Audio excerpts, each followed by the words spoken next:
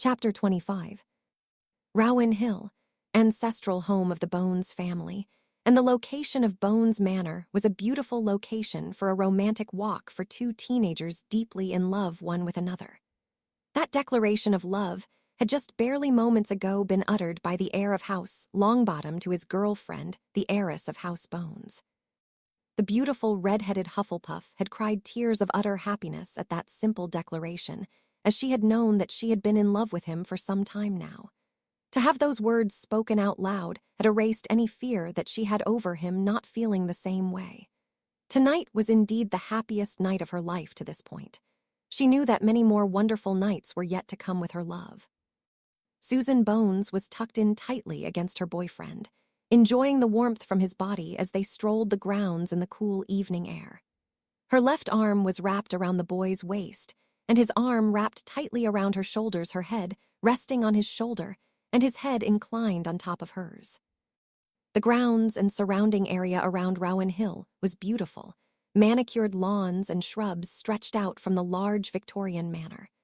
The house elves who tended the grounds were truly artists. Neville and Susan passed a pair of aurors, 2 of 6, who were patrolling the grounds and who had been assigned as the protection detail to the new Minister for Magic. The aurors gave the two teens a nod as they continued on their way. Susan guided Neville to a Romanesque pavilion. The marble structure consisted of 6 15-foot white marble columns that supported an intricately carved capstone that depicted a chariot race that went around the entire circumference of the round pavilion. The two young teens sat on a charmed marble bench in the center of the structure. The bench had a permanent warming and cushioning charm on it that kept the two lovers quite warm and comfortable. It also activated a charm placed on the dome of the structure, similar to the ceiling of the Great Hall at Hogwarts. The round overhead dome became translucent, and the two teens were able to look upon the bright stars that littered the night sky. Cuddled against each other, they both began to daydream of what the future held for the two teens. Susan knew that Neville would be the perfect husband. He was gentle and attentive, and although came off as extremely shy, he hid a very intelligent mind. What impressed her most was his heart. He loved without preconditions, and he was loyal to a fault.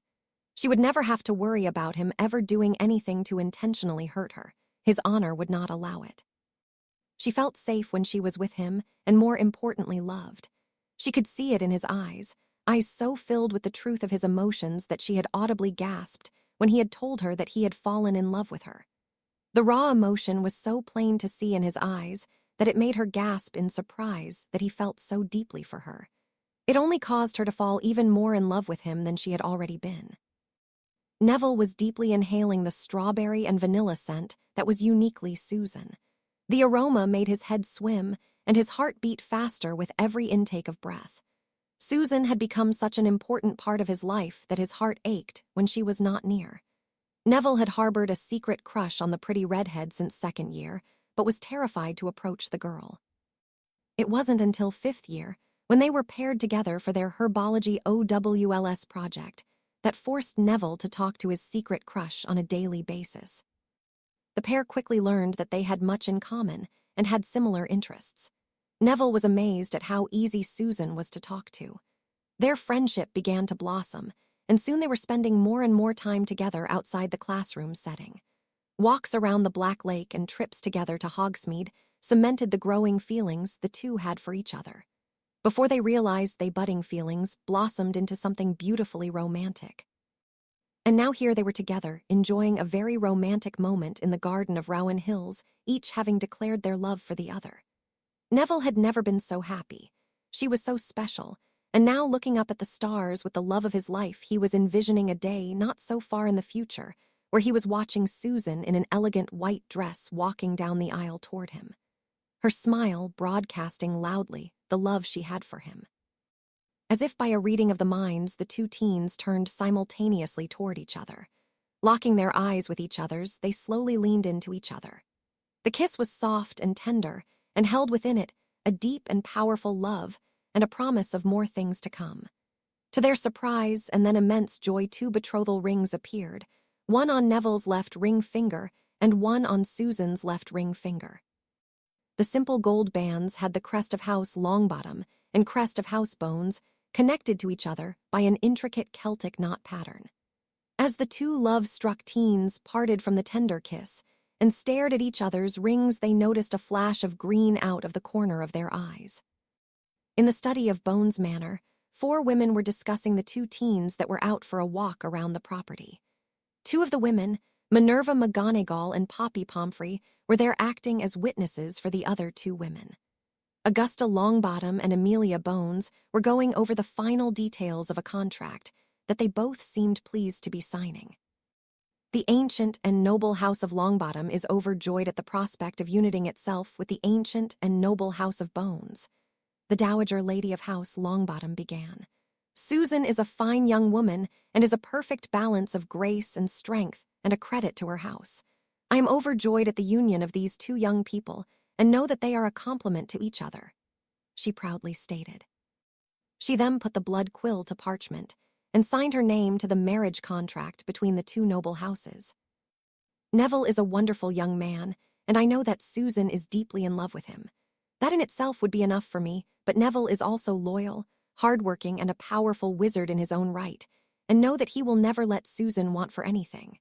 I, as custodial head of House Bones, agree to the contract of marriage between House Bones and House Longbottom. Amelia stated with pride as well, and with a flourish of the blood quill signed the parchment.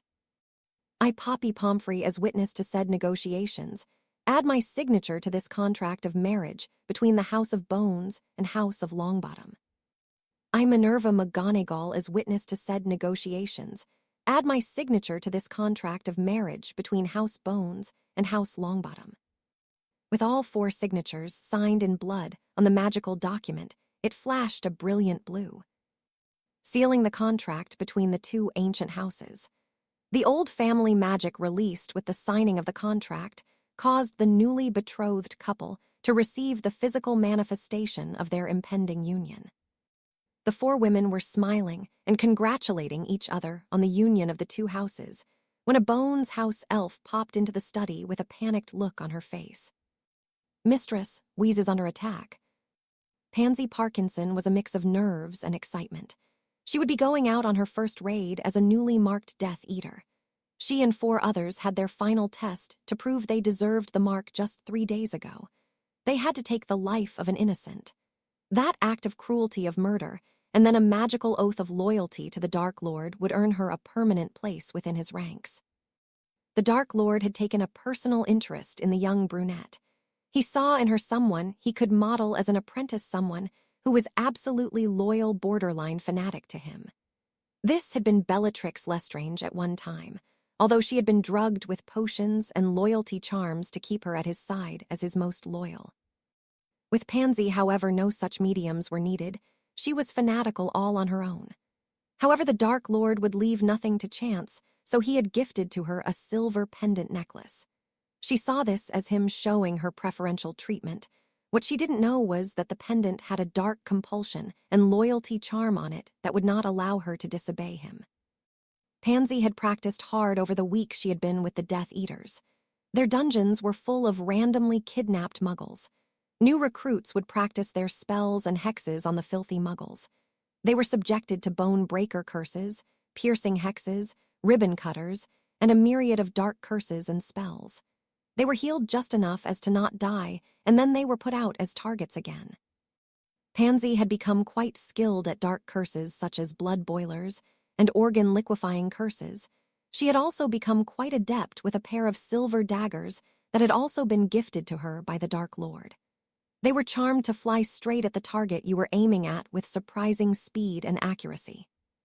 The blades were also embedded with a slow but painful moving poison that slowly destroyed muscle tissue, and at the same time set the pain receptors in the body into overdrive, causing excruciating pain, not unlike the Cruciatus curse. For her final test, a family of muggles was brought into the old ballroom of Riddle Manor. They were unceremoniously tossed onto the floor in the center of the hall. Along the outer walls of the room stood over 100 robed and masked Death Eaters. Sneers and vulgar taunts were being hurled at the family of 4. A young father in his mid to late 20s tried to shield his wife, and 2 small children from the people who had them surrounded on all sides. With a small gesture of his hand, the Dark Lord silenced his followers. He stood from his throne and glided snake-like toward the terrified family. His red eyes glowed with malice and amusement as he circled them.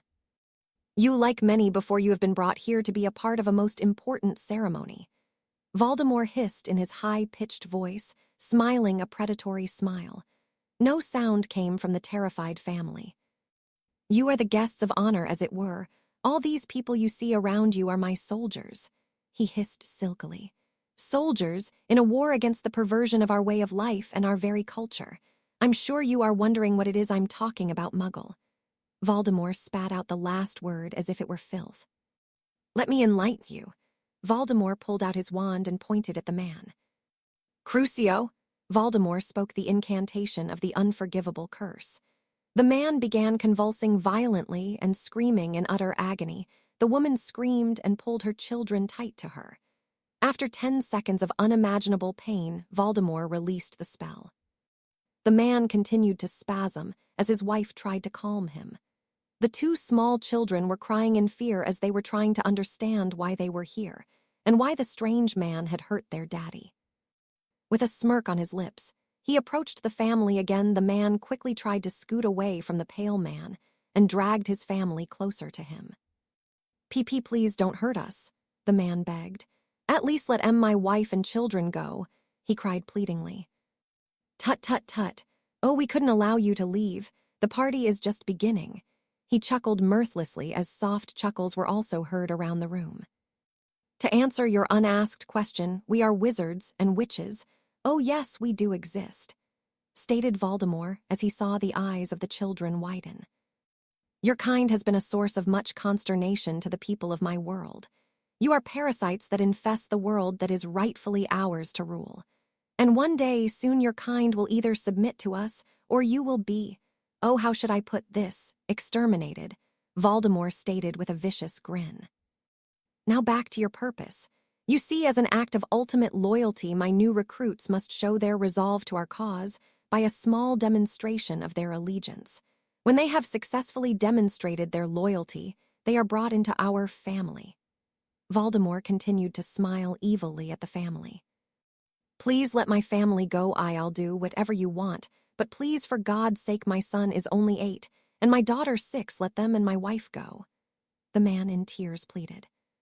"Touching," Voldemort chuckled, and walked away from the family and alighting himself back onto his throne.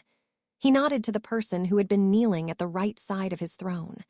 The figure stood and walked slowly but deliberately toward the terrified family. The figure removed the mask covering their face. A young girl of about 16 was shown to be the one beneath the mask. Dark brown hair framed her face, hazel-colored eyes shone brightly, and a pale, flawless complexion adorned her face. The father would have commented on how pretty she was except for the look of pure loathing in her eyes and the sneer on her lips. The young girl raised her wand at the young husband and father. Before a spell was uttered from her red, painted lips, her master spoke. "Make it interesting, my dear." With a grin that would frighten the hardest man, she turned back toward the family. "Sectum sem." Pansy was methodical and brutal, and at the same time incredibly twisted. She played with the family for over an hour before giving them the release of death. Blood and gore covered the floor. The horrified looks on the young couple's face were frozen into their death gaze. Many of even the most hardened Death Eaters had emptied their stomachs at the display of horror that happened in front of their eyes. Even the Dark Lord himself had raised an eyebrow at the girl's inventiveness. By the end of her test, the young girl was cackling insanely. Something in her snapped, and the once intelligent and lovely girl was replaced by a deranged and dangerous psychopath. The Dark Lord briefly wondered at the wisdom of letting the girl have access to so much dark magic so quickly. Some dark magic was extremely addictive in nature, causing the person to lose their selves in its pull, forever clouding their higher reasoning skills. But in the end, he decided at least she is my psychopath. Pansy was brought out of her musings, as she and 15 other Death Eaters were portkeyed to just outside the wards of Bones Manor. Tonight the minister was to die. Chapter 26. He was getting closer, he could hear him. The rustling of a cloak sent his heart beating wildly in his chest. He wanted to strike to get a kill. Calm yourself, he thought. Wait for the signal, wait for the signal. The anticipation was building, sweat dripped into his eyes, stinging them. His fist clenched and unclenched around the wand in his hands. He is so close now, he'll be able to see me soon. His breath was heavy, he felt panic begin to stir deep within him. Where is that damn signal? He shifted his feet nervously. Snap! A twig beneath his feet cracked. He froze, his heart was beating so loudly out of his chest he was sure the other man could hear it. He strained his ears to hear anything, to hear his opponent breathing or his feet falling with each stride, but nothing. Was he discovered? He didn't know. The other man could be circling around him at this very moment. Where is he, damn it? He swore under his breath. He needed to move. A primal urge to run coursed through his veins. But that would surely give his position away, and he could not expose himself, he could not fail in his assignment. But where was he? The suspense was too much. He had to look. He had to see where his foe had gone. He had to know. Damn it, there's nothing for it. He came out of his hiding place behind a fallen tree, eyes sweeping left then right. Brown eyes met blue as wands were raised in a guttural yell heavy laden with fear, anxiety, and desperation. He screamed, Avada Kedavra. The sickly green curse shot forth in a rush toward the red-robed Auror who had seen him emerge from the woods. It was all the time he needed to move out of the path of the oncoming spell as he fired his own Bone Breaker curse. The Bone Breaker, cast in haste, clipped the side of the Death Eater's knee, shattering it. The black-robed man hit the ground, screaming. The Auror quickly raised his wand in the air and shot a red flare high into the air, alerting the other Aurors of an attack. The flare hovered in air, illuminating a large area in pale red light. Within seconds, 7 more flares lit up the night sky all around Rowan Hill. For a brief moment, everything was eerily silent then, as if on cue a dozen speeding lights of red, green, yellow, and purple electrified the night. Flashes were seen from all corners of the property. The screams of men and women echoed through the air as spells, curses, and shields were called out in a frenzy of battle. Pansy Parkinson was seething. Someone gave their position away before they were completely set. They had not finished setting up the anti-apparition wards, and the flue would not be blocked for at least 5 more minutes. If Bones escaped, the Dark Lord would not be happy with her and her team. With the element of surprise gone, it would be near impossible, if not impractical, to try and set up the wards. They needed every available body to attack the manor.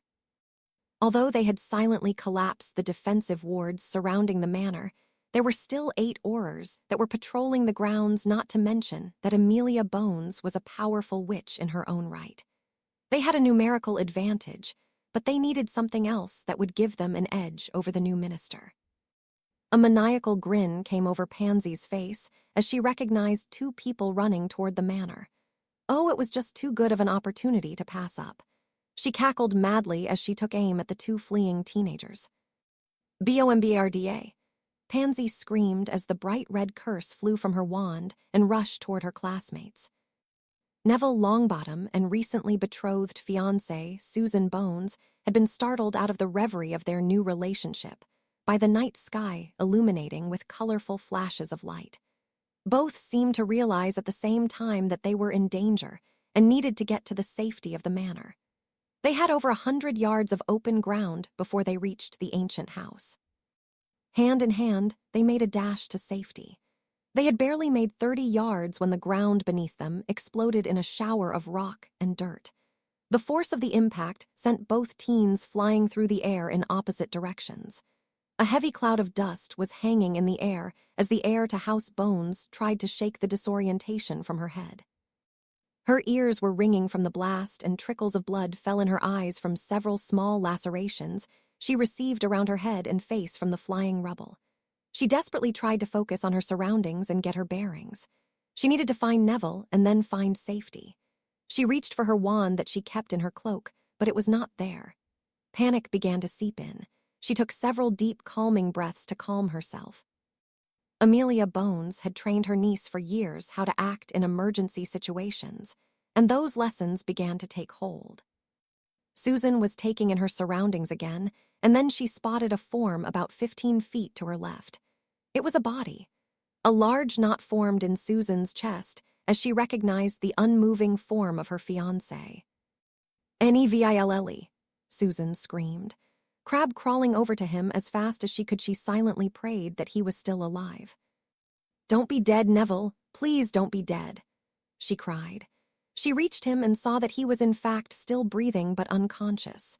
His head and face were covered in bright red blood, and his left arm seemed to be bent at an awkward angle, definitely broken.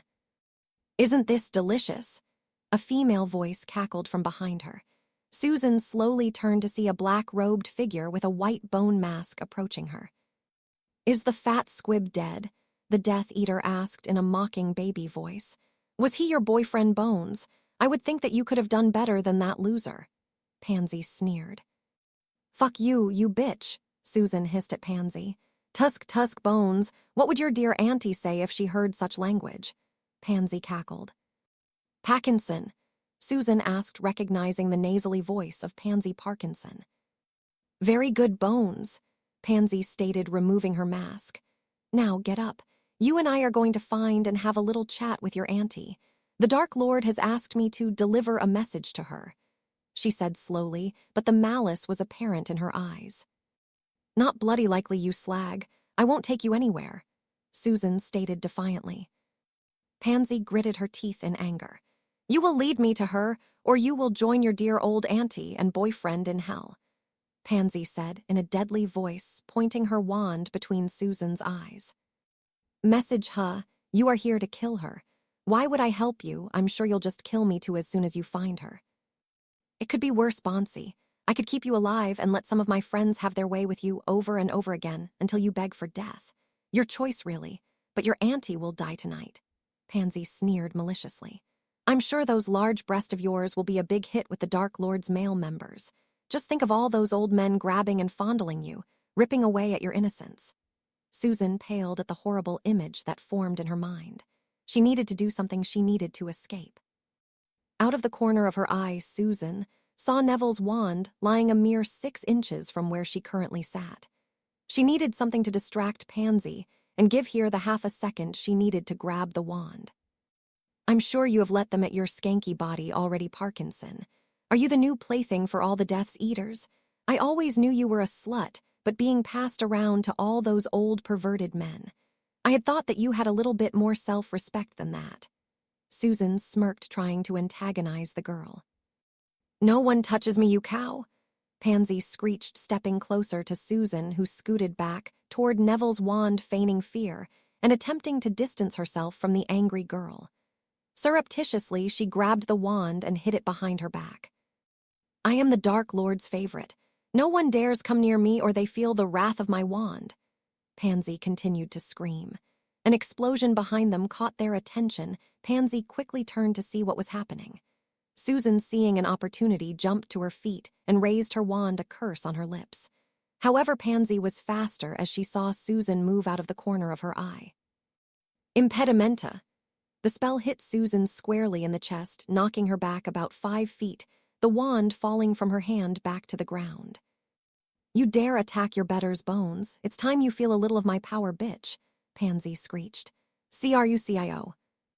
Susan screamed in agony as every nerve ending in her body was set on fire. She convulsed on the ground, her body curling into a fetal position. Pansy smirked evilly as she inflicted the torture curse on the red-headed girl.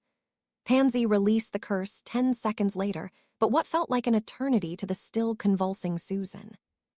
"Did you enjoy that, Bonsi? It's what a blood traitor like you and your aunt deserve. I've learned many intriguing curses under the Dark Lord's tutelage. Would you like to see another?" Pansy asked in a sweet but mocking voice. Susan gathered what strength she had and spat in Pansy's face, who had come close enough to the young girl's face to mock her. Pansy backhanded Susan, splitting her lip. Susan tasted the coppery-tasting blood as it flowed into her mouth. "For that bitch, I think a nice severing charm is in order," Pansy spat. "How about your arm, or maybe a leg?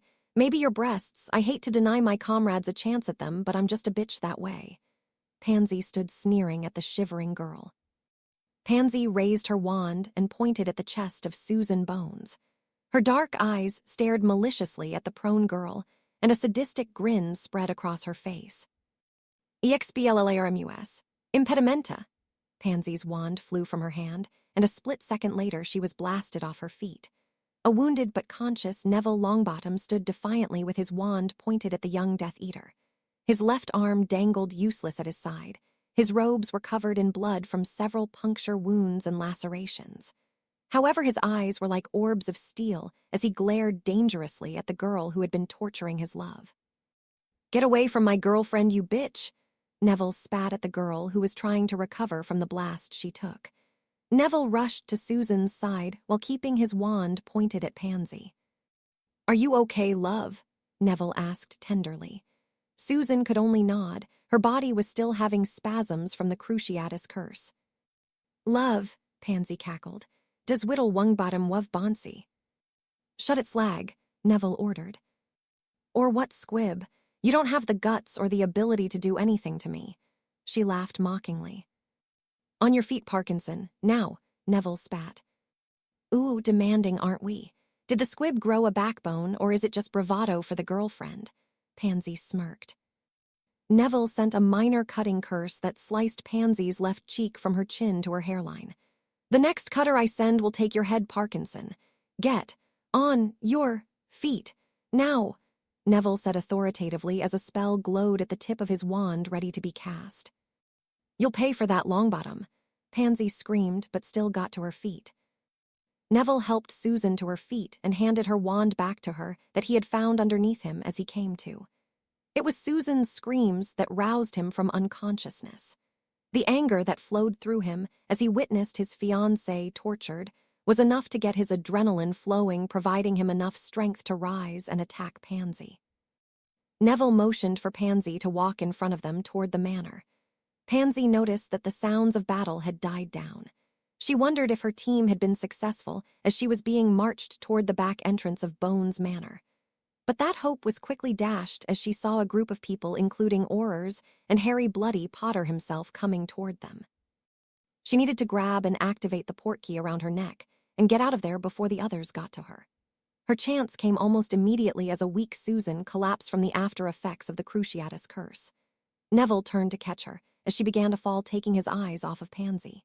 In one swift motion, Pansy drew a slim silver dagger from her waist, the special cursed dagger that had been a gift from her master, and plunged it into a turned Neville's back, sinking it into the hilt. Cackling madly, she pulled the portkey from around her neck. "Bye-bye, Boncy. I guess you're gonna need a new boyfriend." And in a flash, she was gone. Neville fell to the ground, screaming. Harry and the others sprinted the rest of the way to his friends.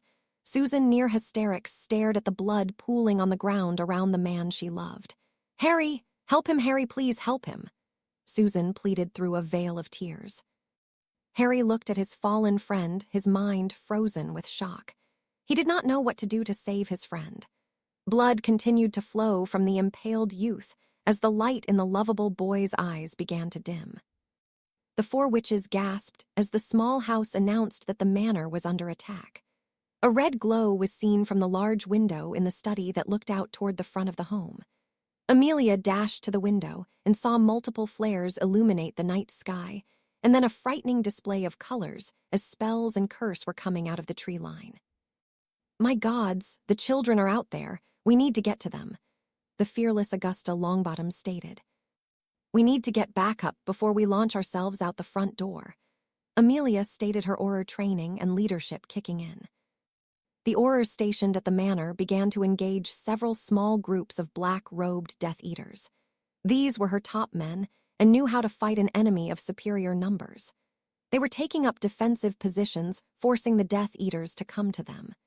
However, these Death Eaters also had some training and began to flank the Aurors, while others kept them occupied in a head-on fight. Minerva checked to see if the flu network is still working. If it is, contact Auror headquarters. Give them the code word Fox in the hen house. That will dispatch a squad of Aurors here," Amelia ordered. Minerva ran to the flu, finding it operational. She contacted the Auror office and gave the code word. The Auror on the other side jumped and issued an attack on the minister alert. 10 Aurors geared up and ran to the apparition point in the ministry. In the meantime, Amelia had removed the medallion around her neck that Harry had given her. It was one of the galleons that Hermione had made for the DA. She sent a quick message off to Harry. Home under attack. A large blast shook the front of the manor, shattering many of the exterior windows. Amelia looked out to see 3 Aurors lying motionless on the ground, as a 4th was desperately trying to shield against multiple spells coming toward him. 5 Death Eaters were mercilessly throwing dark curses at the lone Auror. Right, we need to get out there and find our children, Amelia stated. Poppy, stay here and barricade yourself in. I fear we will need your services tonight, Amelia stated tightly. Poppy Pomfrey grimaced but nodded in acquiescence. Amelia, Augusta, and Minerva headed for the front door, which was barely hanging on by one hinge. They saw the lone Auror from earlier still fighting, but was obviously seriously wounded. The 3 witches filed out of the door, spreading out a few feet apart from each other. They took aim at the 5 advancing Death Eaters. I have the one on the far left, Amelia stated. The one on the far right for me, Augusta picked her man. That leaves the 3 in the middle for me, Minerva stated matter-of-factly in her thick Scottish brogue. On 3 then, Amelia stated. 1, 2, 3. Sagitti Ignes. A volley of flaming arrows shot from the wand, and with tremendous force slammed into the Death Eater on the left. Seides. The Death Eater on the right disappeared straight down into a pit of conjured quicksand. Phenum de Cultris. The blades of grass below the other 3 Death Eaters literally turned into razor-sharp blades. They pierced the thin soles of their leather boots, impaling their feet with their razor-sharp edges. They screamed out in pain, and then were silenced as 3 stunners hit them, knocking them unconscious. Well, that was easy. Lady Longbottom smiled in satisfaction. We were lucky, that was all. They were too focused on killing my Auror that they didn't notice us, Amelia stated. Minerva checked on the Auror, who had multiple injuries and spell damage, but he was still able to walk. Get yourself inside, lad. Healer Pomfrey is in the library. Announce yourself as you enter. You don't want to be on the wrong side of her wand, Minerva cautioned. The Auror looked to the minister, who nodded, giving him permission to leave the field of battle. The 3 powerful witches then headed around to the side of the house, where they could see more spell fire.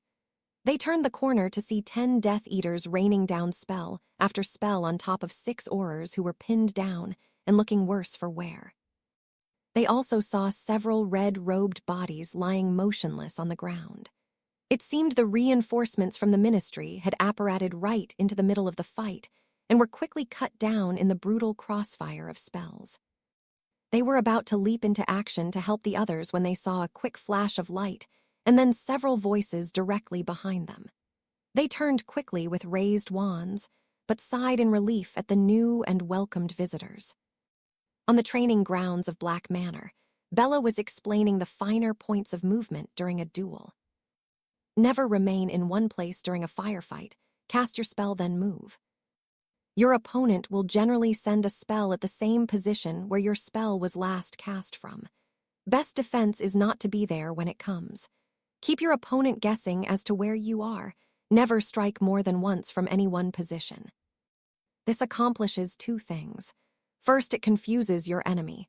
With spells coming from various positions, he may think he is up against more than one person, and as such will feel more nervous and uneasy. This can result in your enemy panicking and making mistakes that you can capitalize on. The second, a moving target is much harder to hit. As you move, your enemy has to reacquire you in his sights. This costs him time that you can use to either get to cover, or, as I have been instructing you, casting while on the move. Most witches and wizards will stop and plant their feet before they cast, thus providing you with a stationary target. Any questions? Bella asked. Harry, Hermione, Luna, and Ginny shook their heads in response. Nymphadora Tonks then spoke to the group. Confusion on the battlefield is also an important ally. Smoke, debris, loud blaring noises, etc. Use these to your advantage. If your enemy can't see you, he can't hurt you. If his sense of hearing is overwhelmed, he will find it hard to function properly. Injuring an enemy's eardrum will leave him disoriented and thus vulnerable, Tonks instructed. Charlie, the twins, and I have used this technique with great success, Bill interrupted. We flood their senses with an overload of sound and imagery that, coupled with a good dose of projected fear, will more often than not cause their bodies to just shut down and refuse to work. It allows us to dispatch them at our pleasure, Bill stated with a wry smile on his face. So in other words, you're telling us that the key to winning is not necessarily who is the strongest, but who is the cleverest. Hermione offered, looking at Bill, who was too caught up in Hermione's smoky brown eyes to reply immediately. Oh, yes. Bill quickly cleared his throat, realizing his gaffe. It's better to, fight smart than go in wands a-blazing. Bill said, a hint of pink in his cheeks. Harry and Bella smirked knowingly at the eldest Weasley boy. Bill had tried to spend as much time as he could around Hermione without calling attention to the fact that he was crushing on the beautiful brunette. Hermione, for her part, would also clandestinely steal looks at the roguish redhead when she thought no one was looking, but it was obvious to all the other occupants of the house that the two fancied each other. But in was an unspoken agreement between all to let the relationship develop on its own. Bella and Harry hoped that Hermione's new interest in Bill would be enough to shake her out of the funk she was in. She had become utterly focused on offensive spell casting and learning dangerously close to dark curses. Bella had tried to get Hermione to talk to her about the anger and desire for revenge that was festering in the heart of the young brunette, but Hermione dismissed her concerns and would not open up. A sudden warmth and vibrating sensation quickly got Harry's attention. He pulled a gold galleon from his trousers and looked closely at the writing on the coin. Shit, Harry yelled, garnering everyone's attention. Aunt Amelia is being attacked at her home. We need to go, Harry informed the assembled group. Within a few minutes, the group, which included Harry, Bella, Hermione, Luna, Narcissa, Tonks, Bill, Charlie, and the twins, were gathered around an old horseshoe, each wearing protective cloaks and assorted, specialized weapons courtesy of the Weasley twins. Activate, Harry stated clearly. Each feeling the distinctive pull behind their navels, they were whisked away in a swirl of color. The group reappeared just in front of the manor with a light thud. Harry was amazed that he hadn't tumbled to the ground, but had landed without a problem. As the group quickly took in their surroundings, they noticed several unmoving bodies strewn across the lawn. The sounds of spellfire and yelling grabbed their attention towards the side of the manor. Coming around the corner, they were surprised by 3 witches pointing their wands at them. Recognition was quick as both parties sighed in relief. Aunt Amelia, are you all right, and where's Susan? Harry asked, worriedly looking around for his god-sister. Amelia grimaced. We don't know Harry. She was on the grounds with Neville when the attack came, she replied, emotion thick in her throat. We haven't been able to do a proper search yet, Harry, McGonagall began.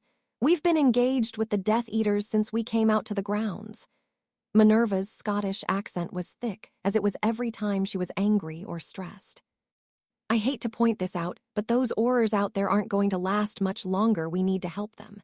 Perhaps we should split up and send some to look for Neville and Susan, and the rest of us help those poor men out there. Augusta Longbottom stated, the stress and worry evident in her voice and the tightness in her facial features. Right, Bill, take Hermione, Ginny, and Charlie and sweep around to the other side of the manor. See if you can spot Susan and Neville. Shoot up a green flare if you find them, and a red flare if you need help, Harry ordered without realizing he was taking on the mantle of leadership.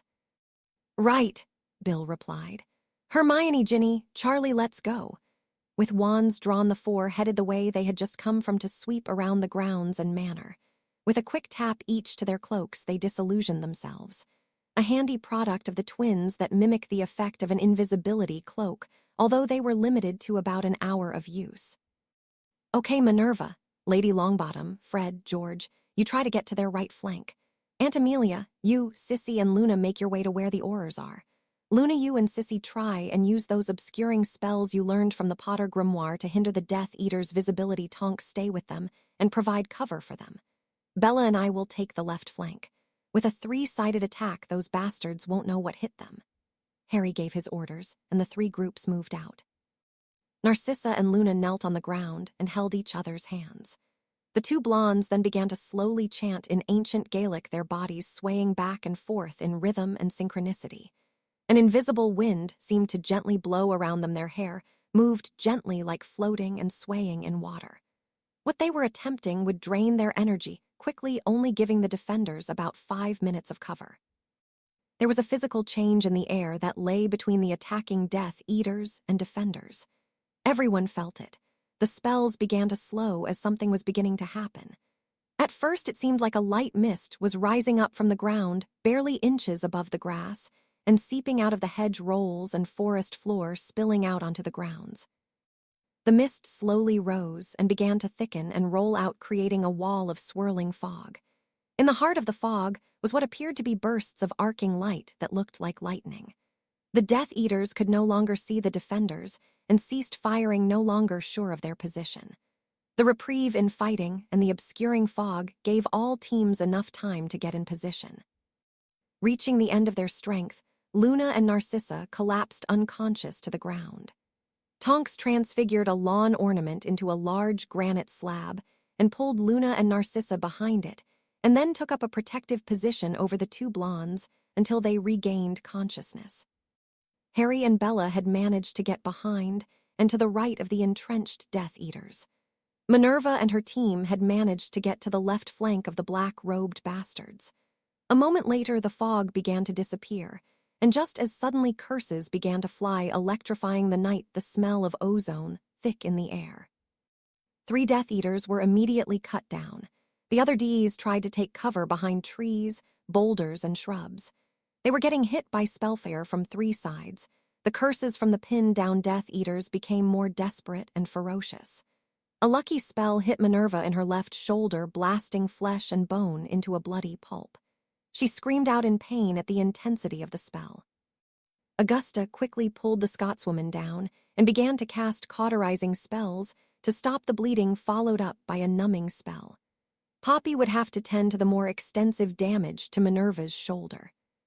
2 Death Eaters were able to slip out unnoticed while Minerva's team was looking after her. That momentary lapse of vigilance was all that was needed for them to escape, and they took it. The 5 remaining Ds began to feel like this was not going to end well for them. As they debated their next move, a ribbon cutter decapitated 2 of their remaining numbers. Without further hesitation, the last 3 activated their emergency portkeys. Bill and Hermione were searching the gardens, while Charlie and Ginny searched near the forest edge for their missing friends. They hadn't seen any sign of them yet, and were worried about their other friends who were engaging Death Eaters near the manor. The gardens were beautiful, with large sculpted hedges and groomed walking trails, ornate bird baths, and large trellis archways covered with flowers. It would be a very romantic setting if they weren't in the middle of a rescue mission, Hermione mused. "Stupefy?" A male voice shouted as the red curse came from around the corner of the hedge in front of Bill and Hermione. The curse grazed Bill's shoulder, spinning him around. The redhead lost his balance and fell over backwards, striking his head on a stone that was lining the pathway. Hermione raised her wand as 2 black-robed figures came around the corner, both pointing their wands at her chest. "Oi, wada we ave air," one of the masked men said salaciously. "Allo Poppet, looks like you're all alone," the other man said, looking Hermione up and down. "You're a pretty thing, aren't you? I think we'll just take you as a consolation prize, as it were." Hermione slowly backed away from the 2 Death Eaters, her mind racing. "Keep moving, never stay in one place. Cast on the run. Cast to kill, cast to kill, cast to kill." The Death Eaters, taking her actions as being terrified, took courage and aggressively moved toward her. Hermione let out a blood-curdling scream, not one of fear or terror, but of deadly resolve. With lightning speed, she cast an exploding hex at the head of the Death Eater on the left. It exploded in a shower of bone, gore, and gray matter. The body collapsed where it had stood. Hermione darted back the way she came, creating distance between her and the other Death Eater. She had almost made it around the corner when she was hit with a tripping jinx and fell face down on the dirt path. Bella's training kicked in and she rolled to her back quickly, and in a show of abdominal strength, pushed her legs over her head, planting her palms flat on the ground at the sides of her head, launched her body off the ground and into a standing defensive position. She cast a slicing spell as the man emerged, but he quickly raised a shield and returned a spell of his own. However, Hermione had moved and cast a bone breaker at the man's chest, hopping to collapse his lungs. He dived out of the way and rolled into a low fighting stance. Apparently, this one had some dueling experience. Hermione paused her attack, stunned by the man's quick response. That momentary lack of focus was all the man needed to send a cutting curse of his own at Hermione's neck. Hermione realized her mistake a little too slowly, but had moved just enough that the curse missed her neck, but hit just above the shoulder, causing a deep and painful cut. All of a sudden, Hermione's mind went back to the night her parents were killed. She could see the vacant look in her mother's eyes as her body was sprawled out on the floor below the stairs. She was kneeling at her father's side. She stared helplessly as his life blood flowed from the deep cut to his neck. There was so much blood, so much blood. The smirking visage of that Death Eater bastard Severus Snape sneering down at her. Hermione screamed out in rage again. All the hate, all the despair, all of the anger rose up and focused in her chest. A purple cursid flew toward her. She flicked it away like an annoying bug. Her eyes glowed with unadulterated fury as she focused on the Death Eater in front of her. She was merciless, ruthless, and out of control. Every dark curse she had read about came to her lips with practiced ease as she released her fury on the hapless target in front of her. It was a scene right out of the worst Muggle slasher film. A barrage of piercing and cutting curses, bludgeoning hexes and bone breakers, organ-liquefying spells crashed into the man. His shields failed with the first curse that slammed into them. Blood was gushing out from sliced arteries, strips of skin were torn from his body, gaping holes in his chest and stomach oozed blood and gore. Both his eyes had been summoned out of his skull. Shattered shards of bone were sticking out of his arms and legs. His bowels were rent and spilled out their contents. Bill shakily stood on his feet. He knew he had a concussion, but seemed to be in one piece. He heard and felt the magic that was being used just around a large hedge. Fearing for Hermione, he moved as fast as his spinning head would allow. As he made the corner, the sight before him almost made him vomit. Hermione was in hysterics as she rained spell after spell at an unmoving pile of charred and gooey flesh. "Hermione," he yelled, stopping the girl in mid-cast. She turned her head to him. Her eyes were red and swollen tear streaks made their way through the splattered blood on her face. Her breathing was fast and shallow. At first her eyes seemed glazed over, but recognition soon set in. Hermione let out a wail and slumped to the ground. Bill ran to her and gathered her up in his arms. The slim brunette began to sob uncontrollably, and she buried her face into his shoulders, her body shuddering in anguish. Bill let her cry while he held her tight to him. He rubbed her back in small, tender circles while telling her that everything would be okay. He held no judgment. He did not know what had happened and didn't care. His sole worry was over how to help Hermione. Charlie and Ginny came upon the scene moments later. Ginny did vomit. She had never seen anything so horrific as the mutilated body that lay in a heap just feet away. "Bill, what happened?" Charlie asked in a low voice. "Not now, Charlie. I need to get Hermione somewhere where she feels safe." Charlie nodded and went to help Ginny, who was on her hands and knees, still retching from the sights and smells of the DE's body. Bill helped Hermione stand, but she refused to let him go. Her arms had wrapped around his neck in a vice-like grip. He picked her up bridal style and then led his brother and sister cautiously back toward the manor. Augusta and the twins carried Minerva back to the manor and into the library where Poppy was fussing over an injured Auror. She leapt to her feet when she saw the state Minerva was in and immediately began to inspect her injury. Tonks then entered with an exhausted Narcissa and Luna hanging from each of her arms. Fred and George picked up the two blondes and carried them to a large couch and placed them gently onto it. "Where are Harry and Bella?" Tonks asked. "And have we found Susan and Neville yet?" Her question was answered as a patroness in the shape of a falcon flew into the room, and in a ghostly voice that sounded like Harry's it spoke. "Found Susan and Neville, both injured severely, need immediate help, near pavilion in back garden." Amelia, Poppy, and Tonks sprinted out to the back garden while August stayed with Minerva. She prayed her grandson and his fiancée would be okay. The three witches arrived and with dread took in the scene before them. Susan was covered in blood and was having spasm fits. Neville was not moving, his breathing was labored and shallow, and the noticeable knife that was sticking out of his back reeked of dark magic. Poppy the professional that she was immediately took action and cast a stasis charm on Neville. It did not solve anything but merely frozen him in his current state till she could formulate a plan of action. She then turned to Susan and cast a quick diagnostic spell. "She is suffering from the after effects of the Cruciatus curse, Amelia," Poppy told her longtime friend. "I'll give her something for it, but it will take a while for her to completely recover." Amelia nodded, knowing better than most the after effects of that particular curse. Susan would make a complete recovering, but it would take weeks before the side effects were completely gone. "We need to get Neville to St. Mungo's," Poppy stated. "There is nothing I can do for him here, and they have experts at St. Mungo's who deal with this kind of dark magic." She sighed heavily. "Will he make it?" Harry asked fearfully. Poppy stared at the young man she had grown so fond of over the years he had been under her care. "I don't know, Mr. Potter. With the combination of the severity of the wound and the dark magic imbued in the dagger," Poppy sighed heavily.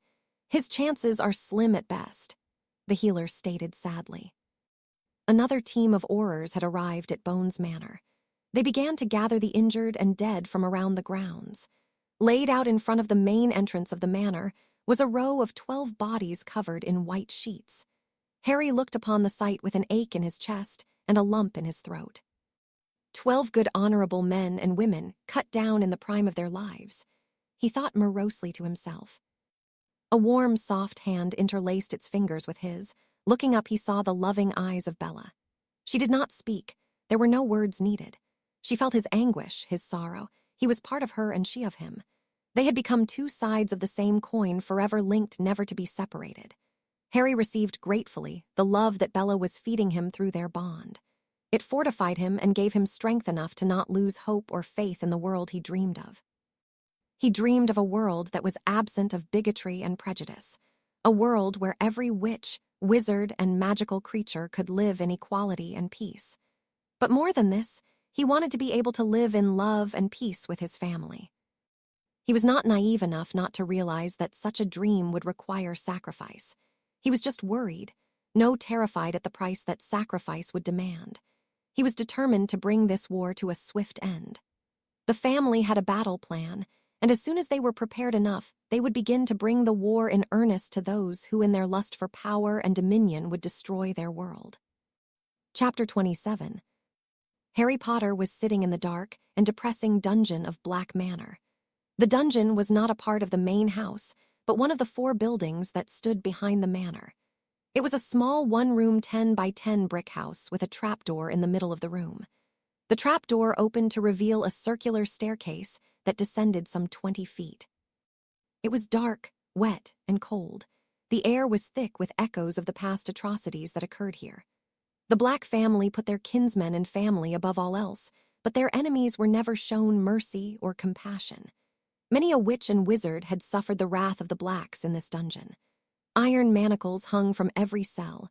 An iron maiden could be seen on the far wall, as well as the rack and other instruments of torture.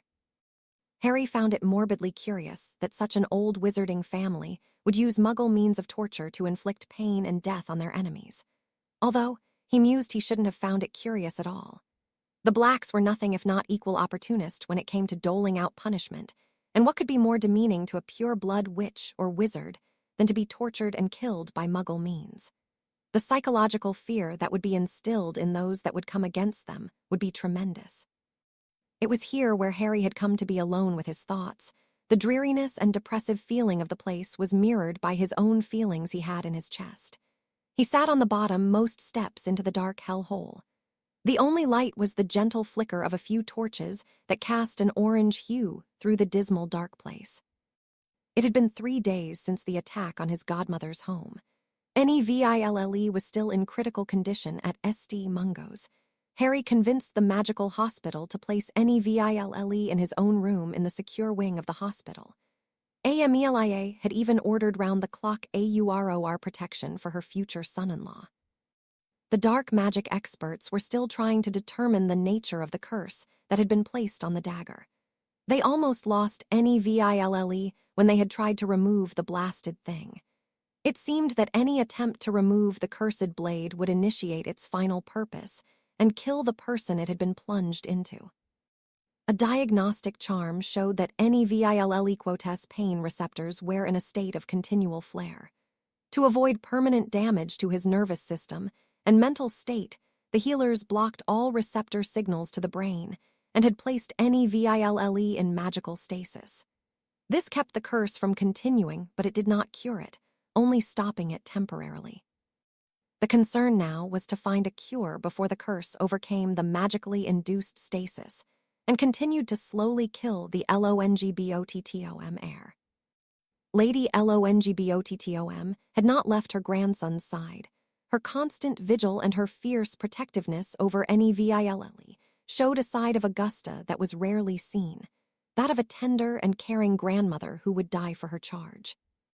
In all the years that Amelia and Minerva had known the Dowager Lady, they had never seen her show a moment of weakness even when her son and daughter-in-law had been tortured to insanity. She had remained the fierce and stoic woman that they had always seen her to be. But now she almost seemed defeated. Her eyes were red and swollen from the uncharacteristic tears that seemed to have no end. The depth of love she had for any VILLE had become so apparent in the soulful eyes that watched over him. Harry had been by to see any VILLE every day. On his first visit, he had begun to apologize to the elderly witch, but she would have none of it. She had told him in no uncertain terms that the blame lay directly at the feet of VOLDEMORT, and no other. Harry had nodded and gave the powerful witch a half-smile.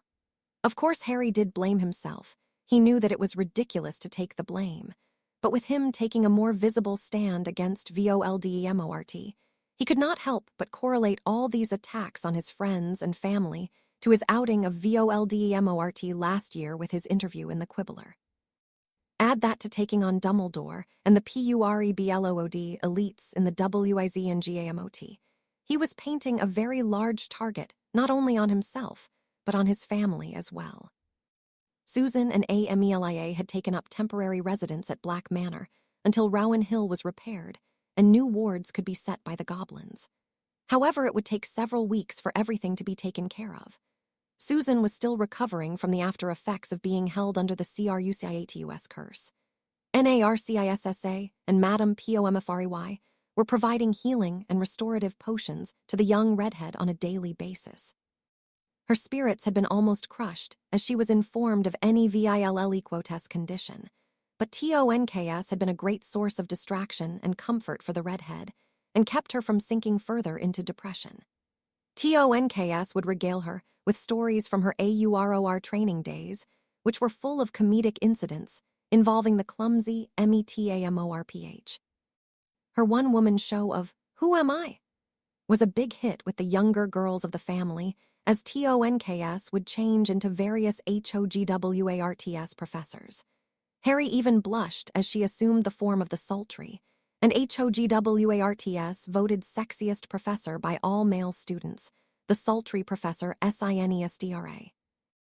Harry blushed when TONKS as Professor SINESDRA pushed her ample bosoms into his face and informed Harry that he had been a bad boy in class and suggestively told him that he would be serving detention under her that evening.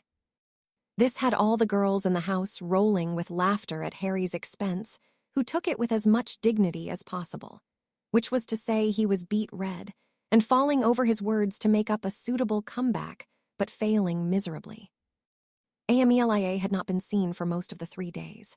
She had statements to make, funerals to attend, and a ministry still to run.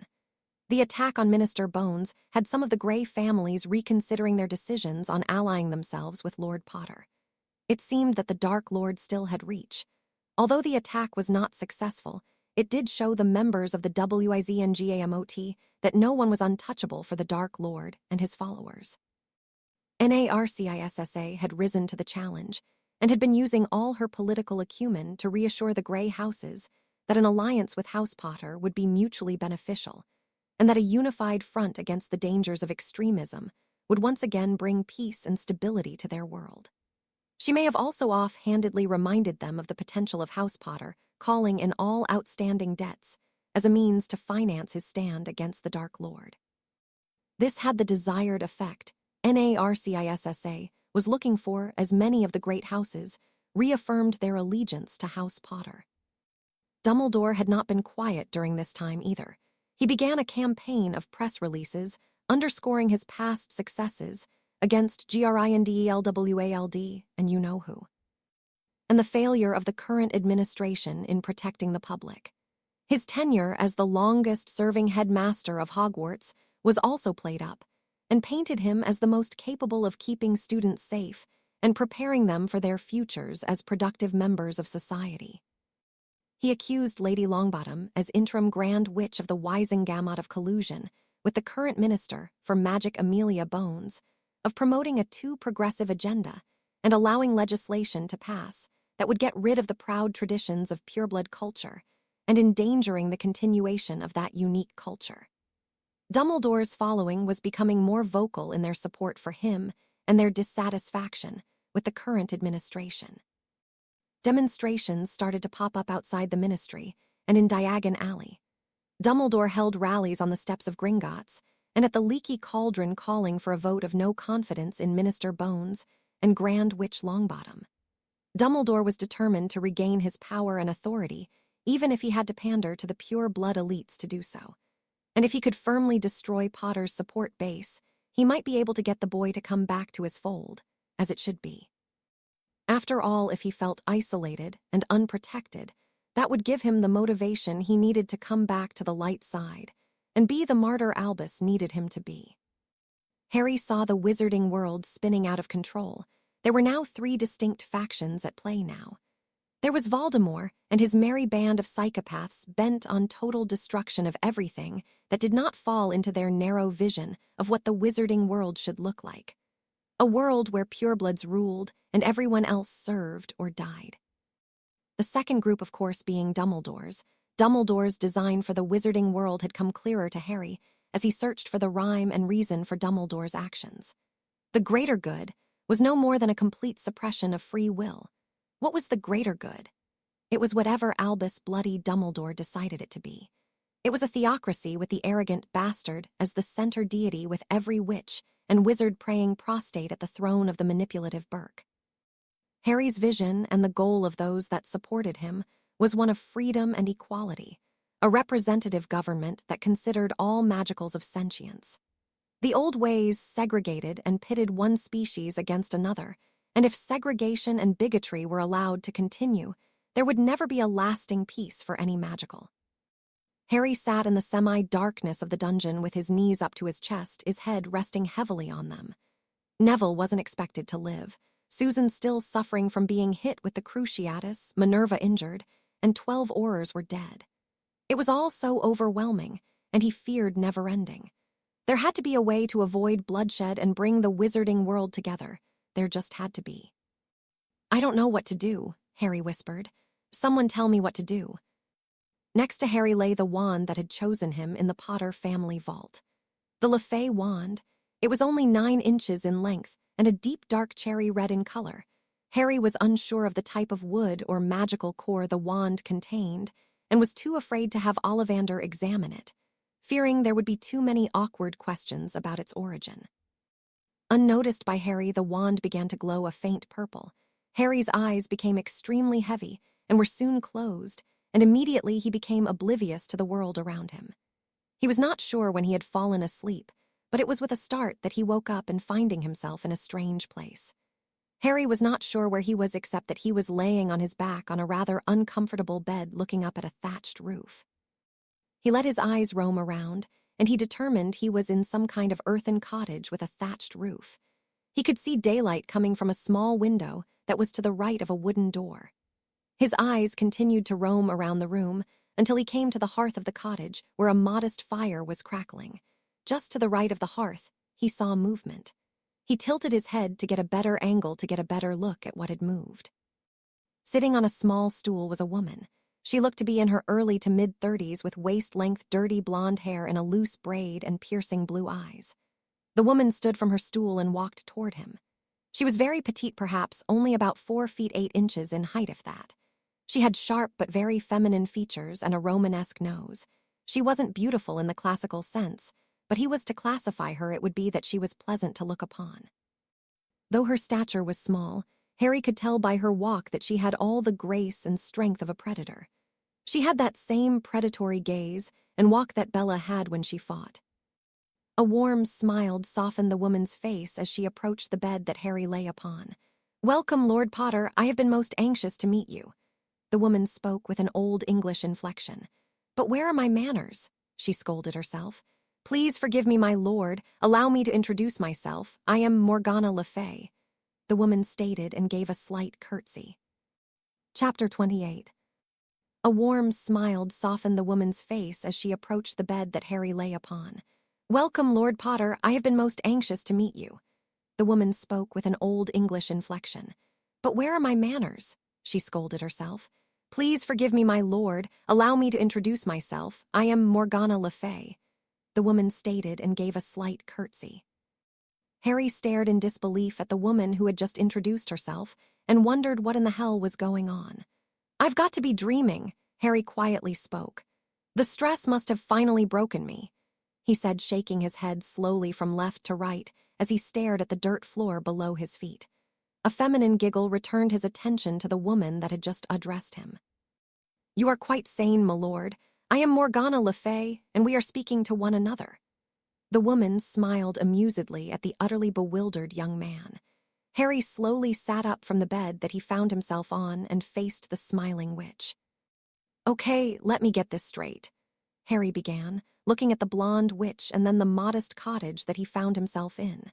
He leaned forward, resting his elbows on his knees and holding his hands out in front of him, clasped together. "You are the infamous and most feared witch in history, Morgana Le Fay." The witch beamed at him with a predatory smile and nodded her head. "And I'm sitting in this ancient-looking cottage having a face-to-face chat with you," Harry stated, opening his hands up in a questioning gesture. "Uh-huh." The pretty blonde nodded again, now sporting an amused smirk on her face. Harry leaned back a bit, placing the palms of his hands and rubbing the top of his thighs. "Yep." Harry made a surrendering gesture with his arms. "I've lost my mind," Harry stated resignedly. Before Morgana could answer, Harry held up his hands to forestall her from speaking. "So," Harry began again, "let's go with the possibility that you are who you say you are and I am who I think I am. I am Hadrian James Potter, aren't I?" Harry asked rhetorically, but was answered nonetheless. "Most assuredly, my lord. You are Lord Hadrian James Potter, head of the most ancient and noble house of Potter. Husband and magical bond mate to Bellatrix Adian Potterblack," Morgana replied with pride in her voice. "Okay, so if you're Morgana, can you tell me where we are? Or should I be asking when we are?" He looked at Morgana with an inquisitive raised eyebrow. Morgana's smile widened with amusement. "You are where and when you have always been, my lord." Morgana gave him a coquettish smile. Harry must have looked completely lost because Morgana began to chuckle at the dark-haired young man. "Forgive me, my lord. I do not mean to make light of your question. Let me explain," Morgana began. That is you and I are occupying the same space, as it were. You called for me and I have responded to your call. I have in simple terms entered your mind and you have joined me in your mind. Your body still remains in the last place you were when you called for me, but your consciousness is here with me," she stated and paused to give Harry a moment to digest what she had just told him. But how?" Harry asked. "By means of my wand, my lord," she stated. Harry made a confused look on his face, which Morgana found endearing. "Did not the guardians of the Potter Vault explain to you how your family came into possession of my wand and its purpose?" she asked.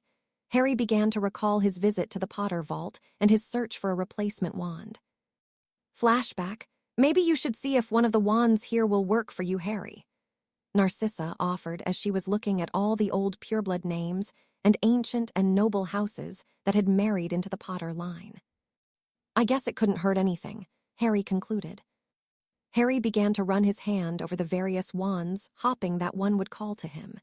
He had been at it for only about 15 minutes when a wand literally jumped into his outstretched hand. The wand sent rushing warmth throughout Harry's body and then seemed to hum in his hand. Now that was unexpected, Grandmother Boudica said in a surprised voice. "Why so, Grandmother?" Harry asked. "That wand belonged to Morgana Le Fay," the painted witch declared. Bella and Narcissa looked at the wand with awe and reverence. "You mean to say that this wand actually belonged to the Morgana Le Fay?" Bella gasped out, trying not to hyperventilate. "Yes, dear, but legend and myth painted her in such an unflattering, if not downright deceitful manner. She was not the dark witch that she was portrayed. She was very powerful, and jealous wizards who envied her natural talent besmirched her name." "So she wasn't a dark witch?" Narcissa asked. "No, dear, she was not dark. She was more gray with dark edges, you might say," Boudica chuckled. "But she was extremely powerful." "So she was a Potter then?" Harry asked. "Not exactly, Harry dear.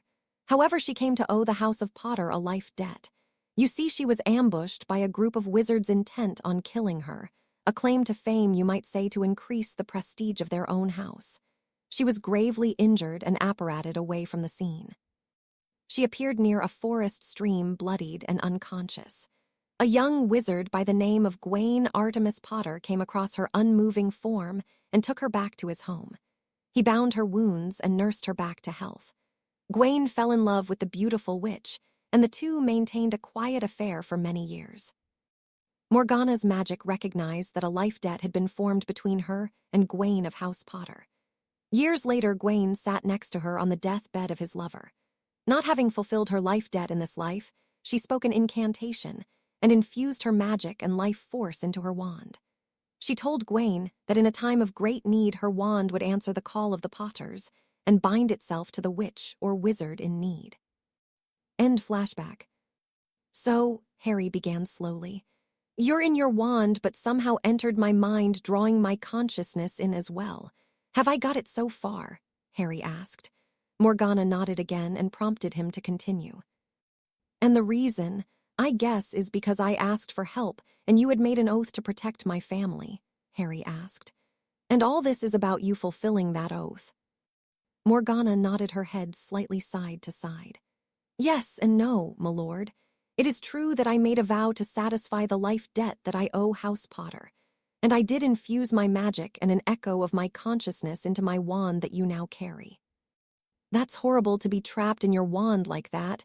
Why would you do that to yourself? You have had to be there for over 1,000 years or more," Harry stated, aghast at the thought of being trapped like that. Morgana smiled warmly at Harry. "Let me explain, my lord. I have not been trapped, as you say, in the wand for over a millennia. I am but an echo. My true consciousness departed this world when my physical self had died, and I only became sentient, you might say, when your magic touched the wand. The magic I left in the wand recognized that you had a certain destiny to fulfill and understood that you would be the Potter heir that would need my help, the one that I would fulfill my life debt to," Morgana stated patiently. "Okay, I guess I can believe that," Harry grimaced, rubbing his head. "So why are we here then? Why have you brought me here?" "For 2 reasons, my lord. First, I wanted to meet you and to introduce myself, and secondly, to begin your training," Morgana stated, standing up from her stool. "My training?" Harry asked as the witch began to search through some old scrolls on a nearby table. "Yes, your training, my lord. I must confess that I am a bit disappointed in you, my lord. You have not taken full advantage of your bond with Milady, and have not taken full advantage of my wand either. Well, I can't fault you too much over the wand, since you are not aware of all the possibilities that it offers. However, the bond you have with your wife is an incredible gift that you have not used to its potential, but I will help you there," Morgana said in a motherly tone. "Okay, let's get something settled right off. My name is Hadrian, not my lord, or Harry if you like. I don't like making others feel subservient to me. I prefer an equal than a servant," Harry stated a little more forcefully than he intended. "Very well, Harry," Morgana replied with a look of awe on her face. "Indeed, times have changed, but the Potter philosophy has remained," Morgana said wistfully. "Oh, how so?" Harry asked. "The Potters have always believed in the equality of all life, both mundane and magical. It is why so many have flocked to their banner over the centuries. Don't misunderstand Harry. The Potters were a power to be reckoned with and were brutal to their enemies and merciless to those who would attack them. But they saw and believed in the sanctity of all life. It's why Gawain, dear Gawain, did not kill me or turn me over to those who sought my life. He healed me and treated me with such respect and tenderness. Is it any wonder why I fell in love with him? Being a most attractive wizard didn't hurt either. Morgana chuckled.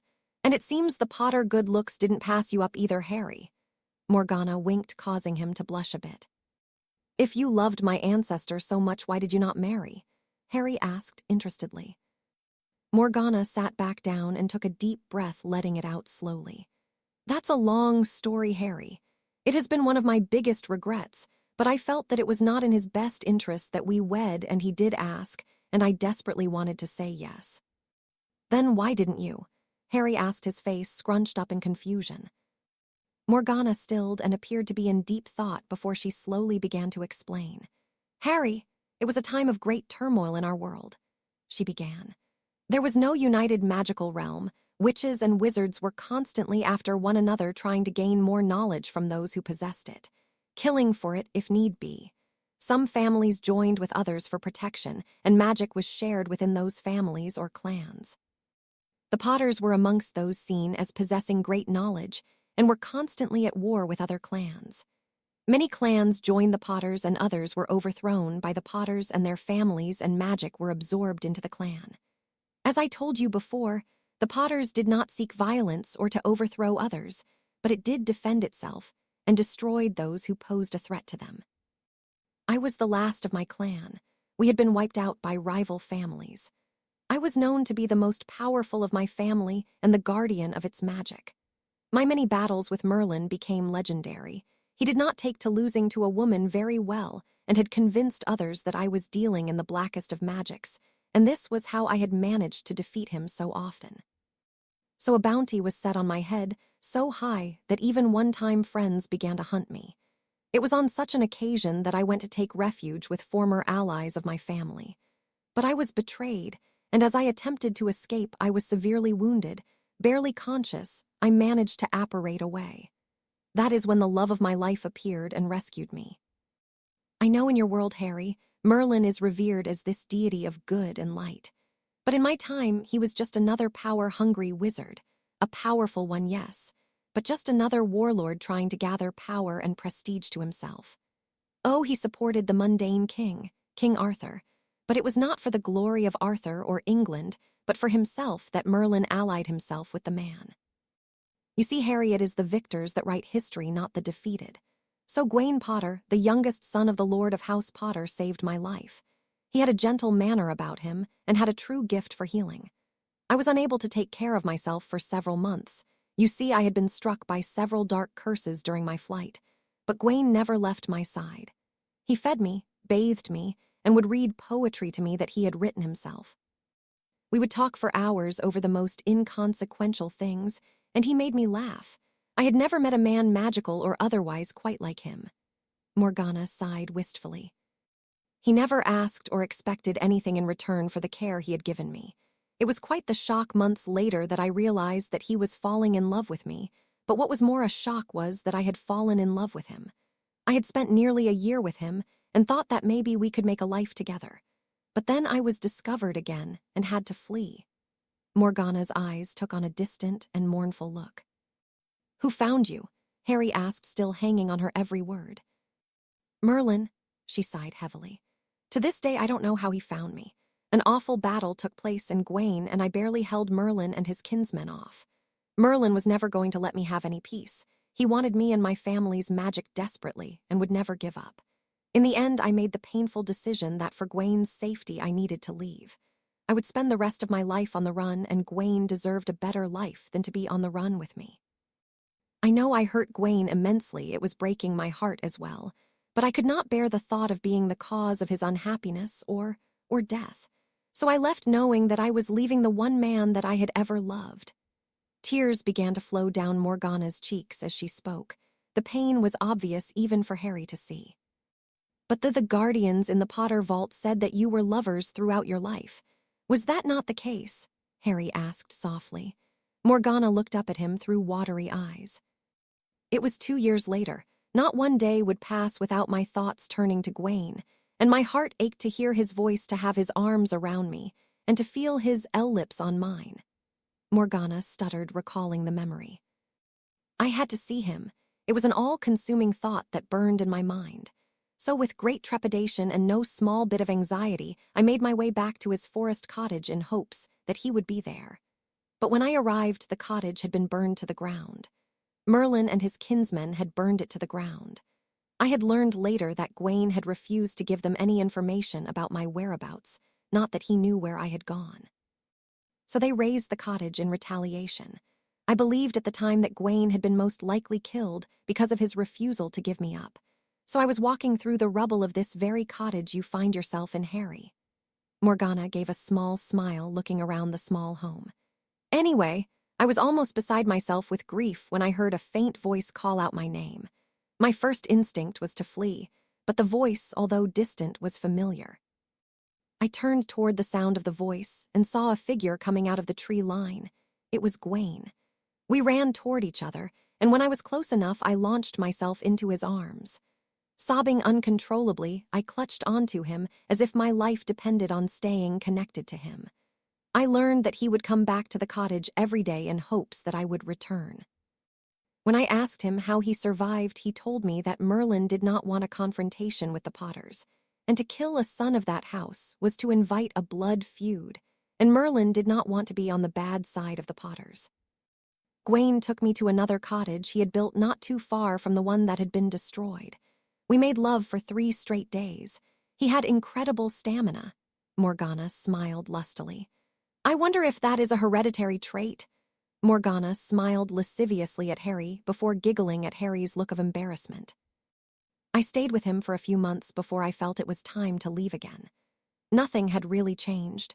Merlin was still after me, and although Merlin was afraid of the Potters, I still feared for Gwaine's safety. So for the next 50 years, I would visit Gwaine at least twice a year, and I would usually stay for a month or 2 before I would leave and plant false trails for Merlin to follow again. It finally happened, after 50 years on the run, that Merlin finally caught up to me, one of his kinswomen. I was eating at an inn owned by said kinswoman, although I did not know this at the time, when I suddenly felt very ill. I had been poisoned by a slow-moving poison. Merlin was contacted, but once again I managed to escape before he arrived, but the damage had already been done. I managed to get back to Gwaine, but I was already past even his ability to save me, but I was happy that my last moments of mortality were to be with him. I spent one last night being held tightly in his arms and feeling my lover's warm breath on my body. I had enough strength the next morning to perform one last ritual in which I infused my wand with my magic and an echo or a copy of my consciousness. It was my final act of love and devotion to the man who owned my very soul. The wand would lay dormant over the centuries until a Potter had real need of it, and so that initial debt of love, not a life debt, Harry, would be repaid. Morgana stood and walked to the window and looked out over an ancient landscape that no longer existed. Her shoulders shook with the quiet sobs that she could no longer control. Harry stood and solemnly walked toward her and placed a gentle hand on her shoulder. Thank you for sharing that with me. I'm honored to know the real you and not the dark witch of legend. I feel somehow unworthy of such a gift as you have given me. I don't think I'm. Morgana spun around, placing her small hand over Harry's mouth, stopping him from continuing his self-deprecation. You are worthy, Harry. I sense in you the same heart that beat in my Gwaine. You are an honorable and noble young man, Harry, and the task set before you is a terrible one. And if there is anything I can do to help you have your happy ever after with the woman you love, then I can ask for no greater or nobler cause than to aid you. Morgan stated, cupping his face in her hands and kissing his forehead. You would have been a wonderful mother, Morgana. You seem to have a mother's touch, Harry said fondly. But I was a mother, Harry, and although I was not always around, I did my best when I was, Morgana said remorsefully. But I thought, that is the guardians told me. Come to think of it, they made no statement one way or another. Harry stated, his face scrunched up, trying to remember what, if anything, the Guardians had said about children. Gwaine and I had 4 children, Harry.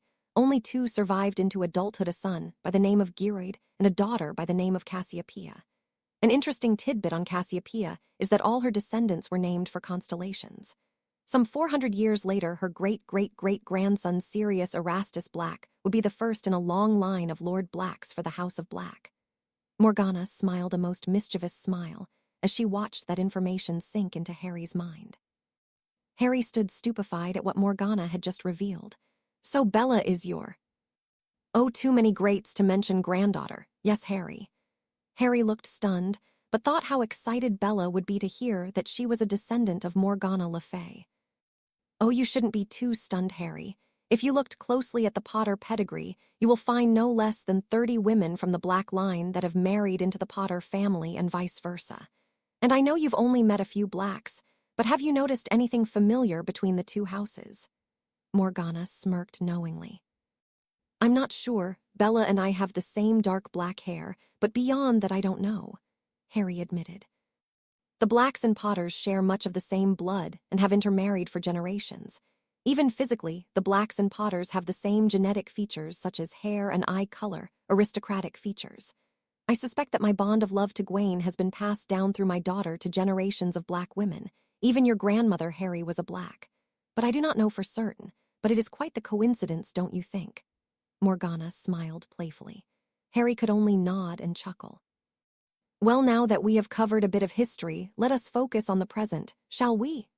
Morgana asked the dark-haired young man, eager to change the topic from her past. Sure. But can I ask how it is that you know so much about modern events? I mean, if you only became, what was it you called it, sentient when your wand chose me, and that has been fairly recent. Very astute of you, Harry. The simplest way to explain it is that, since we came to be together as it were, I have had access to your thoughts and memories, and by means of the bond you share with Bella, I've had access to hers as well. My wand has bonded to you, Harry.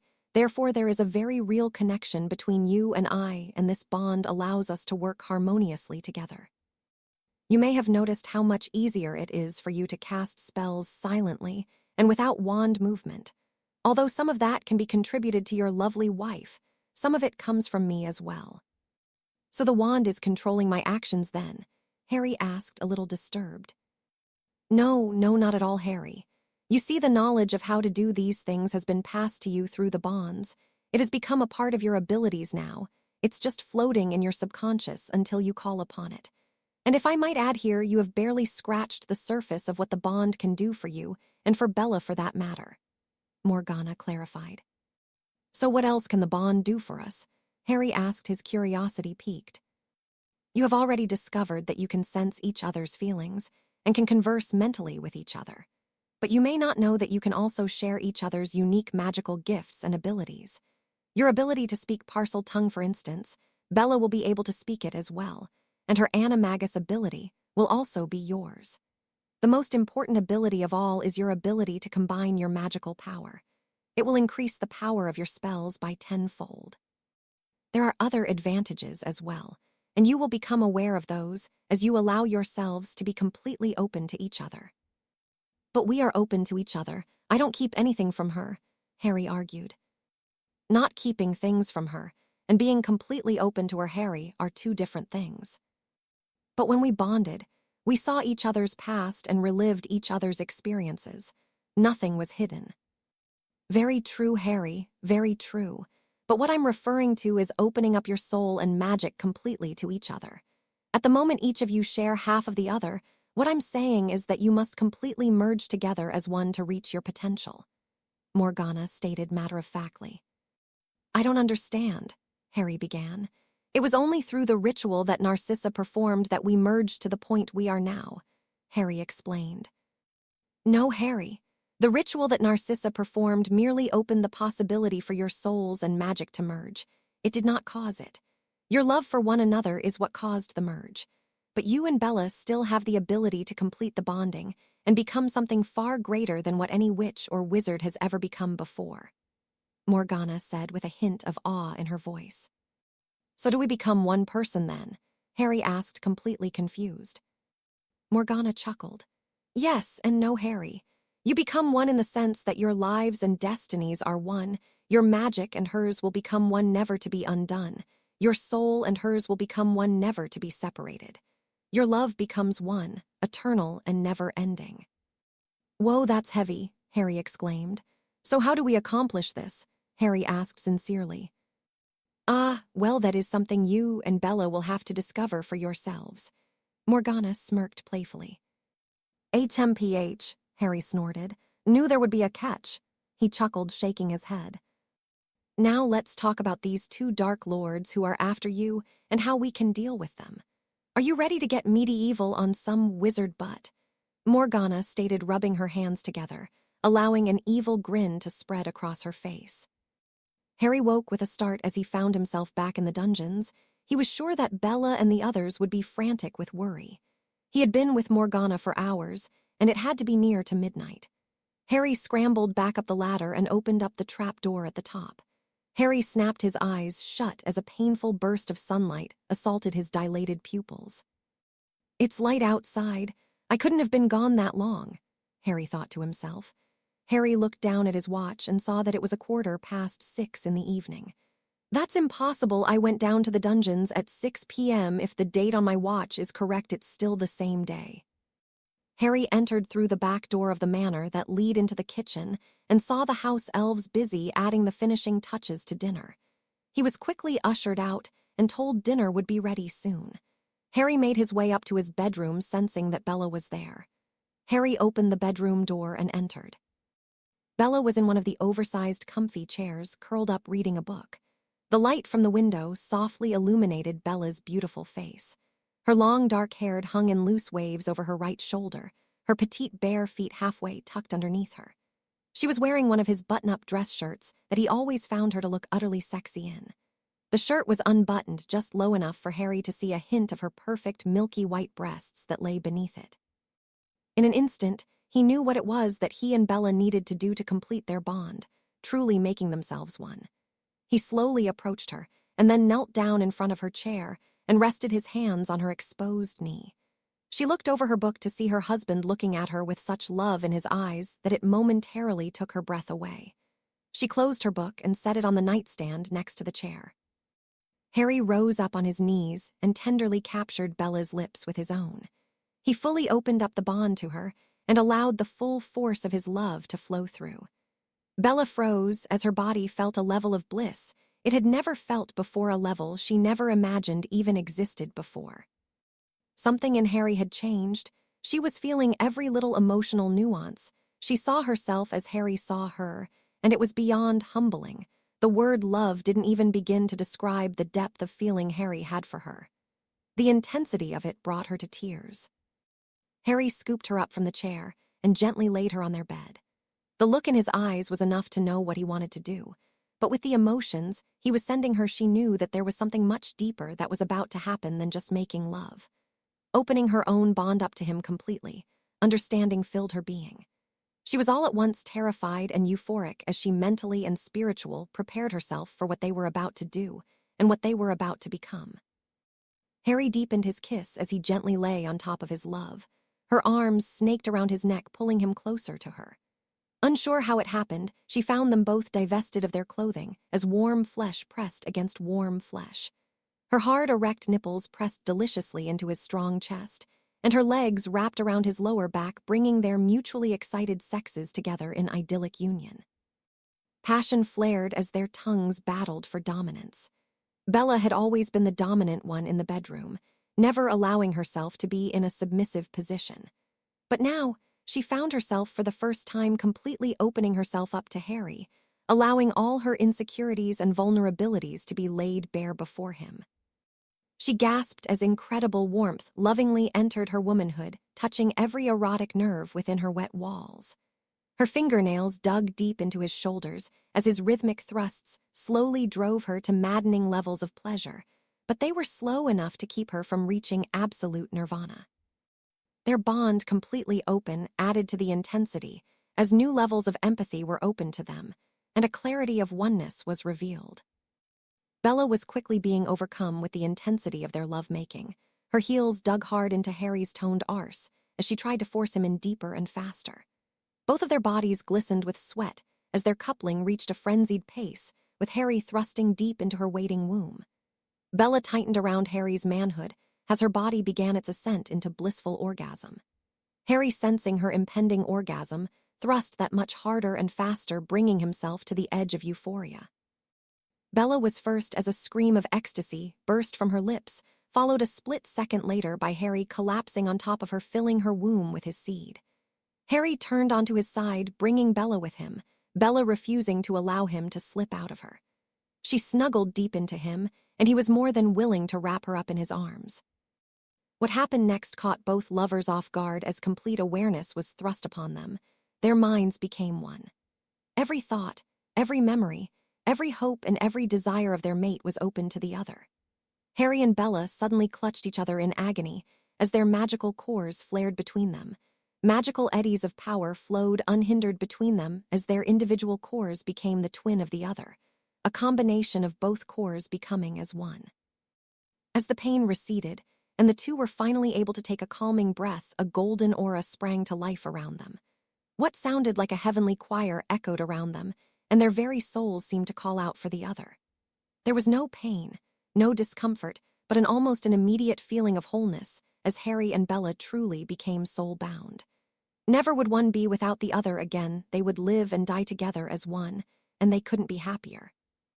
Unbeknownst to the newly bound couple, a spark of life asserted itself deep in Bella's womb, a spark of life that would change their lives in wonderful ways. Chapter 29. Ron Pertwee, formerly Weasley, stood cloaked in a secluded corner, trying to look inconspicuous in the large atrium reception center of the French ministry. Unlike the dark and dim-lit atrium of the British ministry, the French ministry was light and airy, and gave off a feeling of refined hospitality. Light and airy was all well and good, unless you wanted the anonymity that the shadows afforded. A high-arched glass ceiling revealed the beautiful warm summer Paris day that was outside. The rays of the sun flooded through the glass ceiling, acting as a natural prism that filled the atrium with a rainbow of soft color that illuminated the entire floor. The decor was early Louis the XIV, not that Ron Weasley cared or even could identify, but admiring the style and beauty of the French ministry was not the reason he was there. Ron's eyes swept around the area. He made brief eye contact with 5 others who were here for the same reason that he was. He had been assigned to Malfoy Sr.'s team to bring in the blood traitors Draco Malfoy and Eugenia Parkinson. A spy within the French ministry had alerted them that Parkinson had sought a meeting with the French ministry regarding sanctuary. The spy had learned that Deputy Minister for Magic, Francios de Lacquer, had agreed to meet with them and had set an appointment to meet with her today. This was Ron's first mission to prove himself worthy of joining the Dark Lord's ranks. Not that he or his mother had much choice in the matter. This was to be a simple, snatch and dash operation.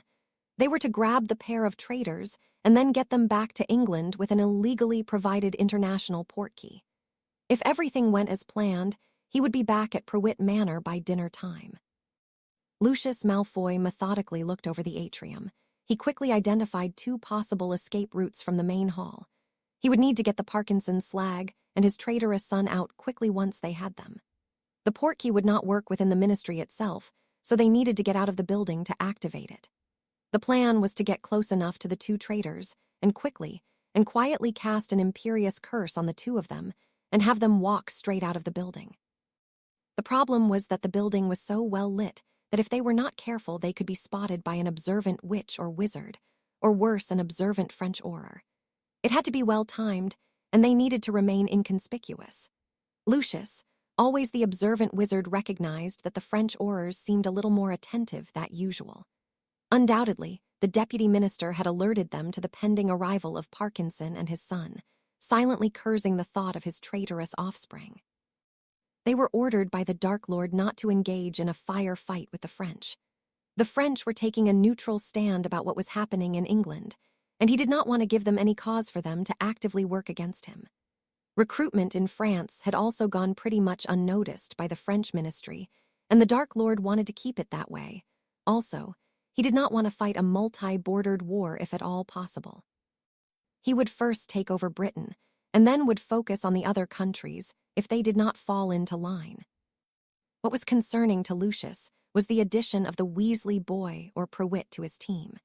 He had after all been a close friend and supporter of Harry Potter, and the Weasleys and Prewetts had been allies of Dumbledore's for years. He did not know what the Dark Lord was thinking in bringing them into the fold, as it were. But the Dark Lord's mind was his own, and no one, not even he, would dare to challenge the Dark Lord's orders. Nevertheless, if the boy made one mistake while on this mission, Lucius would kill the redhead himself. Success was a must, or Lucius feared his own survival. The Dark Lord did not tolerate failure, and he had failed the Dark Lord one too many times as it was, and he would be damned to let this boy be the cause for failure of the mission.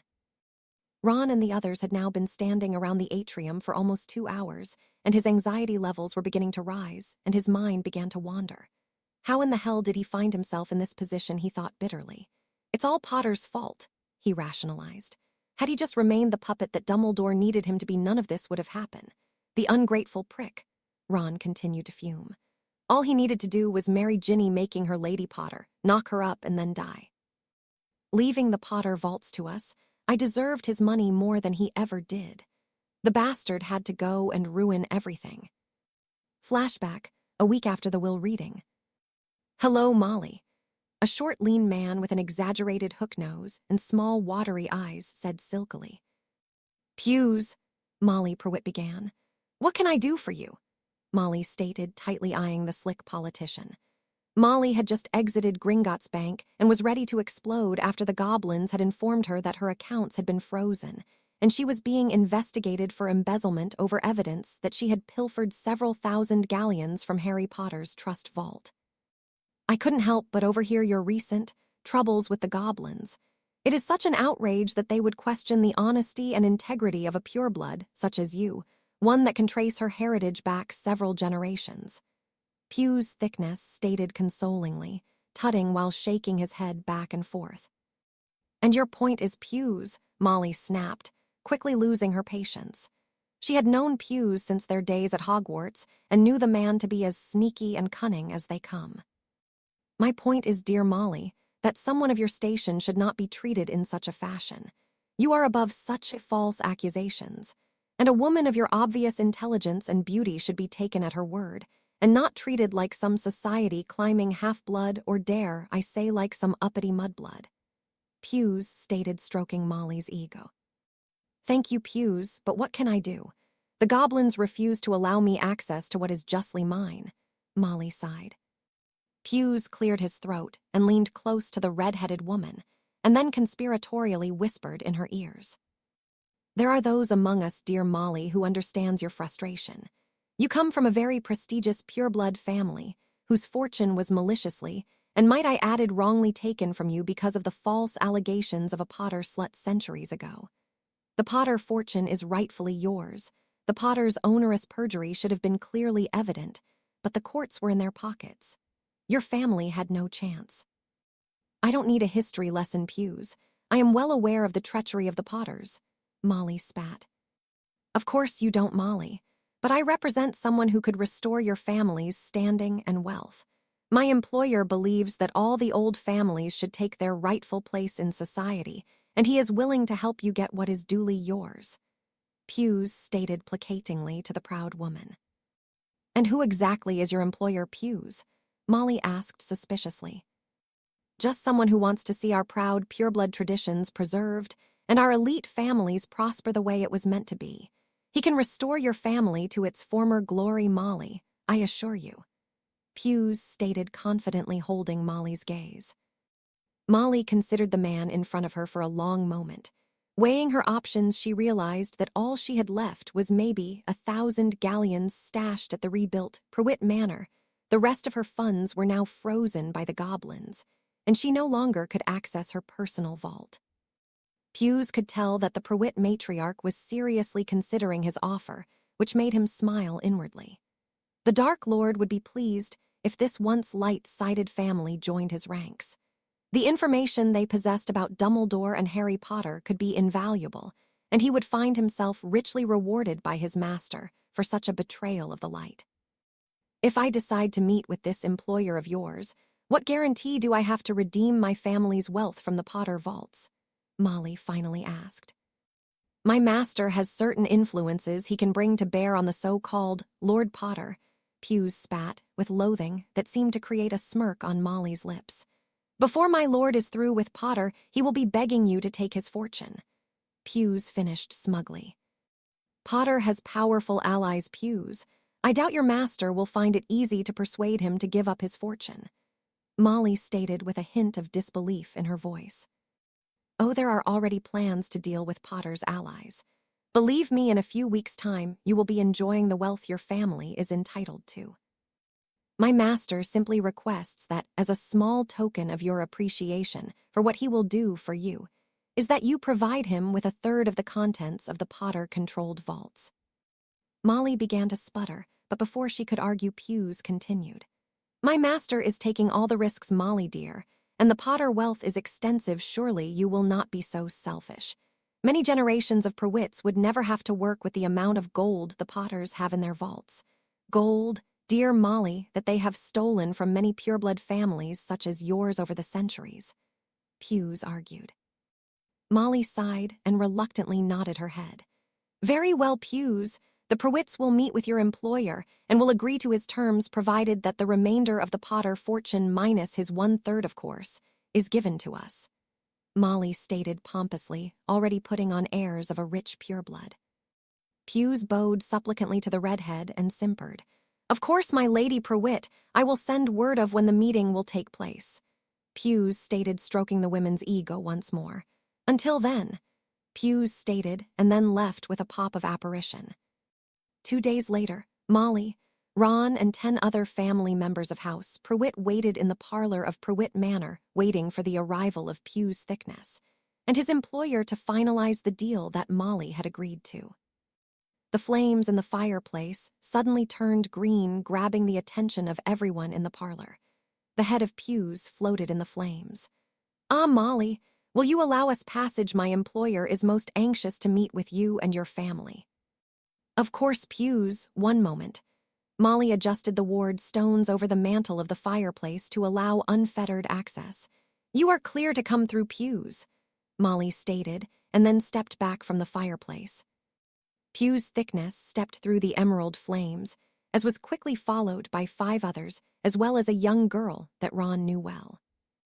Pansy Parkinson, what the hell are you doing here? Ron asked scathingly at the young witch who had tormented him for ages. Now, Weaselby, is that any way to start off a new partnership? The dark-haired girl smirked predatorily.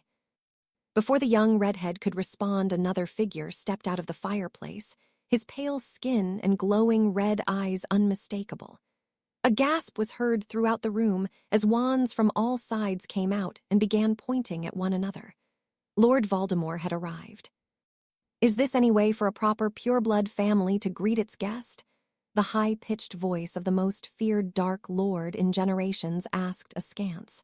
I was under the impression that I was invited here to discuss the bright future of House Prewitt. He looked questionably at Molly. Ron shook his head humorlessly at the memory of the Dark Lord's visit to his home. He had been surprised at how convincingly the Dark Lord had swayed his family into joining him. If he kept his promise, the Prewitts would be given most of the Potter fortune once he had dealt with Harry and those that supported him. If Ron was honest with himself, it took very little to convince him to join. The Dark Lord read him like an open book. He promised the Mudblood Granger to him to do as he wished. Ron had a particular bone to pick with Granger. He was pretty sure she had been the one to curse him that day at Gringotts. Shortly after the disaster, that was the will reading he noticed, or rather felt something odd in his trousers. A quick trip to the loo, and he had his suspicions confirmed. His penis had been shrunk to the size of a thimble. Molly had taken him to St. Mungo's, but not one of the healers were able to reverse the spell. They were informed that only the spellcaster would be able to reverse it. Once he had the Mudblood bitch, he would force her to reverse the curse, and then show her how a pureblood dick could be used on an inferior. You'll pay, Granger, you'll definitely pay. Maybe I'll be allowed to rape you while Potter is forced to watch, Ron smirked to himself. I want him to see as I take everything away from him, Ron thought arrogantly. Ron was quickly brought out of his musing when Lucius had looked his way and gave him a subtle warning. Ron looked to where Lucius had nodded and low, and behold, he saw a tuft of light blonde hair that was floating to the side of a hooded individual. Ron would know that color of hair anywhere, and the person it was attached to. Draco had finally arrived. Ron recalled the vitriolic comments Pansy had made about her former boyfriend when the Dark Lord had assigned him to go with Lucius' team. She had wanted to come on the mission as well and personally curse the blonde Ponce for his betrayal of the Dark Lord. But the Dark Lord was allowing her to lead another strike against someone in the ministry. He did not know whom, but Pansy had a maniacal gleam in her eyes when she found out. Eugenia Parkinson reached out and grabbed Draco's hand as they made their way to the lifts that would take them to Deputy Minister for Magic Francois de Lacquer. Subtly, she leaned in to whisper in Draco's ear. Draco, I have a bad feeling. I think we are being watched. I swear I feel we're in danger. Eugenia whispered hurriedly to the younger man. Draco slowed his walk and surreptitiously began to glance around the ornate room. Several weeks on the run had sharpened his survival instincts, and he quickly spotted at least 3 people who kept glancing at them. Draco squeezed Eugenia's hand and motioned with his eyes toward the 3 people in question. One was just left of the lift they were heading to, and the other 2 were just a couple of meters to the right of the lift. Draco was sure there were probably more, most likely behind them near the entrance to the French ministry. But to turn around and look for them would definitely tip the Death Eaters off that they had been spotted. And that would not only be dangerous for them, but for anyone who would be caught in the middle of spell fire. The 2 renegades knew that they were in trouble, but how to get out of the situation? Draco spotted a couple of French aurors that had just exited another lift and suddenly had an idea. Jenny, follow my lead, Draco whispered, and then looked to his right. Eugenia followed his gaze and saw the aurors and gave a slight nod. You bitch! How could you do such a thing to me? Draco screamed at his companion and then slapped her across the face with a loud, echoing pop. The 2 aurors immediately focused their attention on Draco and Eugenia. One auror spoke into something in his hand, and soon 3 more aurors arrived in the atrium. No, I didn't do it. It wasn't my fault, I swear, Eugenia cried loudly. The fight began to draw a lot of attention to the 2 lovers. The 5 aurors immediately made their way to the fighting couple. Lucius was furious. Somehow they had been spotted and knew that his good-for-nothing son had purposely caused a scene to bring the aurors. He couldn't go back empty-handed. He needed to get the boy, but his window of opportunity was closing quickly. The aurors would get to Draco in moments if he did not act now. A course of action sprang into mind that would draw the aurors' attention on to something else that might provide him with just enough time to get to Draco. Reducto, Lucius incanted. A bright red spell shot from his wand and crashed into the glass ceiling above the atrium. The blasting spell shattered the glass that showered down on a now panicking crowd. People were screaming and trying to get to cover to avoid getting cut up by the falling glass. Draco and Eugenia ran for the lift. Eugenia sent a quick stunner to the Death Eater who had been guarding it, while he was cover his own head, trying to avoid the falling glass. The other 2 Death Eaters who were off to the right tried to cast stunners at the fleeing couple, but there were too many people running around in panic to get a clear shot. More aurors swept into the area trying to ascertain what was happening and to restore some order. Ron panicked and sent a cutting curse at an auror, appeared to be running toward him, at least that was what he believed. The auror was hit in the stomach and fell to the floor screaming as blood flowed from the 6-inch wide and 2-inch deep slash that opened up his lower abdomen. Ron's one spell then set off a cascade effect as the other Death Eaters began firing spells as well. The chaos then went to new heights as the French aurors returned fire to stop the threat from spreading. During the confusion, Lucius had made it to the lift, but too late to stop Draco and the Parkinson slag. The lift had begun its ascent. Draco looked down at the furious eyes of his father as the lift continued up. This isn't over, Draco. There is nowhere you can hide. I will find you and you will suffer for your treachery. Lucius screamed at his only child. Lucius turned back to the pandemonium that was occurring in the atrium. His men surprisingly showed enough intelligence that they had almost made their way to one of the emergency exits that was to be used to escape with the two traitors. Unfortunately, the red-headed brat was still on his feet and was exchanging spells with an Auror while making his way to the exit as well. "Bombarda Maximo!" Lucius yelled out, causing the floor in front of the Aurors to explode, sending dust and debris into the air in all directions. Malfoy and, remarkably, all of his men managed to escape out of the exit and then quickly activated their portkeys. One by one, they all disappeared in a swirl of color back to England. They had failed again, and the realization of that failure had Lucius and the others dreading what lay in store for them once the Dark Lord was made aware. Warning lemon ahead. Bella stretched luxuriously in the silk sheets of the large canopy bed. The cool sheets felt incredible against her naked body, but not as incredible as the warm flesh of her lover and husband who lay next to her. She tucked herself tightly into his side and laid her head on his strong chest. Harry's arm instinctively wrapped around her shoulders and pulled her in tighter to him. Bella stared lovingly at her sleeping husband and marveled at the night of love-making that had occurred. She briefly closed her eyes, a smile spreading across her face as she felt her husband's love flowing to her even as he slept. Nothing she had ever heard of or studied had prepared her for what she and Harry now shared. Bella had always felt unworthy of the love that Harry had given her, although she knew that her younger self had been controlled and was made to do horrible things. It was still her hand that did them, and she felt that because of that she was unredeemable and destined for a life of sorrow, misery, and loneliness. All those nagging and remaining doubts, however, had been swept away last night as she was able to see herself for the first time through Harry's eyes, and he was able to see him through hers. There were no more hidden secrets between them, and with everything revealed, he still loved her unconditionally, and that love had steadily deepened as each new day was born.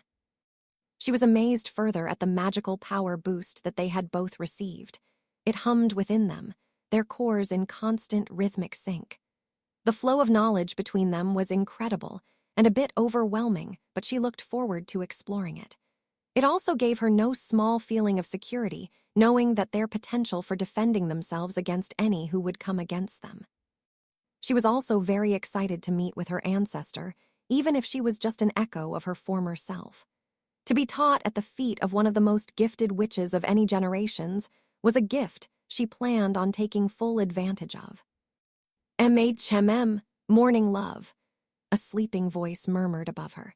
She looked up to see the half-open, vibrant green and halo of purple eyes of her love. Smiling warmly at him, she leaned toward his face and gave him a tender kiss on his lips. "Morning, my Harry," Bella whispered in his ears, the warmth of her breath causing him to moan appreciatively.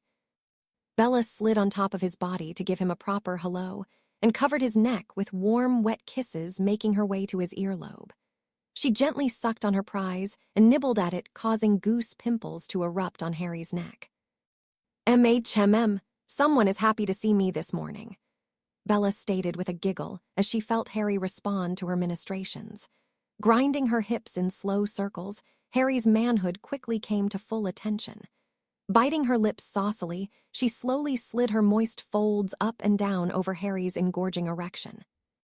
Harry moaned lustily as he pushed his hips forward and back, matching Bella's rhythm. The velvety sensation was driving Harry wild. He grabbed Bella's hips, pulling her down in an effort to create more contact, more friction. But Bella was having none of it. She wanted to tease him and get him as close to distraction as possible, so she only allowed gentle pressure between their sexes. Harry's breathing became faster and his heart rate increased. He wanted more contact. He wanted to bury himself in those warm folds. "Please, Bella," Harry panted. "I need you. I need to be inside you." He groaned as he tried thrusting his hips upward, but Bella moved upward as well, denying him entrance. "Does Bella's man need some release?" Bella said, seductively playing with her breasts, and with a smile continuing to slide up and down Harry's length, but not allowing him entrance. Yes, Bella, please," Harry whined sulkingly. Is the all-power Harry Potter begging his wifey for a morning shag? Bella said teasingly. Oh God, yes, yes, I'm begging you, love, Harry declared, growling low in his throat. Bella smiled victoriously. With one more pass up his length, Bella positioned herself above the swollen member and painstakingly slow sank down on his length. Harry's back arched off the bed as he felt the incredible warmth of Bella's womanhood envelop him. A few euphoric tears fell from Harry's eyes at the melding of their bodies. Bella squeezed Harry with her inner walls as she slowly slid up and down his shaft. But she knew that Harry wasn't in the frame of mind for slow lovemaking. He was keyed up and wanted to greet the morning with a heart-pounding joyride, and she was more than willing to let him have it. She smiled as he grabbed her hip in a firm grip and prepared herself for an orgasmic pounding. Narcissa Black, who was always an early riser, made her way down to the kitchens for her morning cup of wake-up. Passing by the bedroom door of her sister and Harry, she grimaced in exasperation at the sound of Bella's squeals, Harry's moans, and the slapping of flesh. Irritated, she cast a silencing charm at the door and walls and marched to the kitchen. 14 years since I had a decent shag. If I don't get laid soon, someone's gonna pay. Narcissa grumbled out loud, pushing the door open to the kitchen. She stopped suddenly at the sight of Nymphadora Tonks and Susan Bones sitting at the table, both grinning wildly at the blonde woman. Blushing furiously, she swept into the kitchen, head held high as she poured herself a cup of coffee from the serving tray. She sat down regally at the table, and without looking at the other two women said, "Not a word. I do not want to hear one word," Narcissa said primly. Tonks and Susan, unable to control themselves, burst into fits of laughter. Narcissa raised a manicured eyebrow at the pair, glaring daggers at them. Sorry, Auntie." Tonks sputtered out, gasping for air as she clutched her stomach from laughing too hard. I just never expected something like that to come out of your mouth," Tonks stated, failing to hold back a snort of laughter. "Well, Nymphadora," Narcissa emphasized her name. "I am a woman, and as a woman I have needs just like anybody else. And with those two up there shagging like bunnies all the time," Narcissa stated, glaring up at the ceiling, "I've been painfully reminded just what I've been missing for so long, so you'll excuse me for being a little frustrated." There, Auntie." Tonks playful patted Narcissa's hand. "If it's a man you want, then I know a perfect place to find some man candy." "Oh," Narcissa stated, feigning uninterest. "And where would one go to find man candy?" Narcissa stated, taking a slow drink from coffee, trying to play it cool. "Well, have you ever heard of the Chippendales?" Tonks stated with a huge smile on her face. "Hello, is anyone there?" The three women at the table turned toward the fireplace that had ignited with green flames. "Oh, hello, dears, may I come through?" The disembodied head of Augusta Longbottom requested. "Of course, Augusta, come on through," Narcissa stated, standing up from the table to welcome the dowager lady. Augusta stepped through the emerald flames and, with a slight flick of her wand, was clean of any soot that had tagged along on her clothing. "Good morning, dears. I bring some wonderful news," Augusta stated with a weary but elated smile. "What news, Lady Longbottom?" a voice from the doorway asked. Harry and Bella had just entered the kitchen, clinging to each other. "Ah, Lord Potter, I mean Harry," Augusta corrected, eliciting a warm smile from Harry. "Wonderful news. They were finally able to remove the cursed knife from Neville," Augusta stated. An ecstatic shriek came from Susan. The redhead immediately jumped out of her seat. "Can I go to him? I mean, can I see him? Is he awake?" the redheaded girl asked impatiently. "He is in an induced sleep right now, Susan," the dowager lady stated patiently. Susan seemed to deflate a little, but was still hopeful that she would be seeing him soon. "The healers believe he will make a complete recovery, but that it will take time. His core was severely drained, and it will take time for it to fully recharge." "That's wonderful," Bella and Harry said simultaneously, earning a raised eyebrow from the regal lady. Yes. The healers also said that he could come home this evening. They believe that if he is in a familiar or comfortable environment, that his recovery may be shortened. "That makes sense," Tonks said. "I mean, being around people you love and are loved by is bound to have added incentive to get better." "Too right, Nymphadora," Augusta said, Tonks biting back a remark on the use of her given name. And that is why I am here. Harry, I know it might be an inconvenience, but do you think that? Harry held up his hand, interrupting the older woman. He is my brother, Augusta. It is no inconvenience, he and you are always welcome here. Harry finished. Thank you, Harry. With the ward still not rebuilt at the manor, I would feel better knowing he was here. And I know that a certain someone, Augusta paused and smiled at Susan, would like to have her FIANC acute close at hand to nurse back to health. Susan blushed but nodded her head in response. Good, then it's settled. I will have Hermes prepare a room for him. Let us know when he is ready to be released from SD Mungo's and will come along to help, Harry stated. Again, thank you, Harry. Well, I'm off to the hospital again, turning toward Susan. If you'd like, I could bring you along. I'm sure that he would love to see you when he wakes up, Augusta stated warmly. Susan's face showed her response. She was up like a shot and grabbed her cloak and already grabbing the FLOO powder from the mantel. The room chuckled at the girl who was anxious to see her intended. Until tonight then, Augusta stated, and then she and Susan stepped into the fireplace and were gone. The informant had told them that their target had been seen regularly at a small brothel over the last few weeks. It was located 3 blocks down from Borgin and Burke's and down an alley to the left called Arsenic Way. It was a very low-end brothel who catered to the undesirables of the wizarding world, those that could not get serviced at any other establishment. This time, their mission was not to kill, but to capture and bring back with them for further interrogation, and to be eventually turned over to the DMLE for trial and punishment. The usual party of 4 was joined by a 5th for this excursion. The 5th member, being the only one of the group to have personally met their target before, was needed to identify him. The 5 blood-red cloaked individuals silently kept to the shadows as they made their way to the brothel. The stench of the place was gut-wrenching.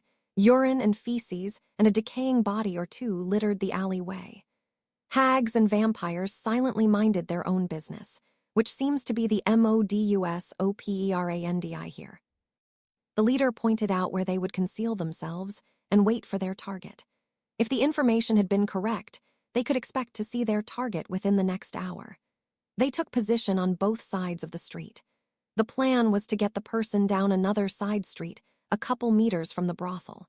Once there, they would stun him and then PORTKEY him back to a waiting cell where he would be interrogated. At 4 p.m. exactly, a short, balding man with beady, watery eyes made his way down Arsenic Way just as the informant had promised. The man passed by the first 2 hidden team members. The one closest to the target whispered, CONFUNDUS. The man, disoriented, was lead into the adjacent alley. The other 4 team members entered quickly behind the other and surrounded the small man. With a wave of his wand, the leader of the group summoned the man's wand. The 5th member of the group, and who was the smallest, approached the man with wand raised. Who are you? The now panicking man stuttered. You better let me go. Why, you don't know who you're messing with, the man yelled. Oh, but I do, the smallest member of the team said, pulling back their hood. Granger, the man gasped. Hello, Peter, Hermione dangerously whispered. And it's Potter now, stupefy. Chapter 30. A confused Peter Pettigrew tried to adjust his eyes to the darkness that surrounded him. Wherever he was, it had a cold and an unfriendly feel to it. It also had a distinct mustiness that assaulted his sense of smell. He sat in silence for a moment, trying to remember the last thing he had been doing prior to waking up here. Nocturne Alley, I had gone to Nocturne Alley, he recollected, shaking his head a little more in an effort to call up more of his memory. I had gone there for a bit of fun when Granger. A flash of dawning entered his mind as his eyes widened. Granger was there, that know-it-all mudblood, she hit me with a spell. Peter cursed himself for allowing himself to be caught by one of Potter's closest friends. So I must be in a holding cell of some kind of Dumbledore's order, he mused. I need to find a way out of here. He stood in the senses-depriving darkness and shuffled his feet to the left. Stretching his arms out, he tried to feel for a wall or something that would give him a sense of location. 8 steps to the left, and his hands pressed against a wall of solid rock that was rough and porous. From where he stood, he again slowly shuffled forward and came to another connecting stone wall. A few moments more of shuffling his feet and feeling the rock wall, his hands felt the unmistakable feeling of cold iron bars. "So I'm in a cell with bars," the animagus smirked. "Fools, this won't hold me." Peter attempted to transform into his rat form when nothing happened. He tried again and again with the same negative results. Bloody hell, they must have some sort of magical suppression wards. The Potter's traitor spat. Before he could formulate another plan, torches began to spring to life. One at a time, 8 torches illuminated the House of Black's dungeon, 4 on either side of the dungeon walls. Peter scurried back to the corner farthest from the iron bars of his cell and tried to make himself as small as possible. The fat animagus began to tremble as he heard the distinct echo of boots walking somewhere above him. At the opposite end of the dungeon, light poured through an opening door at the top of a spiraling staircase. 3 individuals came down the stairs, 2 obvious females if their curves were any indication of their gender, and 1 male, tall and broad-shouldered. The man walked with predatory grace. Peter shuddered as waves of power seemed to radiate from the man and filled the entire space. The woman directly behind him seemed to mirror him in power and had the aura of an apex predator herself. The other female, the shortest of the 3, was not on the same level as the other 2, but there was definitely power there. He did not know why, but this woman made him more nervous than the other 2. Years of existing as a rat had honed his instinct to recognize a threat. He could sense that he was prey to this woman. The first 2 he could sense controlled and refined power, but the other woman had the feeling of a snake ready to strike at the slightest provocation. He would need to be wary of her. His attention was brought back to the man who had now stopped in front of his cell. He squinted his eyes to make out the man's face that was being somewhat obscured by shadows from the flickering torches. He gasped in recognition as a pair of burning emerald green eyes unblinkingly stared back at him. On hands and knees, Peter scrambled to the bars, his head bowed in fear and shame. Harry, I'm." "Silence!" Harry yelled, raising his empty hand toward the groveling man who was bodily thrown into the back of the cell, the porous and jagged rock tearing the Death Eater's clothing and slicing into his flesh. "Interesting piece of magic, isn't it, Peter?" Harry asked, nonchalantly looking at the bars and the cell admiringly. "The Blacks are amazing spell weavers, experts at runes and warding." Harry continued, ignoring the sobs of his parents' betrayer. "An amazing bit of magic," Harry repeated himself. "A person being held in this cell has his magic completely blocked, while those on the outside can still cast spells and curses to their heart's delight at the person within the cell." Harry continued in a voice of appreciation. "You see, when you were brought here, my sweet sister-in-law cut a rune into the back of your neck. That rune activates a series of others within these cell walls, which negates the magic of the one with the rune carved into them. Bloody brilliant, don't you think?" Harry now focused on the pathetic-looking man groveling in front of him. Peter felt the back of his neck, where he could feel the raised skin of where the rune had been carved. "Now, if it was up to me, I would have killed you on sight. But my lovely wife believes you could provide us with useful information on your master." Harry spoke in a deadly whisper. "Your decision here and now will determine if you live or die. I know there are many who would like to have a piece of you."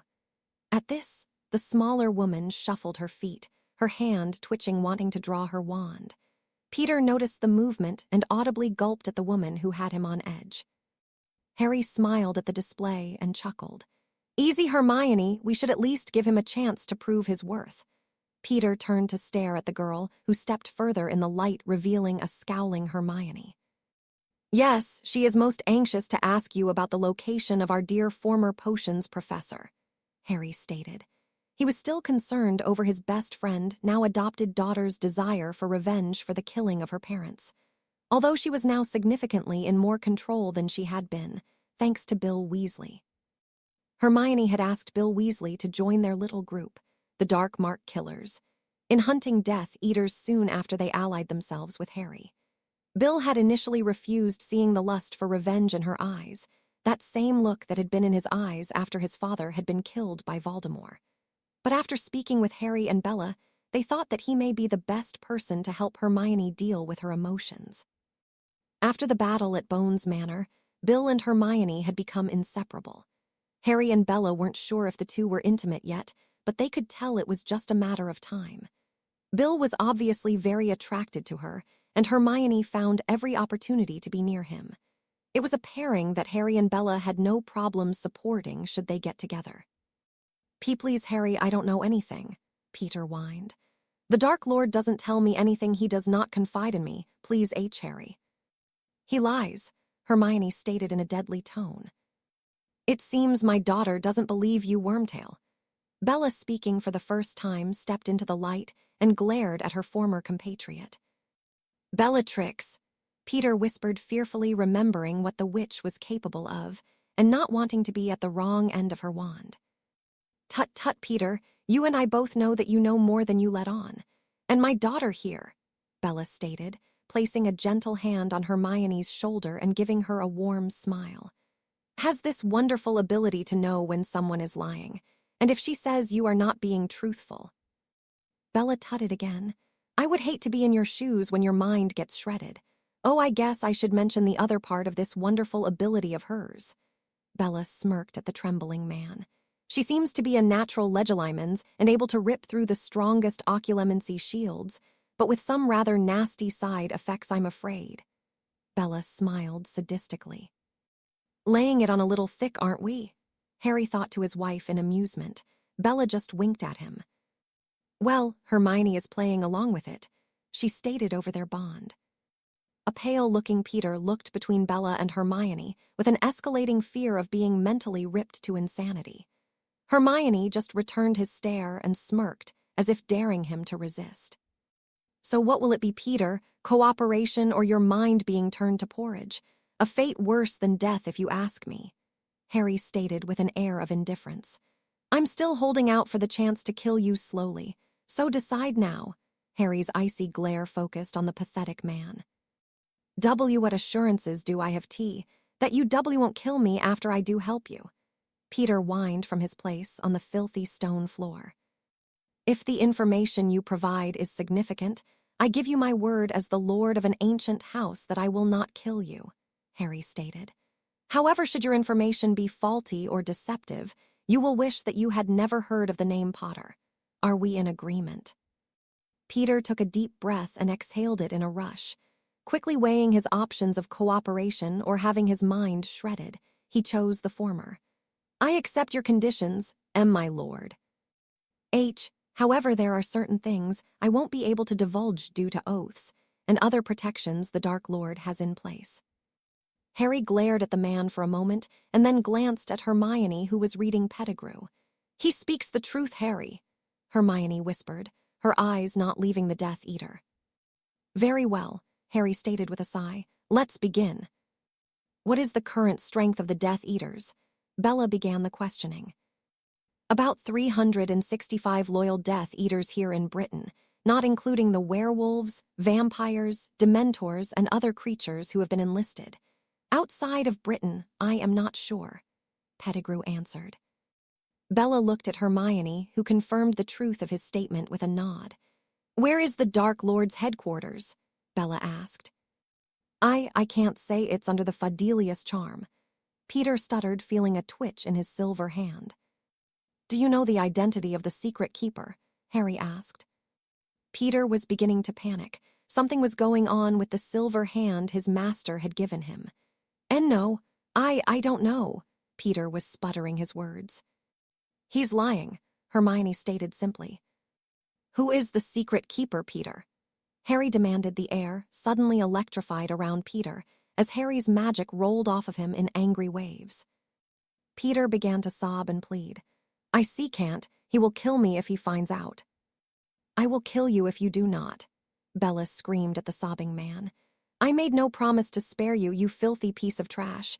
I will end you here and now. Now tell us."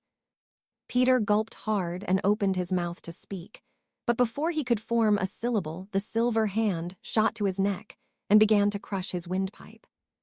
"Defindo," Bella shouted quickly. The cutting curse in an instant severed the silver hand from Peter's arm. The hand disappeared in a wisp of silvery mist. Peter collapsed to the floor coughing violently while trying to suck in a lung full of air. "What the hell was that?" Harry asked. "I'm guessing Voldemort put some kind of loyalty spell on the hand, and it reacted when he attempted to betray his master's secret keeper," Bella hypothesized. "Lilith Zabini." Peter croaked his windpipe, suffering some minor damage.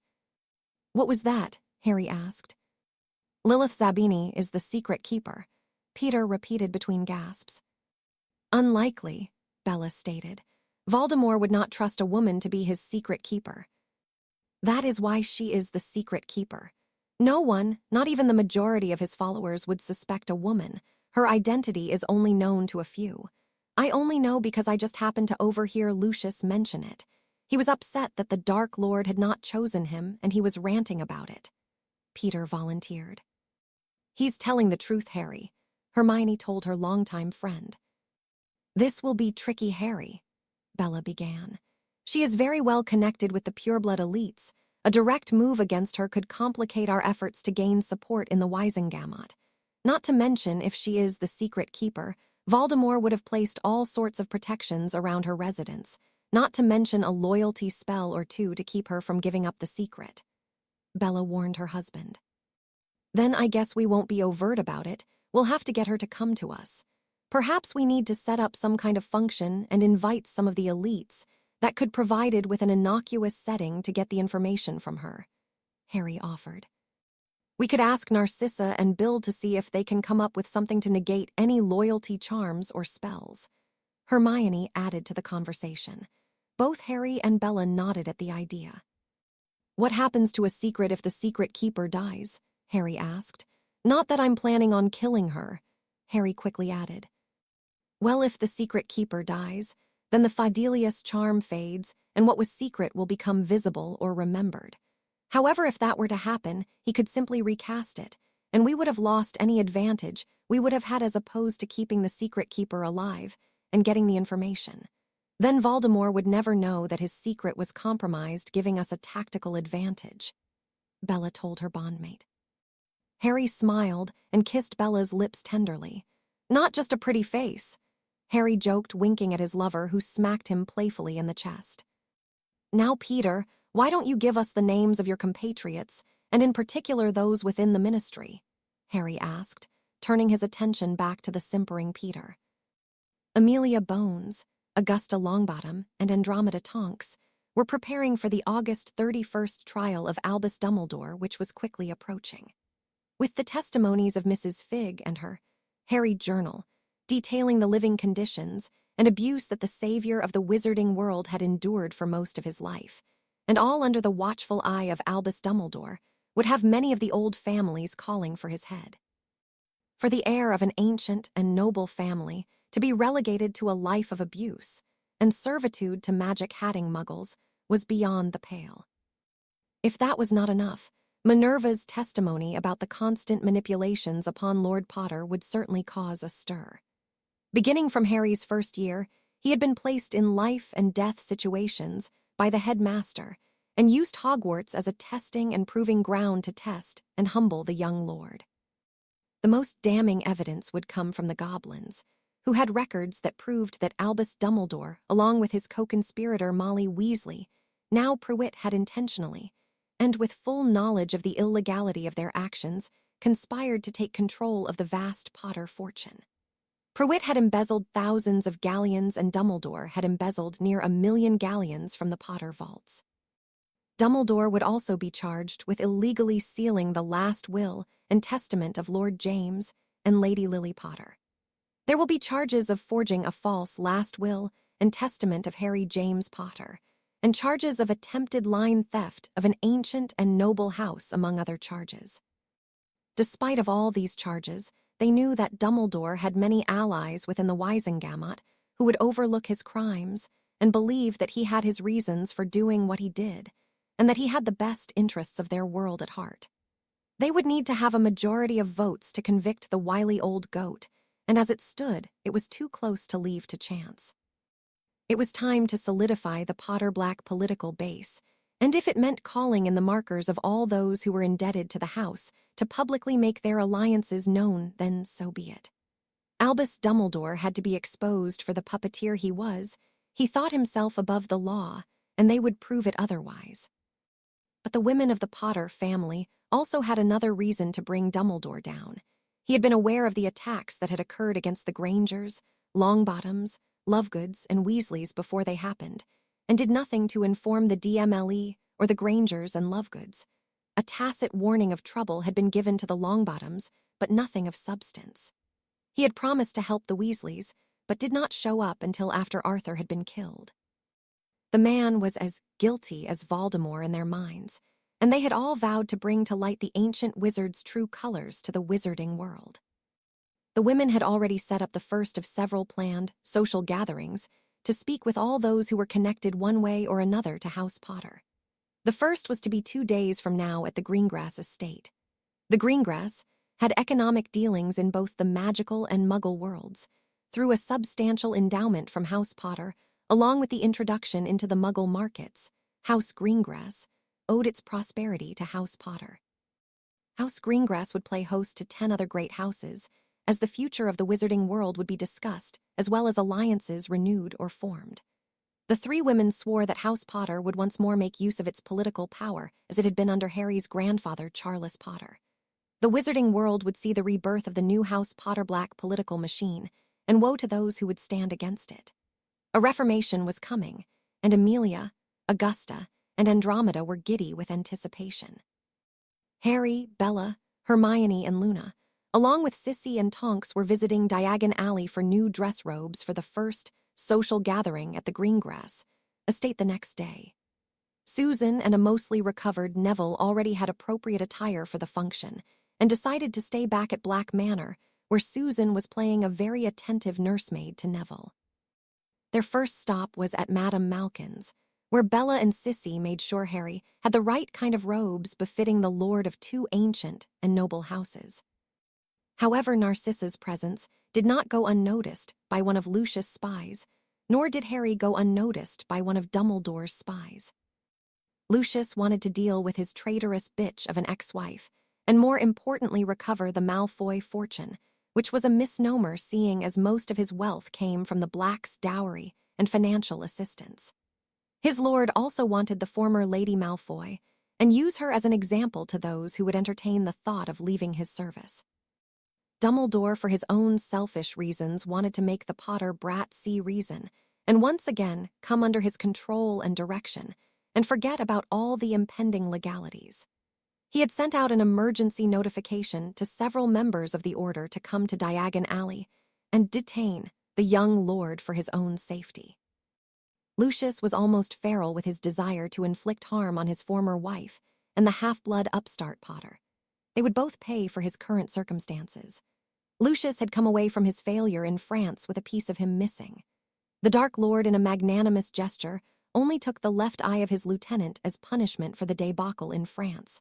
The other members of Malfoy's strike team were let off easy with a short but powerful exposure to his Cruciatus curse. Ronald Prewitt had never felt so much pain in his life. He had felt the effects for hours afterward. Molly Prewitt had been furious at the treatment of her son at the hands of the Dark Lord, but knew it could have been worse. She was beginning to regret ever bumping into Pugh's thickness, which brought the Dark Lord to her home. But her bed was made and didn't know how to get out of it in one piece. She just hoped that the Dark Lord kept his promise of giving the Potter fortune to her. A strike team of 12 was assembled, including the buffoon Prewitt and the Dark Lord's new favorite toy, the Parkinson wench Pansy. This time there would be no holding back. Lucius would succeed in capturing his ex, or he would kill her. Either way, Lucius would not be denied.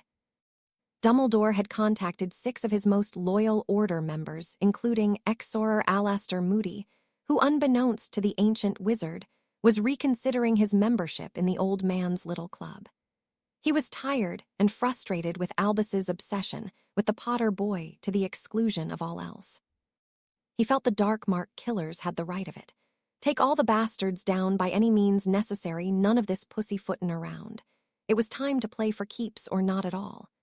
Remus Lupin had also been reconsidering his loyalty to Albus. Yes, the man had helped him when society turned its collective back on him. But he knew James and Sirius would be disappointed with his decision to remain with Dumbledore and not side with Harry. Remus did not want to believe the stories of chronic abuse that supposedly Albus had allowed Harry to live under for years, or that Albus was somehow plotting to control Harry and the Potter fortune for his own gains. Albus assured him that it was all contrived propaganda perpetrated by the psychopathic witch Bellatrix Lestrange, who had somehow bewitched the boy and was controlling him and grooming him to be the next Dark Lord. This just didn't make sense. Harry did not seem dark at the will reading, nor did he appear to be under any enchantments. To have him announce that Bella was now the Lady Potter had been a shock. But there was obvious love in Harry's eyes when he glanced at the raven-haired witch, and not some potion-induced infatuation. Remus desperately wanted to talk to Harry and sort everything out. Hopefully, when the order arrived, Harry would be willing to speak to him, but Remus had the sinking suspicion that things were not going to go well. And it would be the order that would come out of it looking the fools. Remus had felt the power rolling off of Harry and Bellatrix at the reading, and feared that Albus and everyone else, for that matter, seriously underestimated the young man and his new bride. Harry felt completely relieved as they made their final purchases at Madame Malkin's. 2 hours of poking, prodding, and being put on display like a dress-up doll for 4 women was beyond humiliating. And if he didn't know better, he could have sworn that Madame Malkin took an inordinate amount of extra time measuring and remeasuring his inseam. He supposed that her hand brushing up against his manhood 6 times was just incidental to her measuring. But she did have that mischievous gleam in her eyes every time she did it, though. Harry mused. And the girls all seemed to smirk as she did it. Even Tonks offered to give her a hand to make sure she had the right length. This had caused all the girls to giggle and Bella to slap Tonks on the back of the head. Women, even bonded to a woman, I still don't get their thought process. Harry sighed internally. And we'd have it no other way, Bella replied with a chuckle over their bond. Okay, ladies, I believe we have tortured my husband long enough. Time to move on unless Madame Malkin has some last-minute measuring to do, that is. Bella smiled as the other girls burst out laughing, and Madame Malkin shot a coquettish wink at Harry. Harry just palmed a head slap and shook his head in exasperation. Harry opened the door to Madame Malkin's and stepped into the alley, closely followed by the others. "Everybody down!" Harry yelled as he wandlessly cast a shield, which was immediately struck by no less than 4 spells. Screams began to echo up and down the alley as 12 people in black robes and bone-white skeletal masks stepped out into the open with wands raised, and a rainbow of colored spells flew toward the Potter group. Bella's training kicked in as Hermione and Luna took up defensible positions on either side of the storefront. Narcissa went to Luna's side and began to return spellfire, as Luna would shield against incoming spells or conjure barriers to intercept the more powerful ones.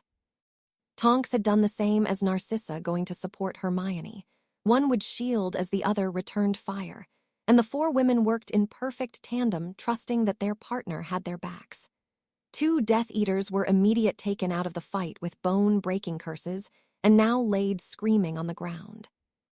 Harry and Bella had stood their ground to give the other 4 time to find cover.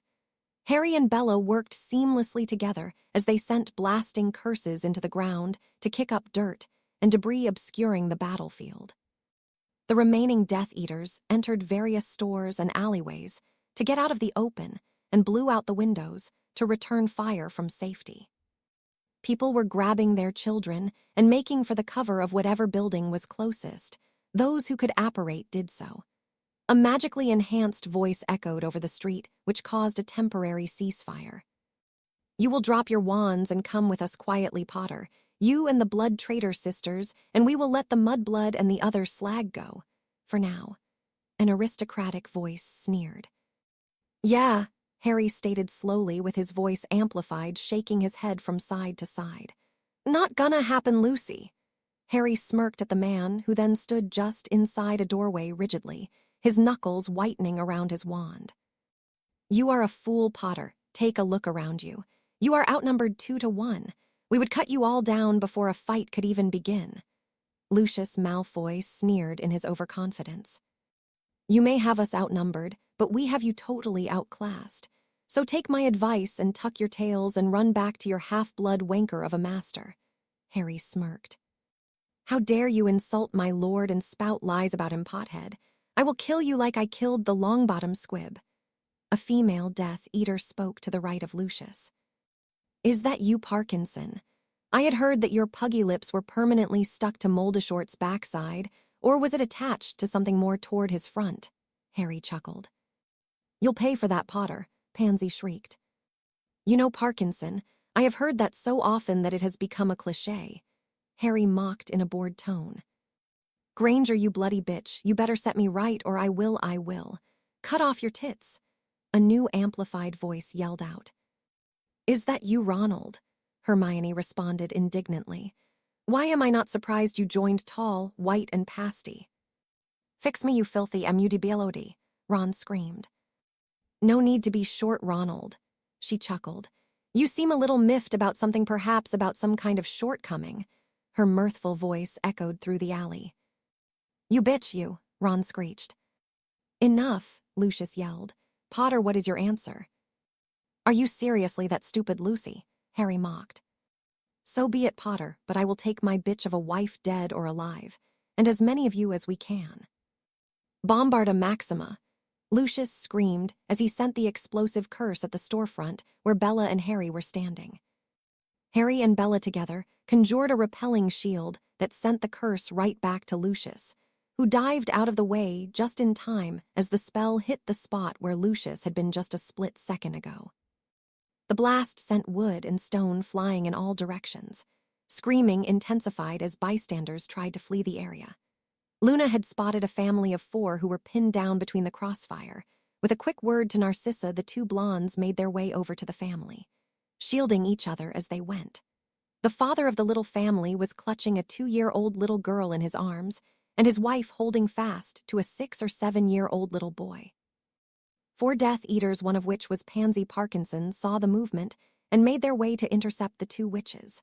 Luna and Narcissa had just managed to get to the little family when a cutting curse hit Narcissa in her left thigh.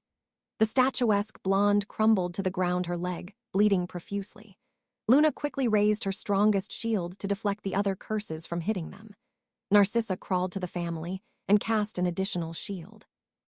2 of the Death Eaters tried to maneuver around Luna and Narcissa to attack their flank, while Pansy and her other cohort continued to rain spells down upon them.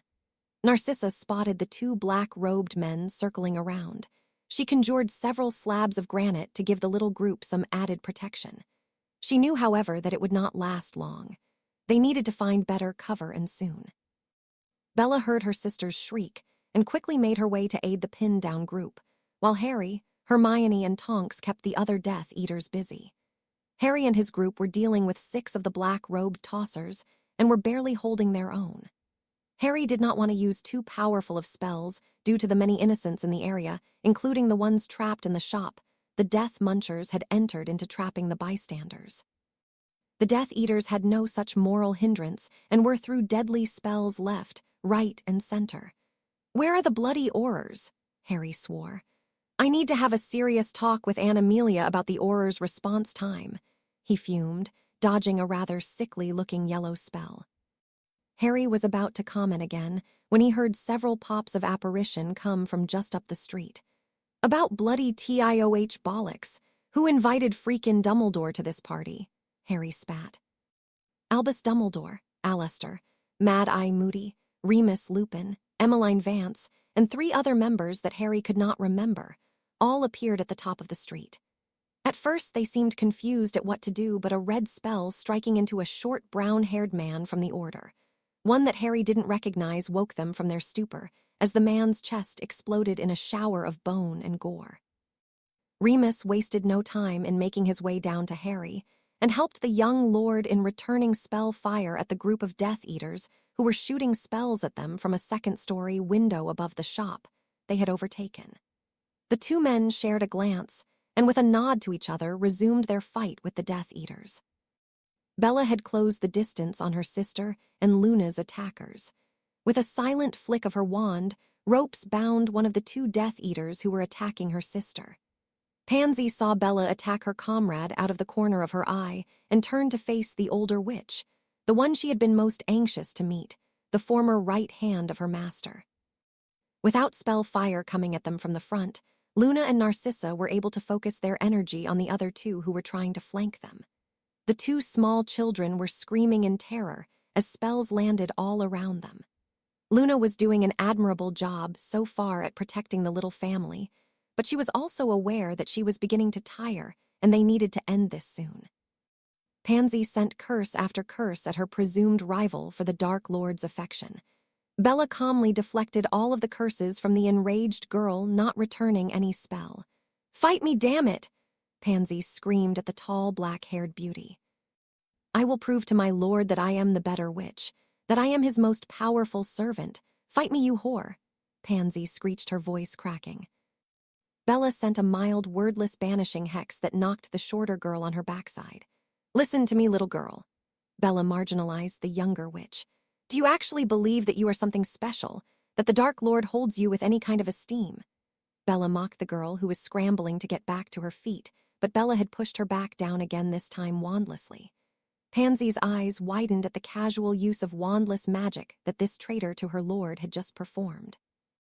"You are nothing, girl, but a tool for him to use and then discard when he is through with you," Bella stated. "Lies, I am his favorite. I am his right hand. He cares for me," Pansy wailed. Poor, misguided girl," Bella cooed as she walked closer to the downed girl who appeared to be almost hyperventilating. "He is not capable of caring or love or any kind of affection. His quest for power has erased any positive emotion from him. That is, if he had any to begin with. He is not even human anymore, foolish girl," Bella continued.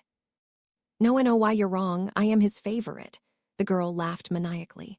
"And I will be rewarded above all others, especially after I kill you," Pansy screamed, finding her wand. "Avada Kedavra!"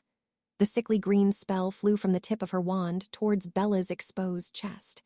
Bella, with cat-like reflexes, spun to her left, the spell missing her and impacting on the building behind her. Pansy grabbed the emergency portkey around her neck, and in a swirl of color was gone.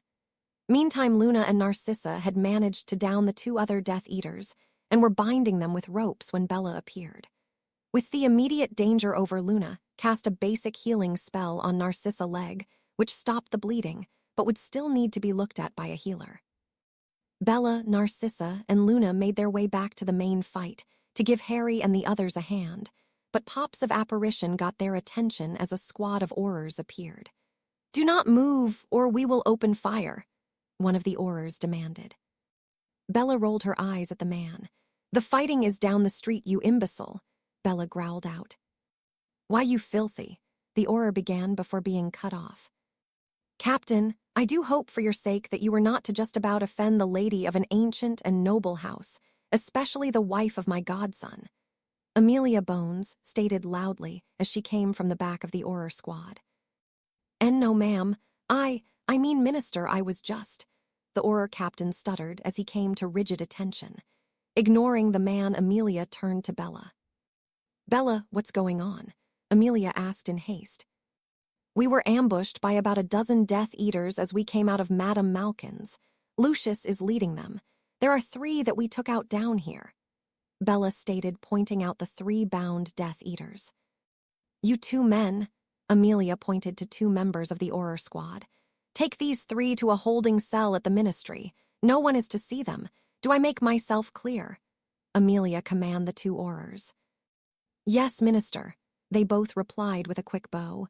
"Now let's go help Harry," Amelia stated to the others.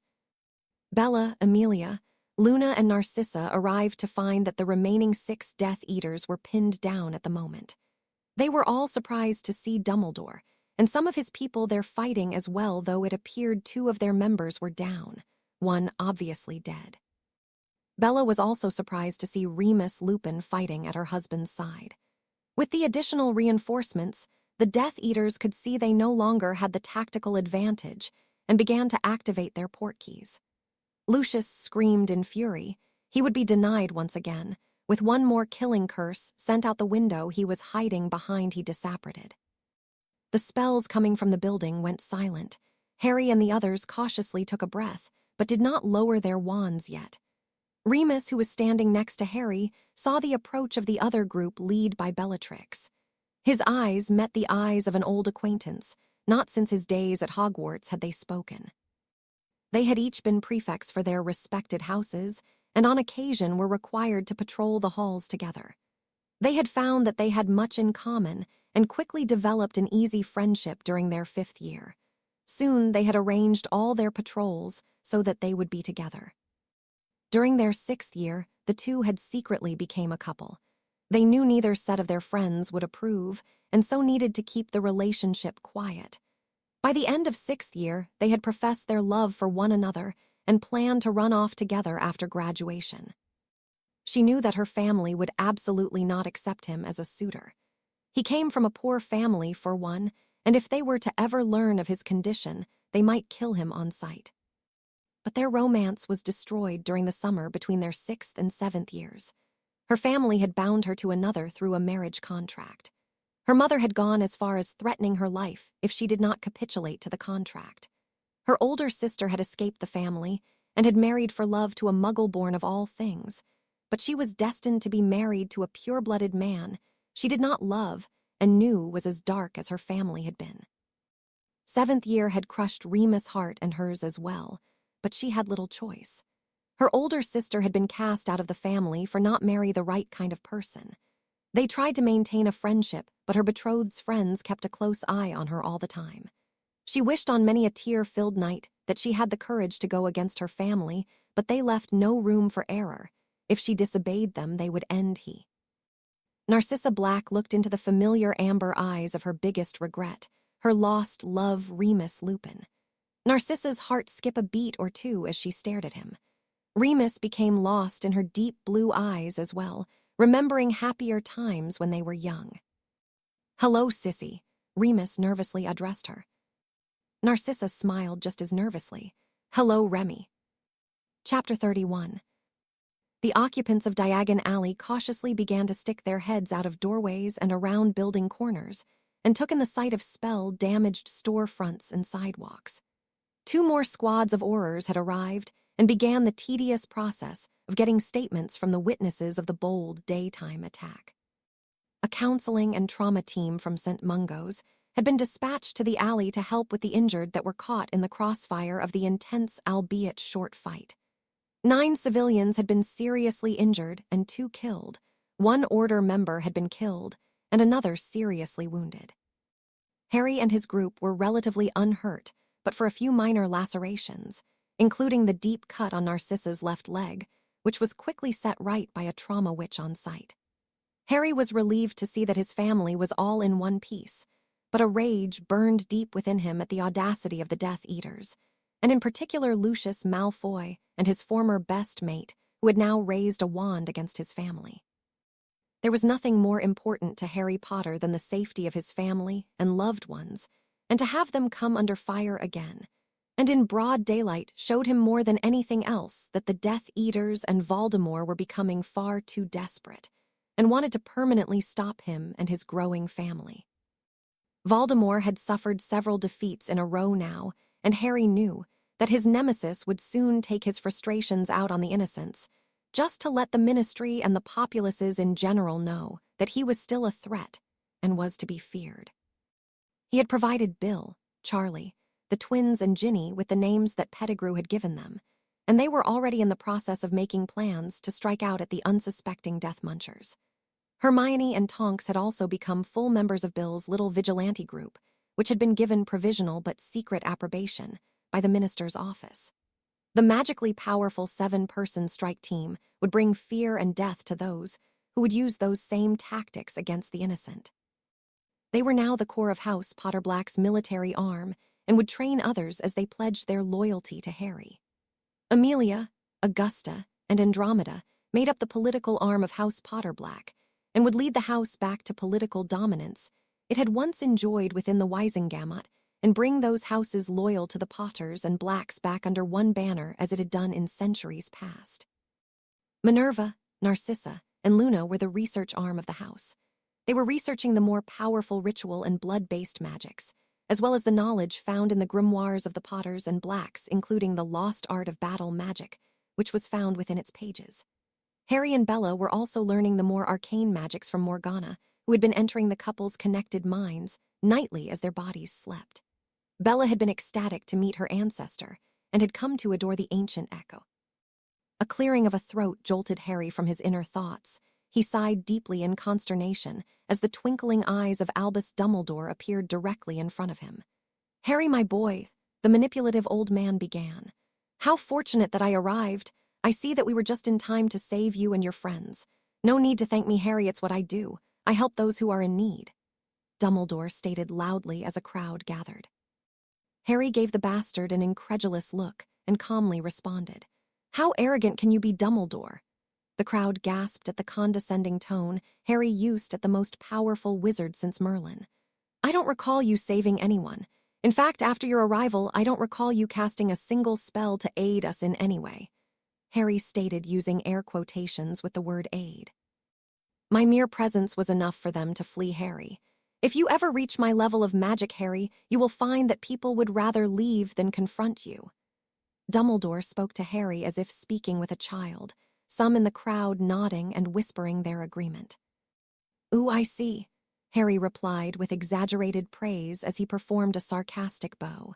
"The great Dumbledore does not feel the need to raise his wand. He is too powerful for anyone to confront him, or for him to help." Harry spat the last two words, looking around at all the people who had gathered, meeting every eye. "Let's hear it for your savior, ladies and gentlemen."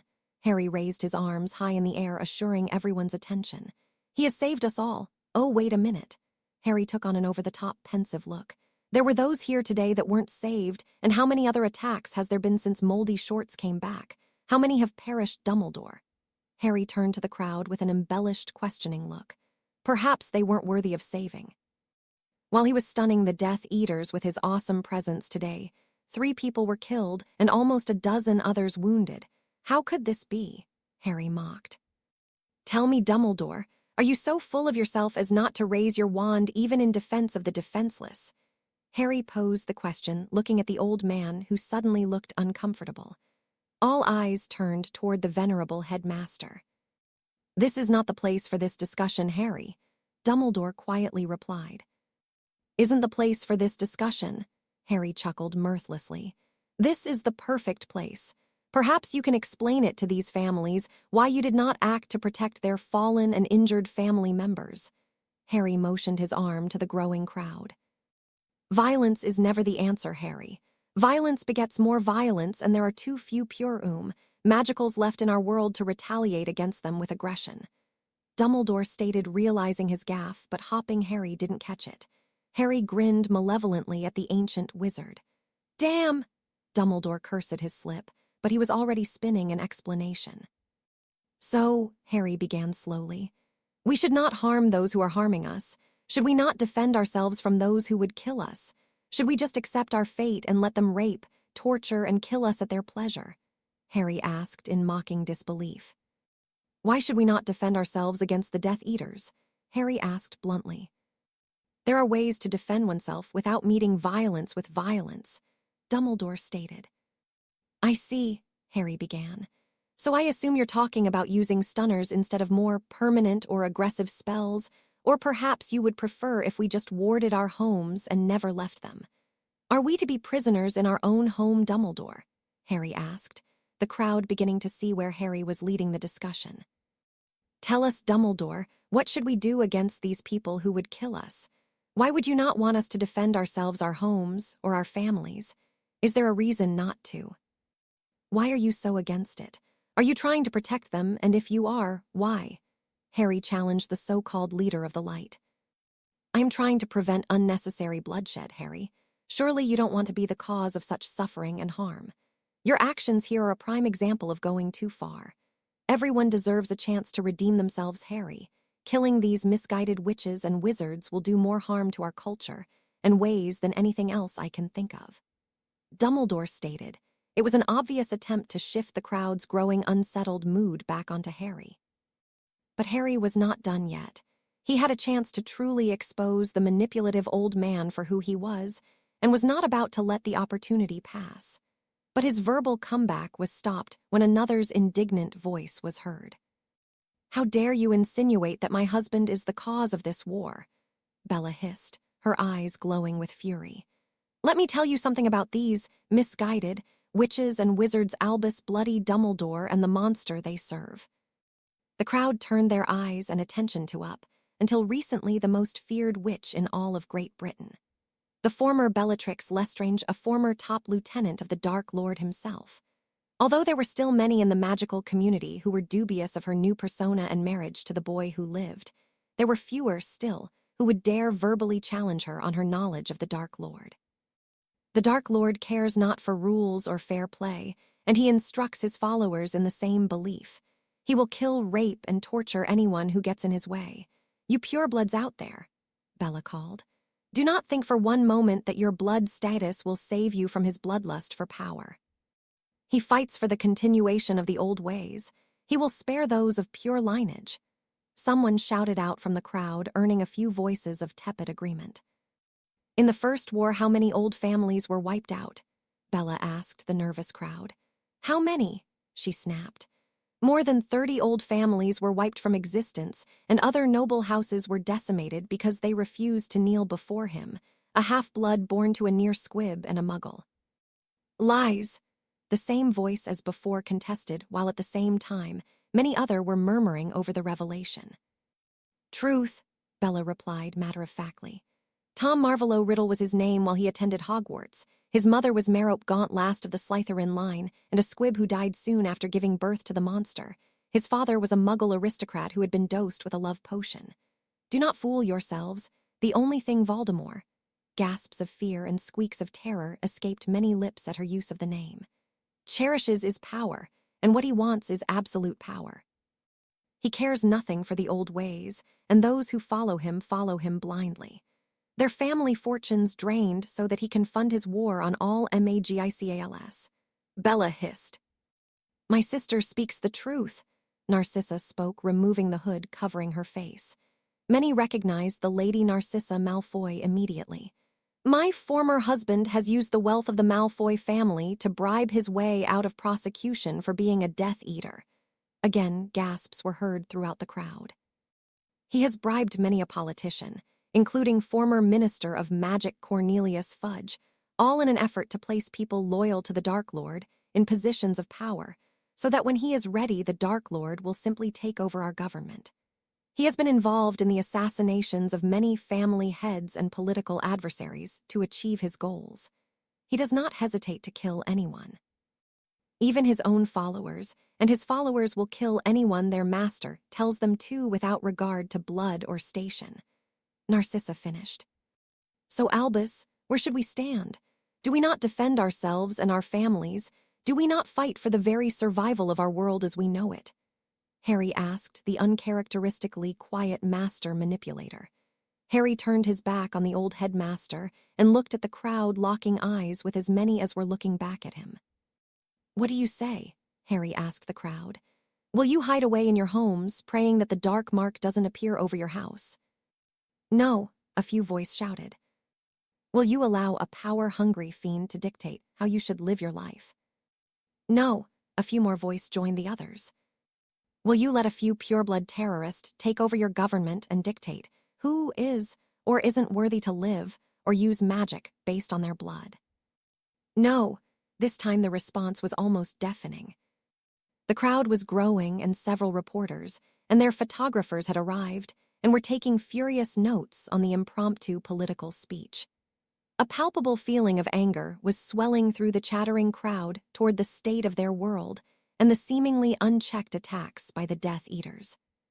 Headmaster, what is your opinion of Lord Potter's and the new minister's position on being more aggressive in putting down the Death Eaters?" A reporter from an unknown paper asked. "I am opposed to such action that will spill any magical blood, especially blood from old families. We must give them the opportunity to change their tactics and realize that violence does not strengthen their cause. There are more politically correct means to promote their positions." Dumbledore answered diplomatically. Stark bent from the Wizard Free Press headmaster. "I have 2 questions. First, You stated that we should not spill any magical blood, but isn't that what the followers of You-Know-Who are doing? Secondly, as Lord Potter has suggested, should the public just put down their wands and hope for the best that they are not killed by these terrorists? Isn't that just being a bit naive? I believe if we offer our brothers and sisters a chance to voice their concerns and give them a medium to express their agenda, that we can come to an understanding. Some concessions could be made on both sides to assure at the very least that the violence stops. Dumbledore answered in his best grandfatherly tone. Minster Bones, what is your response to what Lord Dumbledore has proposed? The same reporter asked. Let me make this perfectly clear. These brothers and sisters are nothing more than terrorists. Their sole purpose is the destruction of the Ministry and anyone who does not measure up to their standards of blood purity. Voldemort does not and will not share power. He would set himself up as dictator and strip our citizens of any and all rights they now enjoy. Amelia stated matter-of-factly. We have witnessed what happens to those who do not subscribe to Voldemort's and the Death Eater philosophy. They are killed. How many pureblood houses and noble families have been wiped out for disagreeing with this terrorist's ideology? An assassination attempt has already been made against me and other old and noble families in the past several weeks. I will not allow them a voice in our government. I will meet them spell for spell.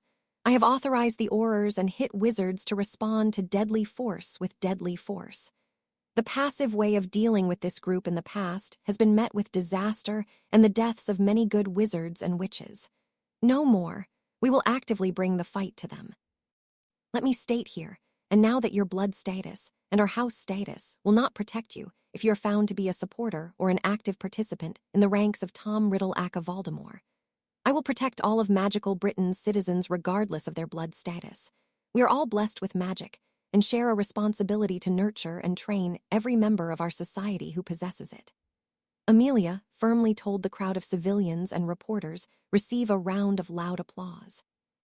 Lord Potter, what is your position on all of this?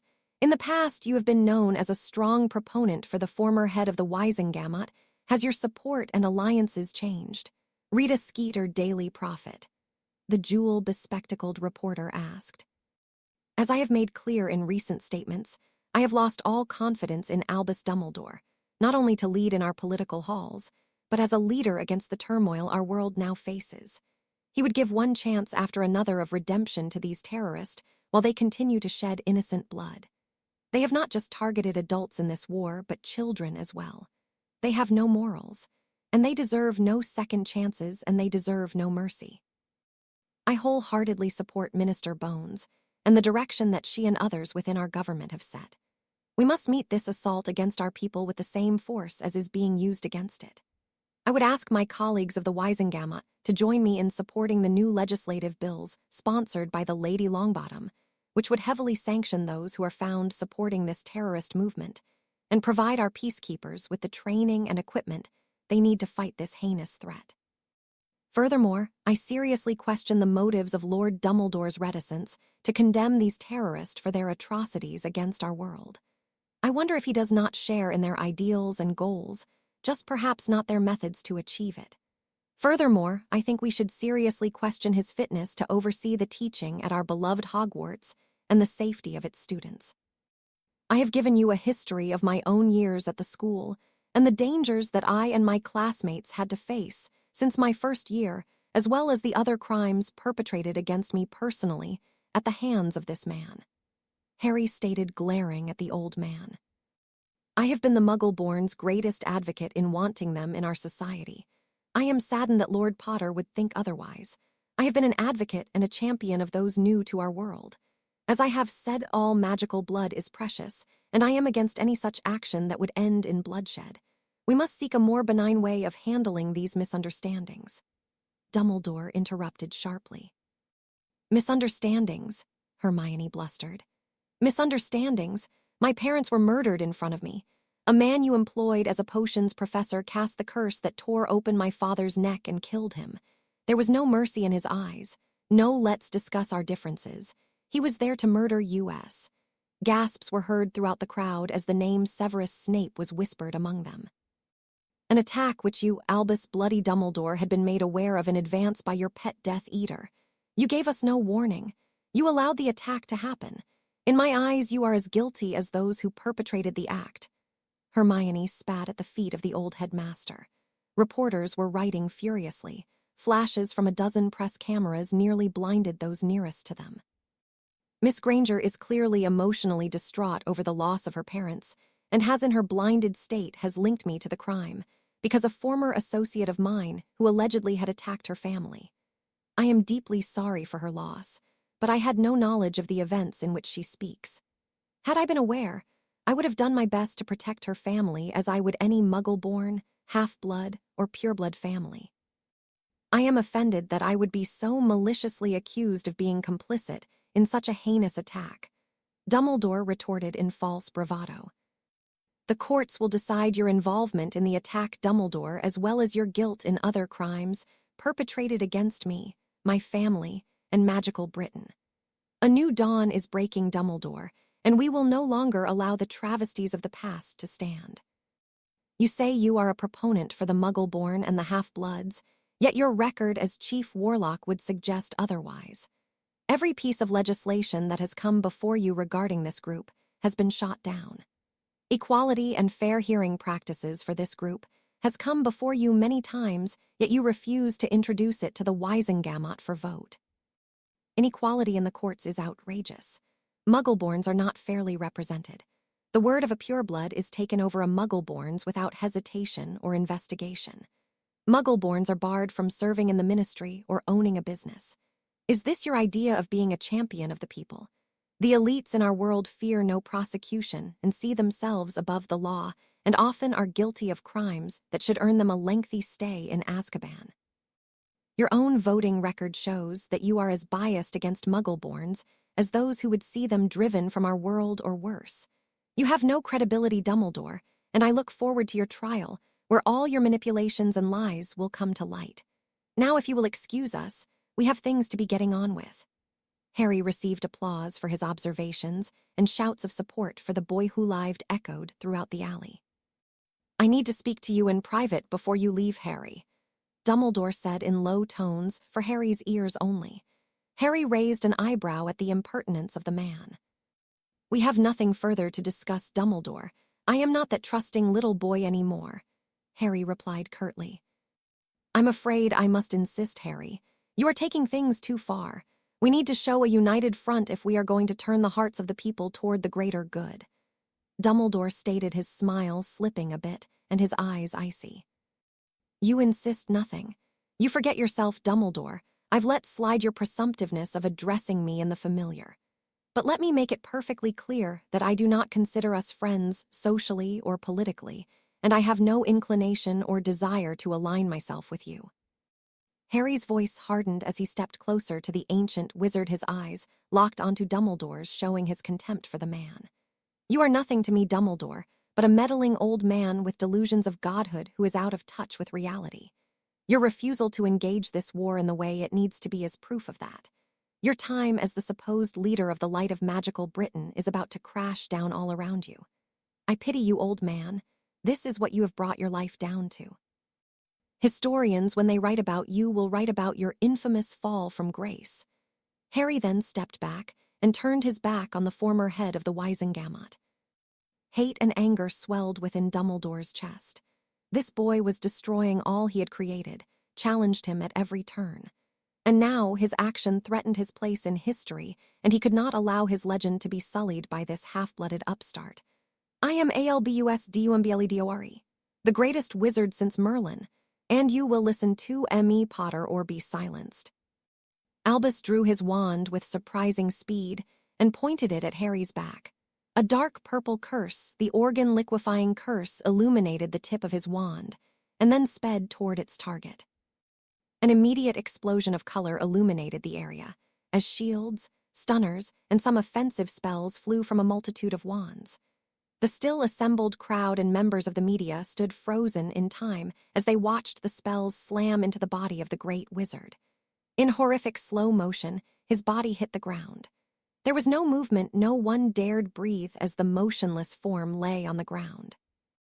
Empty eyes stared up from the crumpled body. There were no risings or fallings of his chest, no signs of life whatsoever. No one knew for sure, but the historic figure was hit by no less than a dozen spells. None were lethal on their own, but the collective power of so many spells was enough to extinguish the once celebrated life of Albus Percival Wulfric Brian Dumbledore. It would be the topic for years to come, the tragic and seemingly senseless death of the defeater of Grindelwald and leader of the Light. Many articles would be written on Dumbledore's dissension from grace, his mental stability over the last several years of his life, and his manipulations of the boy who lived, and the many other crimes and inconsistencies in the man's life as headmaster of Hogwarts, supreme mugwump of the ICW, and chief warlock of the Wisengamot. Although his reputation had been stained in recent years, the wizarding community would feel the loss of the once great man. The Aurors began to disperse the crowd as Medi witches confirmed to Minister Bones what was obvious to all that Dumbledore was indeed dead. Harry felt numb. Although the two men had been at odds, he never would have wished this heartbreaking end for his one-time mentor. Bella wrapped her arms around her husband, pulling him tightly against her. "It's not your fault, love. He decided to use deadly force against you. Ironic when you think he would not use such lethality on the Death Eaters. We were merely defending you against the attack. Even Moody and Lupin shot stunners at him. It was unfortunate, but none of us regret defending you." Bella consoled her husband. "I know, love. It's just..." Harry shook his head in sad frustration, not knowing really what he wanted to say. Bella just held him tighter and rubbed his back with small circles. Amelia came over and placed a comforting hand on her godson's shoulder. "Harry, why don't you and the rest of the family head home? I'll be here late getting all of this sorted out. With close to 50 witnesses, the news of this will be all over Britain by morning. I'm going to have to give a press conference first thing. With the news of Dumbledore's death, I'm sure we will see an upswing in Death Eater activity. You should get everyone to come over to the manor tonight so we can come up with some kind of game plan," Amelia stated warmly. Harry nodded his head, and with a look to his family, they all disapparated back to Black Manor. Tomorrow would be full of new challenges.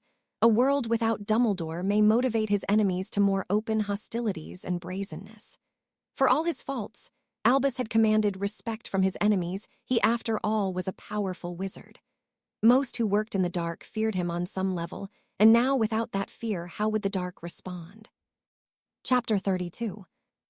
Pew's thickness rushed to give the incredible news to his master. He had witnessed the entire event in Diagon Alley, from the fight between Potter's group and that of Lucius, to the accidental death of Albus Dumbledore. This would definitely change his master's timetable on moving his plans along. With Dumbledore gone, the only one who could seriously challenge his master, it was inevitable that his master would be victorious. Potter was still a child, and although politically connected at the moment, he was no match for his master. Pew's entered the large hall of the Riddle Mansion and saw nearly 100 Death Eaters kneeling in front of a large golden throne reminiscent of the chair Dumbledore sat in at Hogwarts' Great Hall.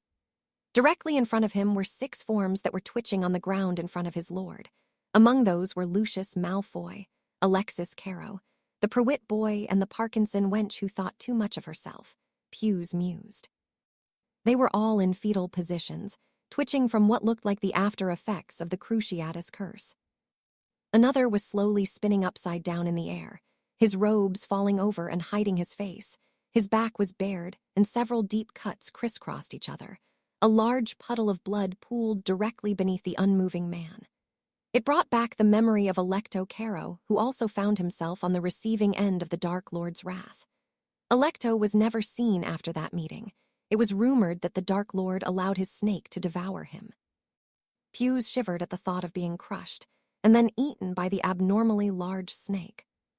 Pew's wisely stood off to the side of the hall, not wanting to interrupt his master, punishing those who failed in capturing Narcissa Malfoy and Harry Potter. It was extremely bad form to interrupt him while he was doling out punishments, and a good way to finding yourself joining those unfortunate souls on the floor. "I am very disappointed, Lucius. How many times will you fail me? How many times will I allow you to live after such incompetence?" Voldemort hissed at the shaking man. F4 give me my L-Lord, Dumbledore, and... Silence! Voldemort cut off Lucius, pleading. The blonde wizard winced and tried to make himself smaller, curling into a ball. I grow weary of your pathetic excuses, Lucius. I grow weary of the incompetence of my so-called elite Death Eaters. I grow weary of my soldiers losing to children and old women. Voldemort raged, his voice echoing through the room, causing many a grown witch and wizard to whimper and a few others to lose bladder control. If we are to have my utopia, we must not give an inch. We must be brutal and merciless to those who oppose me. The Ministry is full of mudblood lovers, and those who would deny you your proper place in our society. They must fall at our feet, and we must crush their bones beneath them. Soon the Ministry will fall, and we will rebuild it in my image. And those faithful of you here today will reap rewards beyond imagination. You will be the princes and princesses of the magical world, and those of lesser blood will fall at your feet and worship you and serve you as their betters. Voldemort stated to a boisterous round of huzzas. But as always, I must make an example of what can happen should you fail me. I have obviously been too lenient. I have let go unpunished several recent failures, and apparently this has spawned slothfulness in my servants. Voldemort looked up at the suspended body of Tobias Umbridge, younger brother of the former undersecretary to the Minister of Magic Cornelius Fudge. Nagini, lunch! Voldemort called to his pet. With a snap of his fingers, the body crashed to the floor with a thud, and a low moan escaped from the lips of the still-alive man. With lightning speed, the large snake coiled itself around the battered and bloody body and began to constrict its coil around the warm body. A bloody, curdling scream echoed through the room as bones began to snap on the man. His collarbone snapped in half, his ribs crushed as the last remaining bubbles of air were forcibly expelled from his lungs. A loud crack indicated that his hips were pulverized. Nagini loosened her coils from around the man and positioned her head to that of Tobias Umbridge. Several Death Eaters vacated their stomachs as the great snake unhinged its massive jaws and began to swallow the man head first. Several minutes passed as the Death Eaters were forced to watch until Tobias' feet disappeared within the jaws of the hellish servant. Now, I hope that I have impressed upon you the severity of the consequences should you fail in your future assignments, Voldemort hissed. You are dismissed. All but 12 Death Eaters quickly left the great hall of the mansion. The remaining figures kneeled in a semicircle around their lord and waited for him to speak. I do hope you have a good reason for not arriving when I summoned you, Pews, the Dark Lord stated dangerously. I do, my lord. I bring good news. Albus Dumbledore is dead, the slippery politician said with a gleeful smirk on his face. Voldemort stopped in his tracks as he replayed what he had just heard in his mind. Are you certain of this, Pews? I am, my lord. Mediwitches confirmed it to Minister Bones at Diagon Alley after Lord Malfoy's failure there. Pews glanced at Lucius, who was glaring daggers at him. Pews smirked at the still twitching man. How was this accomplished? Who killed him? Voldemort asked in interest. Dumbledore attempted to attack the Potter boy, but was cut down by spells coming from those in his party and several others from Aurors and others present. Pews related. Dumbledore attacked Potter in broad daylight. The man obviously had finally cracked. Voldemort mused as he sat down in his throne, absorbing all the details. This is most welcomed news, Pews. You have done well. Pews beamed at the praise. With Dumbledore gone, we may be able to move up your plans on taking Hogwarts, my lord, Lucius offered. True, although Hogwarts still has powerful wards and defensives, these will have passed on to the deputy headmaster of the school. Our numbers are not yet sufficient enough to risk an all-out assault. Also, with it being the summer months, there will be no students there, and we will need that leverage to hold the castle. The threat of dying children will keep the ministry and others from trying to retake the school. No, that plan will have to wait. Voldemort replied, weighing his options carefully. No, we must continue our efforts in weakening the ministry, and to do that we must somehow get some of our people back inside and in positions of power and authority, Voldemort stated. It will be impossible to do, my lord, with the Bones whore implementing her new security measures. Anyone with your mark, my lord, would be found out upon entering the ministry and promptly arrested and their assets seized. Bryce Edgecombe informed his master hesitantly. He is correct, my lord, Hughes offered. All ministry employees now must take a magical oath of loyalty to the current minister until such time he or she is voted out and a new one is confirmed. All members of the Wisengamot are inspected for the dark mark as well. No one is permitted into the chambers without being checked, and no wands are allowed except for the sergeant-at-arms and his staff of aurors. These aurors are hand-picked by the minister herself and are stationed at every door and at strategic locations within the hall. The Bones woman is making quite a nuisance of herself, Voldemort muttered. There must be a way for us to get our people on the inside. What if we use the Imperious Curse? They might not be our people, but at least we could control them, Alexis Caro offered. It would not work, Hughes stated. The magical oath would fight against the curse and would be rendered ineffective. I may have a more subtle solution, my lord. Lilith Zabini spoke for the first time. And what exactly are you proposing, Lady Zabini? Voldemort hissed softly. What we need is to get someone close to the minister, Lilith stated primly. Malfoy snorted. Obviously, I assume you have a method to do this. He sneered at the exotic woman. Indeed I do. You see, Harry Potter is the godson of our dear minister for magic. He is as close to her as her own niece. From what I've seen of him, he has grown into quite the handsome young man. She stated silkily, her smoky voice oozing sexuality. Will you be making your point soon? Malfoy huffed. Lilith smiled seductively back at the frustrated man. There is a gathering tomorrow night at the Greengrass estate. Many of the old and noble families will be in attendance at the request of Lord Potterblack. I am told that the minister will be there. Security is expected to be extremely heavy, and the home and surrounding area warded to the hilt. Potter is attempting to establish a strong political base around himself and Minister Bones. Lilith continued. Yes, and this helps us how? Voldemort asked impatiently. I have been invited to attend by the Davis family and will be introduced to the handsome young lord. My plan is quite simply to ingratiate myself upon the boy and then seduce him. I'm sure you are aware how persuasive I can be. Once I have him so infatuated with me, I can begin to manipulate the boy and have him do whatever I ask him to do. Lilith moaned huskily. Several of the male Death Eaters had their tongues hanging out and were glassy-eyed at the sultriness of her voice. You do realize that the boy is married, and to Bellatrix Lestrange no less, Snape remarked.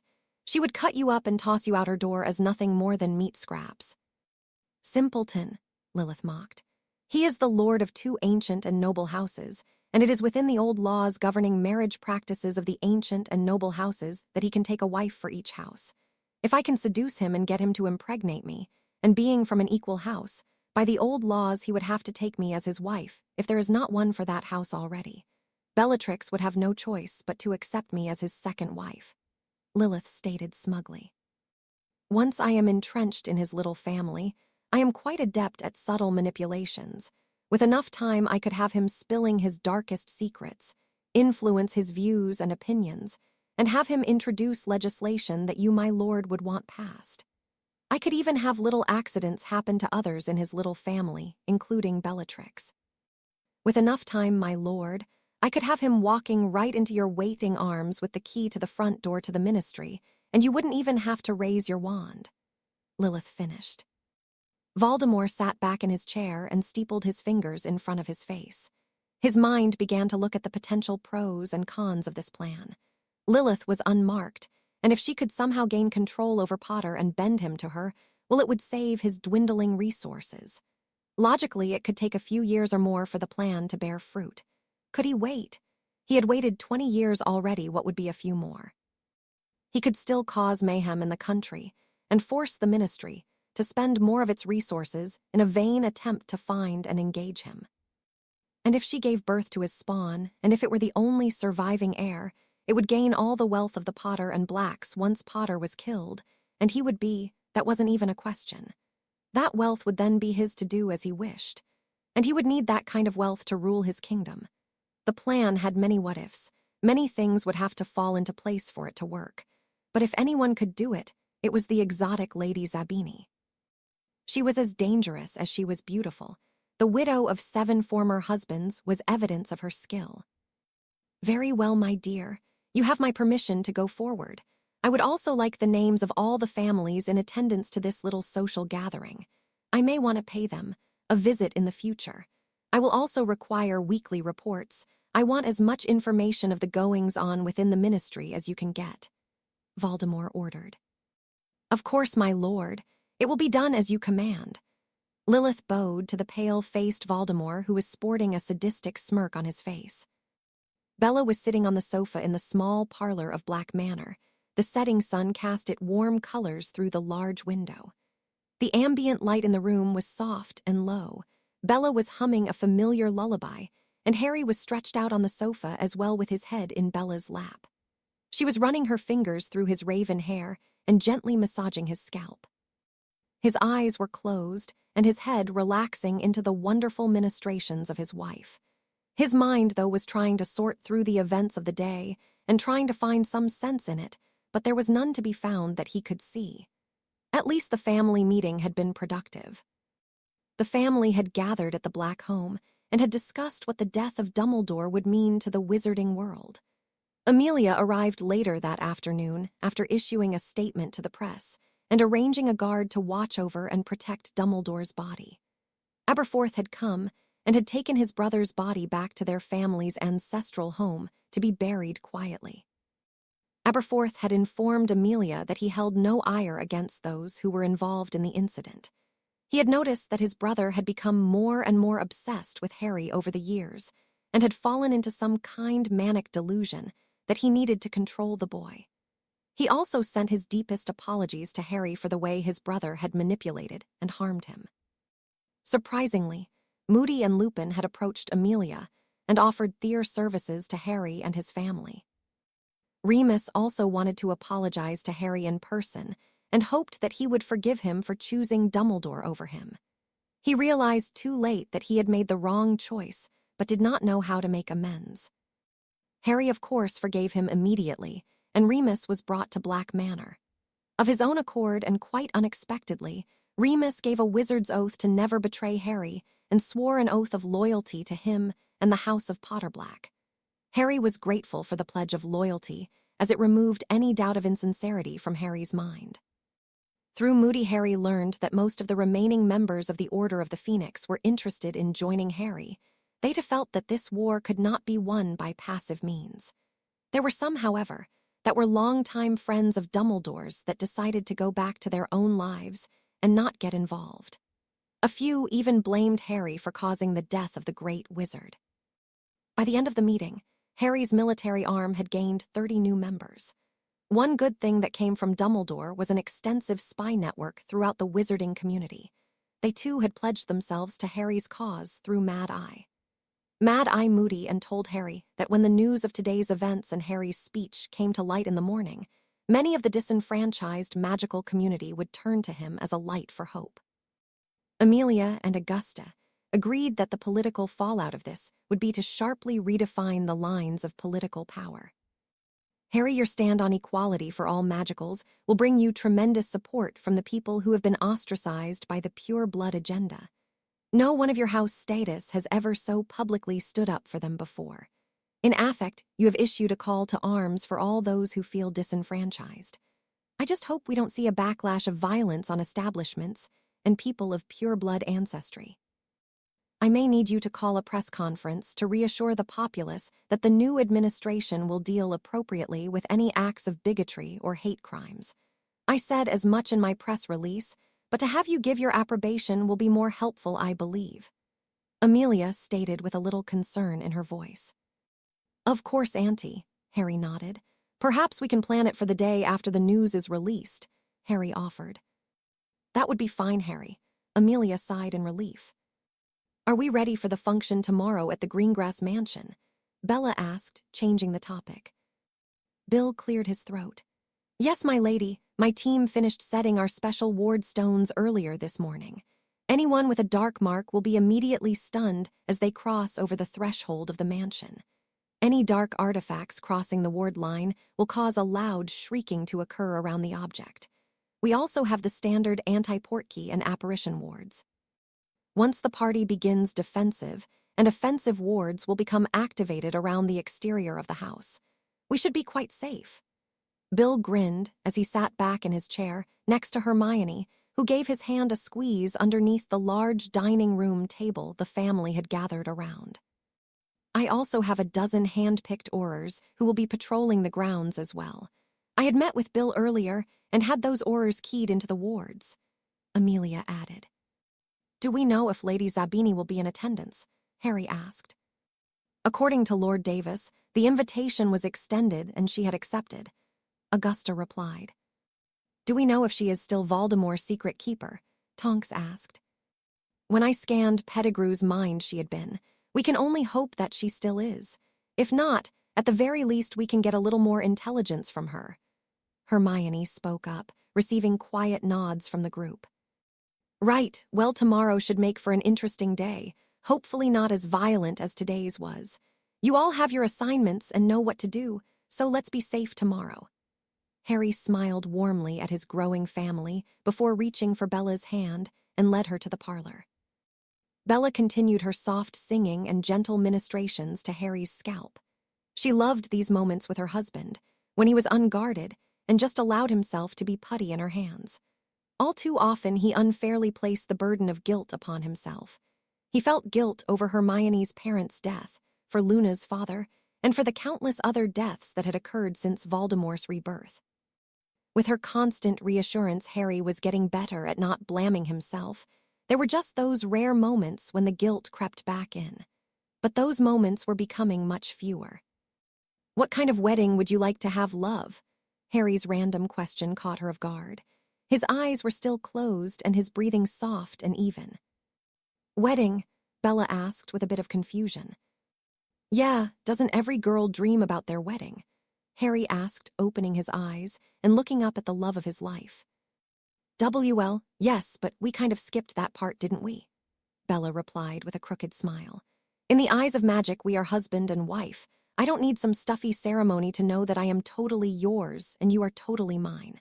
I feel your love so deeply in my heart and soul that a ceremony would be just some unnecessary affectation that has no real meaning. Bella grabbed Harry's hand and placed it over her heart. This right here, this heart that beats in my chest, beats only for you. It is yours through this life and the next. There is nothing I need more than just knowing that the bond we share has joined us eternally together. So no, my husband, I don't need a wedding to know we belong to each other. It's knowledge I already have that runs through every cell of my body. Bella answered, and then leaned forward and tenderly kissed his warm lips.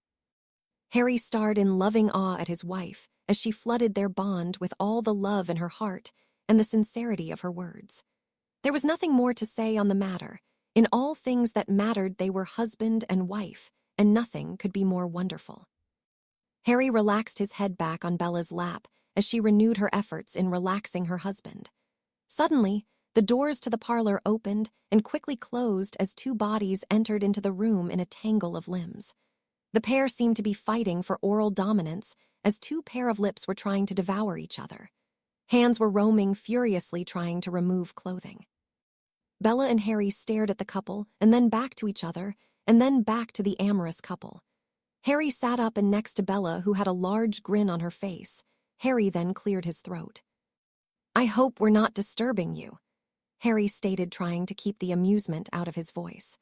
The startled couple let out a yelp and flattened themselves against the door and faced the center of the room to find the lord and lady of the house watching them. Harry, I can explain, you see, Hermione stuttered before being interrupted. Exactly what is your intention with my daughter, Master William? Bella asked Bill, his face now glowing a spectacular red. Well, Bill began. Bella raised her eyebrow at the man. Hermione and Bill just stared at the floor in embarrassment and a little fear on Bill's part. Bella, with a wave of her hand, caused the gas torches in the room to flare brighter, illuminating the room. Hermione was surreptitiously trying to retuck her blouse back into her skirt and smooth down her messed-up hair. Bill was trying to rebutton his shirt, but his shaky fingers were not helping him in the slightest. Harry's next words were meant to be harsh and accusatory, but came out as a loud chuckle at seeing the couple's uncomfortable expressions. Bella cleared her throat at her husband and gave him a stern look, but through their bond, they felt each other amusement. Yes, well, William, Hermione, I must say that I'm quite disappointed in the two of you, Harry stated as seriously as he could muster. Hermione lowered her head further, and Bill looked like he wanted to flee the room. Yes, quite disappointed, Bella continued for her husband. Disappointed that it took you two this long to get together, Bella chuckled. Bill and Hermione stared back at the other couple in confusion before the light entered into their minds. Bella stepped forward and pulled Hermione into a hug. I was wondering when you two would get together, Bella said with mirth in her voice. Really, why you're not upset? Hermione asked. Heavens no, Harry and I have seen the looks you two have been giving each other for weeks, Bella stated. Just let me warn you, Bill, I've always been very protective of Hermione, and now that she is a member of my family, even more so. Do I need to explain myself further? Harry asked with a raised eyebrow. No, my lord, I understand completely, Bill said, his voice breaking a little. Good, then we have an understanding. Harry smiled and slapped Bill on the shoulder. The two couples sat down and spoke for a while. Bill and Hermione told them how they just felt so right with each other. Bill had been worried about the age difference and wanted to wait to get involved with her. He had told her that he fancied her, but that he would wait until she turned 17 before exploring any kind of relationship with her. Hermione had other ideas and told Bill that she fancied him and wanted to see if they could have a romantic relationship. She told him that she would reach her majority in a couple of months, and she had no desire to wait. Needless to say, there were fireworks the first time they kissed and now couldn't get enough of each other. It was not all physical. Bill was quite intelligent and stimulated Hermione's mind as well as her libido. Harry and Bella listened cheerfully to the couple. Harry was happy for his best friend/daughter and hoped that her happiness continued to grow. Narcissa and Luna entered the parlor and informed Harry and Bella that the rest of the family had left for the evening and would return tomorrow prior to the Greengrass engagement. Sissy, Bella called to her sister before she left the room. Yes, Bella. By chance do you have a stomach-settling potion brewed? Bella asked the blonde witch. I believe so. Are you having stomach problems? Narcissa asked in concern. Well, just in the mornings. Over the last several days, I get up and I'm hit with a wave of nausea, and I have to run to the loo, Bella stated. Oh, Narcissa asked, her eyes sparkling. Do you mind if I perform a quick diagnostic spell on you while you're here? Not at all, Bella stated. Harry, be a dear and let your wife up so she can lie on the sofa properly, Narcissa asked sweetly. Harry sat up from his comfortable position on Bella's lap and stood up from the sofa. Bella stretched herself out and tried to get comfortable. Narcissa then rolled up Bella's blouse to expose her belly. Taking out her wand, she began to weave it around Bella's belly in a specific pattern. Luna and Hermione's eyes widened as they recognized the wand movements. It was a pregnancy-revealing spell. Within a few moments, a sparkling gold hue surrounded Bella's belly. As soon as the color appeared, the younger girls shrieked with excitement and ran to Bella's side and kissed her cheeks, and then began to place their hands on Bella's stomach. Narcissa had a huge grin on her face that threatened to split it in two. Bella's eyes began to water as a surge of happiness went through her, and she began to half giggle and half cry. Harry stood back looking completely confused, not knowing what the spell was that Narcissa had cast. Bill came over to Harry and patted him on the back. Congratulations, Harry, Bill said jovially. For what? Harry asked, still oblivious. Congratulations, Daddy, Bella cooed at her husband. Harry's eyes widened to humorously large proportions and dazed, crooked grin appearing on his face. I'm gonna be a dad, Harry whispered in awe. Yes, you are dear brother-in-law and a father to twins. Narcissa giggled as she just cast another revealing spell over Bella. Amidst the shrieks of joy and happiness from the four girls in the room, none had noticed that Harry had fainted dead away after hearing the word twins. Bill looked down at Harry and laughed.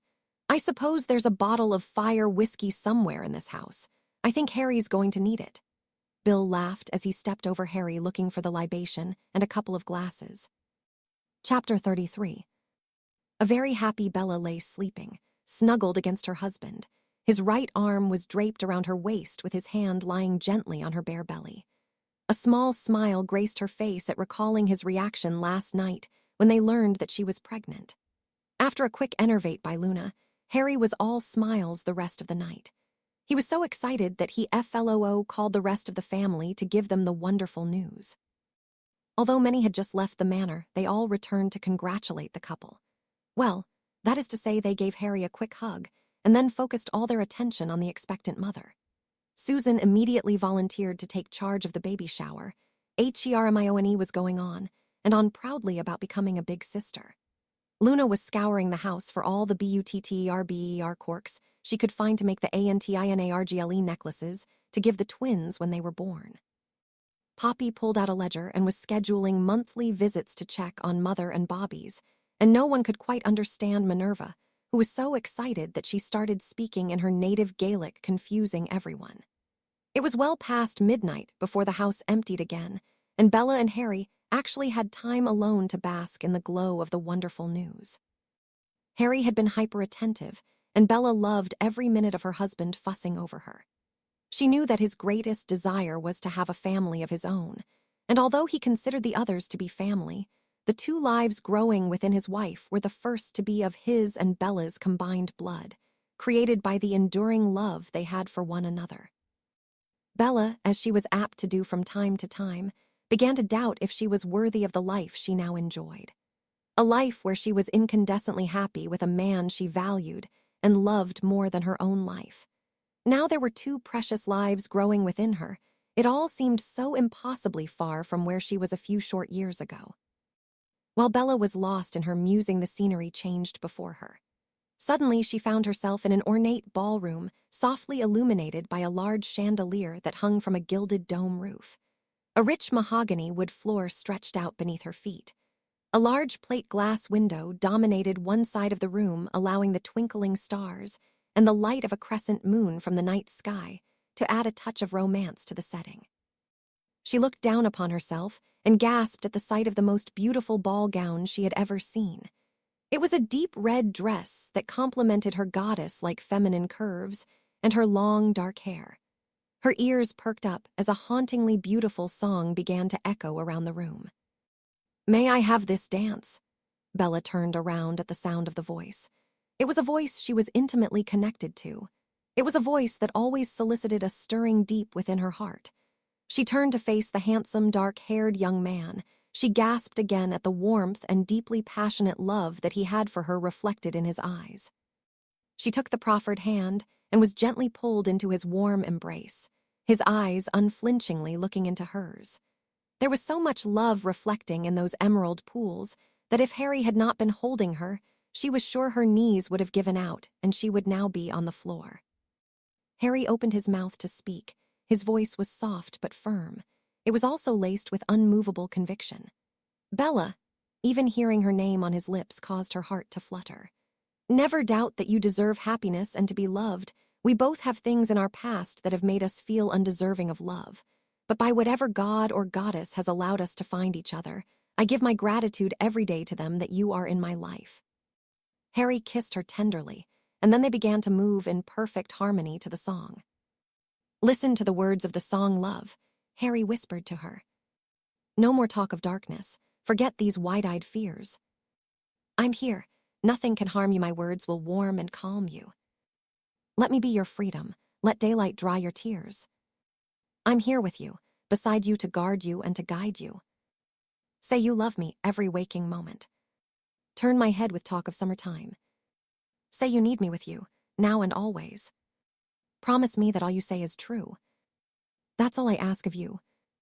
Bella rested her head on Harry's shoulder as the slowly spun around the room, the words of the song echoing the feelings they wanted to express. "Let me be your shelter. Let me be your light. You're safe. No one will find you. Your fears are far behind you. All I want is freedom, a world with no more night. And you always beside me, to hold me and to hide me. Then say you'll share with me one love, one lifetime. Let me lead you from your solitude. Say you need me with you, here beside you. Anywhere you go, let me go too. CHRISDNE, that's all I ask of you. The warmth of Harry's arms, the love in his eyes, the conviction of his words, and the tender words of the song flooded Bella's entire being. Happy tears fell freely down Bella's face as the song began its crescendo into its final stanzas. Say you'll share with me one love, one lifetime. Say the word and I will follow you. Share each day with me, each night, each morning. Say you love me, you know I do. Love me, that's all I ask of you. Anywhere you go, let me go too. Love me, that's all I ask of you. By the end of the song, Bella could no longer stand on her own 2 feet. She was so overcome with emotion. Harry had scooped her up in his arms as the last strains of the song faded away. The scenery around them changed again, and where once there was a magnificent ballroom, there was now a green meadow with wildflowers. The sun was low in the western skies and cast warm orange and purple hues across the sky. Harry knelt with Bella in his arms and gently laid her on a quilted blanket. She looked up at him with watery eyes so full of love and vulnerability that Harry was momentarily breathless. Leaning down, he captured her lips in a gentle kiss. Bella's arms wrapped around his neck and pulled him down on top of her and hungrily deepened the kiss. In the back of Bella's mind, she knew that she and Harry were linked together in their bond at that moment, and that all this was from Harry's own imagination made manifest within their linked minds. But it was still the most romantic moment that they had ever shared together, and Bella was not keen on letting it end just yet. Their kisses became more and more passionate and lustful, and their hands began to caress each other in stimulating ways. Bella wondered briefly, as clothing disappeared, if making love within their link was anything as incredible as the real thing. Her answer came immediately as Harry entered her warmth. "Oh, goddess. Have the final preparations been seen to?" Harry asked. "They have. Once we isolate Lady Zabi and I from the rest of the party, we will immediately port key her to the ritual house," Bill replied with certainty. "So there won't be any interference with the wards surrounding GRE and GRASS mansion?" Bella asked, the red-headed cursebreaker. "No, the PORTKEY is attuned to the specific magic of the wards and will allow us unrestricted movement," Bill stated. "How long will the process take?" Harry asked. "Not long. It is a modified curse that I encountered in Egypt. The target will be placed in a dream-like state. I then can manipulate what she sees as reality. In this case, she will believe she is speaking with VOLDEMORT and him telling her to give the secret to a new recruit, which will be me in disguise. If all goes smoothly, we should be able to PORTKY her out, perform the curse, and then have her back within an hour," Bill stated confidently. "Will she remember any of this afterwards?" Bella asked. "She will, but it will be like a distant and fatting dream. She will not have complete recall of the events," Bill answered. "Can it be discovered through LEGI-LIMENCY?" Harry asked. "It could be, but it will be seen as a true memory and not a fabrication," Bill responded. "So, in other words, if VOLDESHORTS decides to look into her mind, he will know of the secret being passed to someone?" Harry asked, the WEASLEY head. "Technically, yes, however, he will need to be looking for the specific memory. If he doesn't know what to look for, it is unlikely he will find it," Bill answered. "What about OBLIVITION?" NARCSSA asked. "Too risky. That will definitely raise suspicion if she is missing a block of time," Bill replied. "Well, it's a risk we have to take if we want to end this war quickly," Harry stated. "I can give her a false memory. She'll only remember enjoying herself at the GRE and GRASS party," Bill offered. Harry sighed. "I guess that will have to do," Harry said. "Sissy, what is the plan once we discover VOLDEMORTS headquarters? How long will it take you to set up the ritual?" Harry asked his sister-in-law. "It will depend on how long it takes to find all the ward stones surrounding the place. We will then use the existing ward stones and piggyback our own rune-based wards on top of them using the existing magic to fuel them. Once we have done that, Luna, Minerva and I will begin the chant that will activate the curse within the runes. It should take us about 10 minutes of chanting for the curse to become active. Narcissa responded. 10 minutes? That seems like a long time to go undetected by the Death Eaters, Bella stated with concern. With battle magic, it requires a lot of magical strength. That's why it takes 3 of us. Some of the other Potter battle magics take even more power and more witches to perform them. It will be quite draining on us. That's why Poppy will be close by to activate emergency port keys on us if we fall unconscious from the magical drain. Narcissa explained. I don't like it, Bella stated matter-of-factly. It leaves you vulnerable for far too long. We will have notice-me-not charms on us, so that should buy us enough time to perform the ritual. We should be fine, Bella. Narcissa tried to ease her sister's worries. If all goes to plan, milady, none of us will be in the line of fire.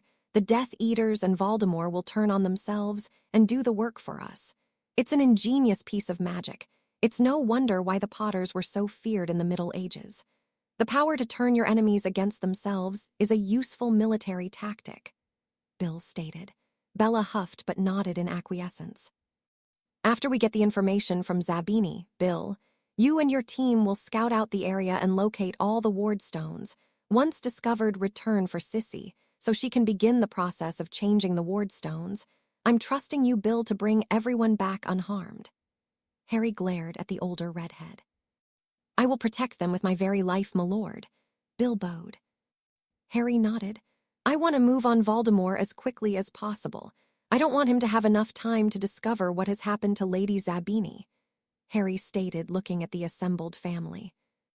My lord, I'll have about 20 fighters on standby just in case things go pear-shaped, and we need to evacuate our people, Moody informed Harry. Thank you, Moody. Let's hope it will not come to that, but it's good to be prepared. Constant vigilance and all that, Harry grinned. Aye, my lord, Moody replied with a smirk on his face.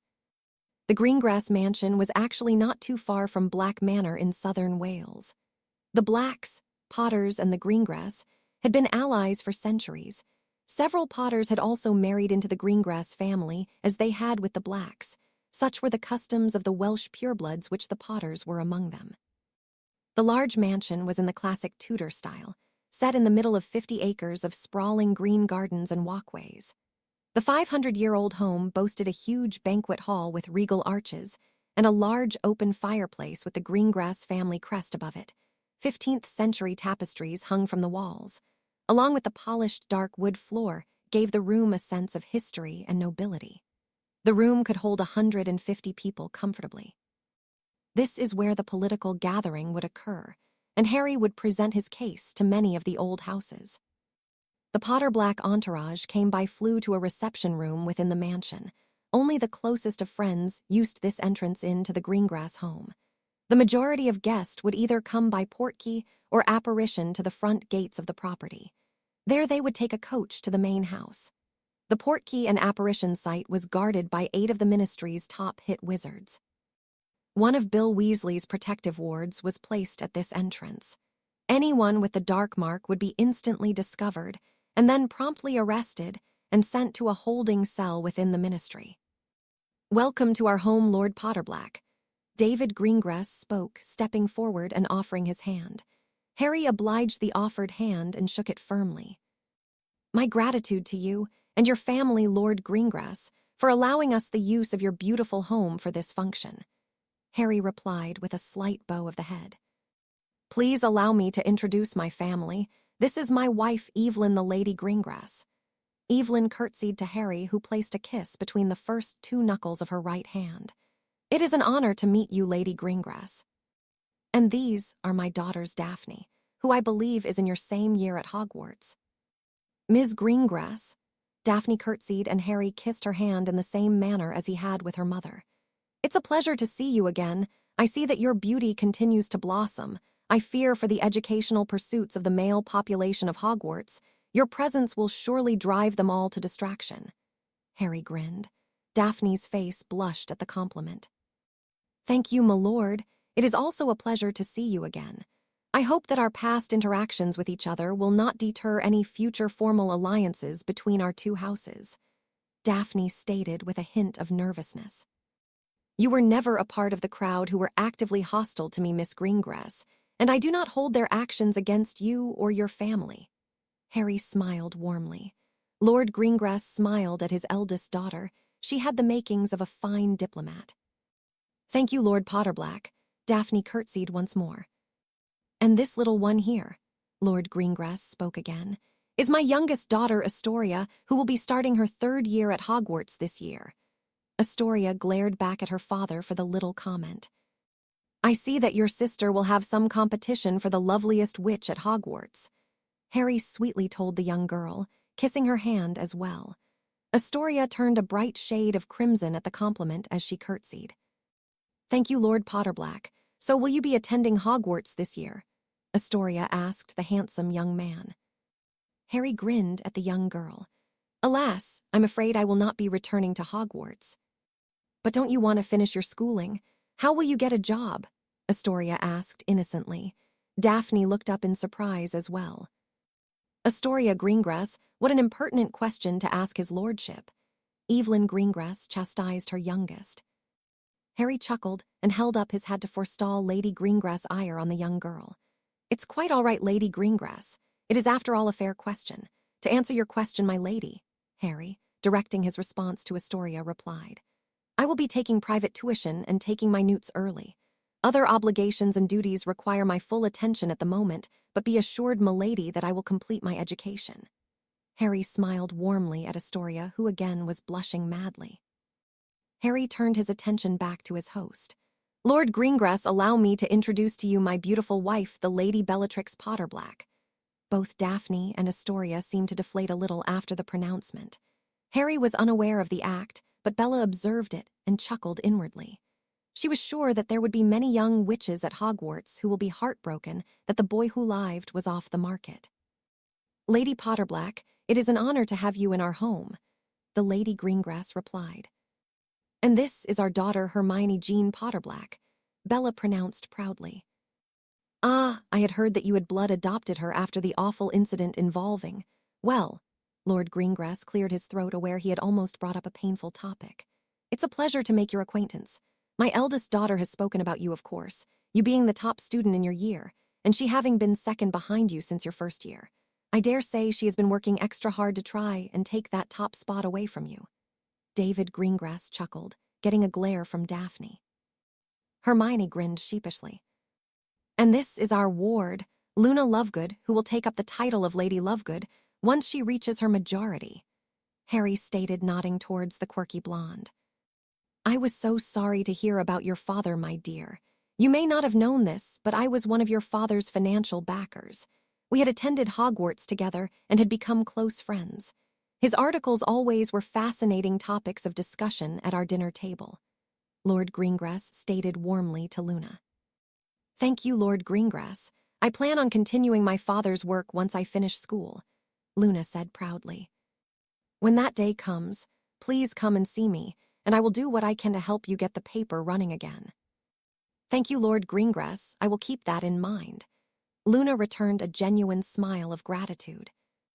Harry introduced the rest of his party, including Narcissa, Bill and Charlie Weasley, and the Tonks, including Nymphadora.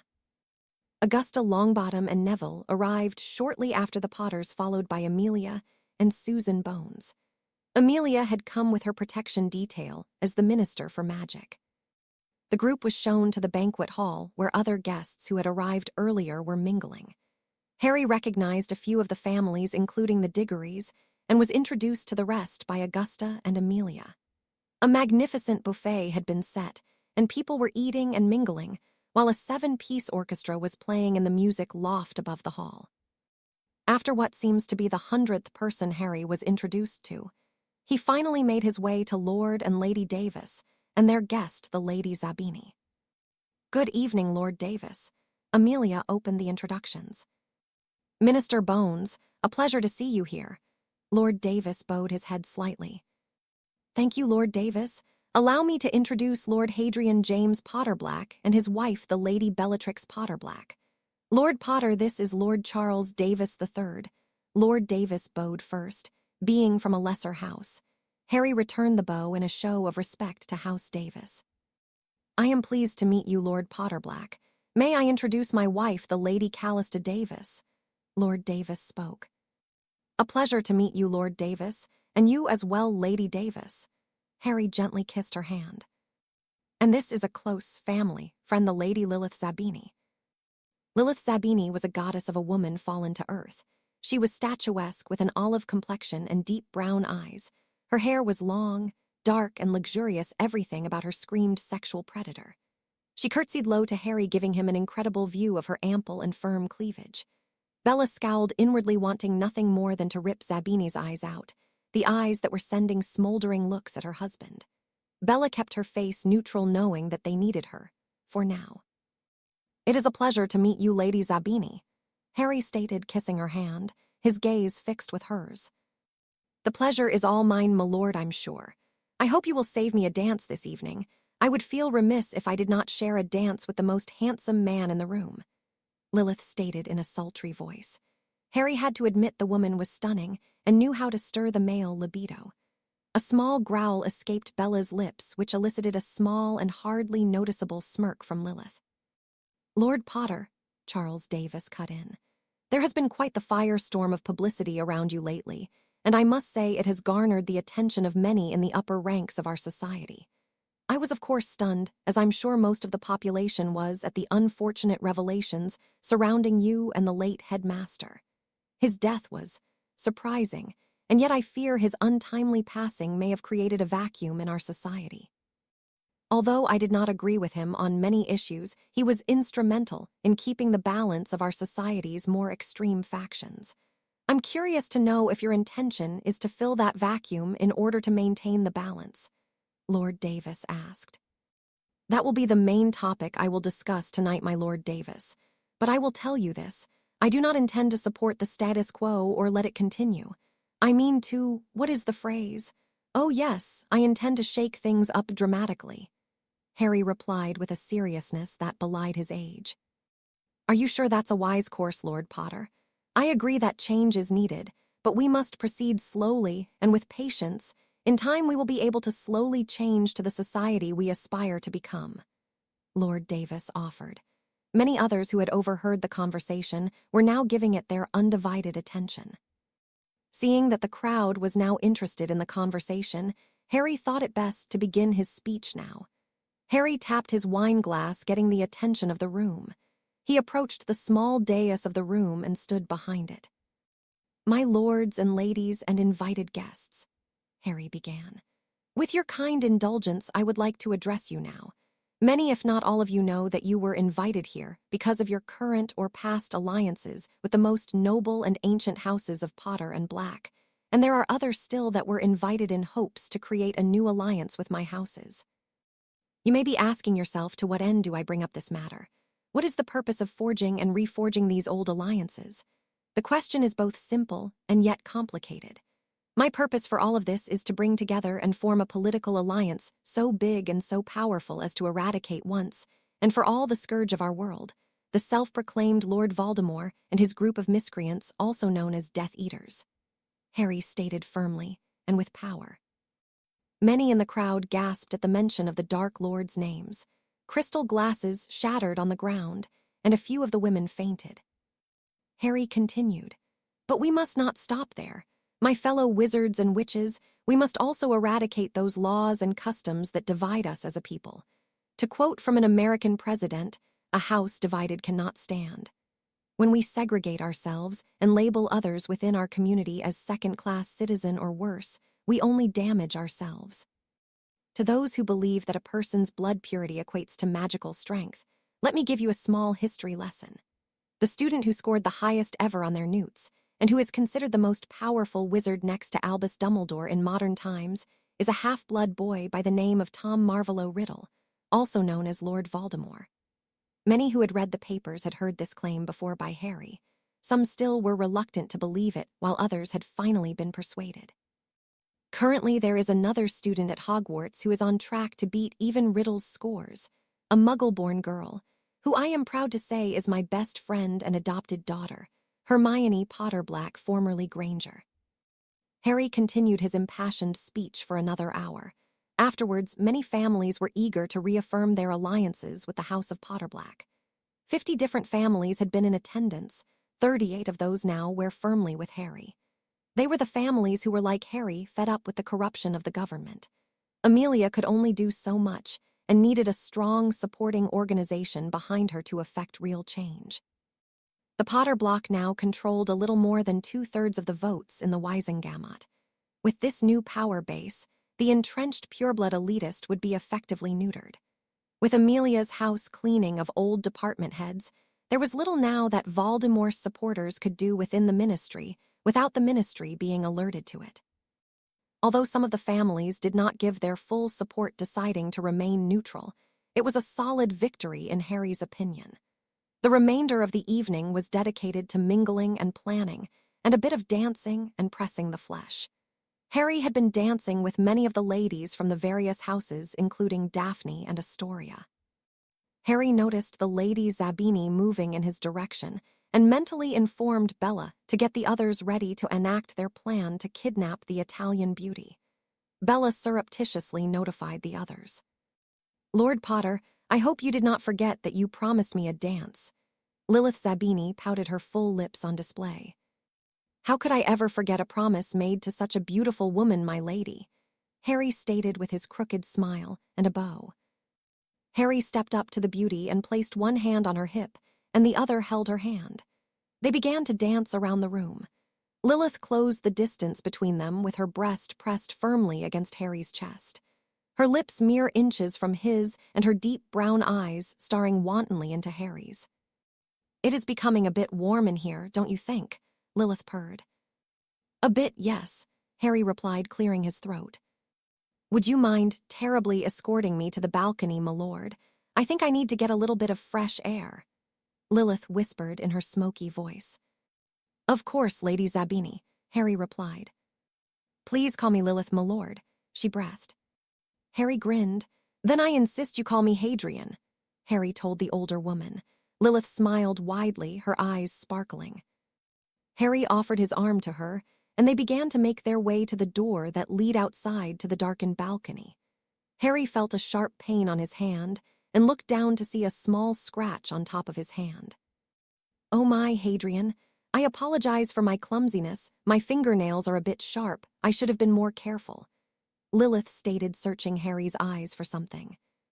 "It's quite all right, Nathai. NG to W. Ori." Harry felt extremely disoriented for a moment and found it hard to concentrate. Lilith smiled as she saw the glassy eyes of her escort. A powerful and fast working potion had just been introduced into Harry's bloodstream. It was a combination of a powerful lust potion and a concoction of her own making that mimicked the Imperious curse. "Can you hear me, Hadrian?" Lilith asked, softly placing her hand on his chest, her warm breath tickling his ear. "Uh-huh," Harry replied dazedly. "You are so gorgeous." Harry swayed a bit. "Do you want to kiss me, Harry? Do you want to feel my body pressed against you, Harry?" She breathed slowly in a low, seductive voice. Harry just nodded absent-mindedly. Within Harry's mind, a battle was taking place. He wanted Lilith, but no, he loved Bella. He struggled to latch on to anything to ground himself. He was searching for Bella's face, but something was making him want Lilith. He needed to fuck her, but he did not know why. "Bella, Bella," Harry softly vocalized. Lilith was stunned by the strength that Harry had to fight the effects of the potion. "Impossible," Lilith exclaimed. No one had ever been able to fight it before. She had to move faster than she would have liked, but she couldn't afford to wait and have him completely throw off the potion. "Make love to me, Harry. Make love to me. Right here, right now." She breathed seductively. She grabbed his hands and placed them on her breasts, squeezing his hands above them, but he quickly removed them like he had been burned. "No, Bella, I love Bella." Harry grasped his head. He began to reach out for the love of his life. He was almost there. "I know you want me, Harry. You can have me, Harry. I'm so wet for you and your cock is so hard. Make love to me, Harry."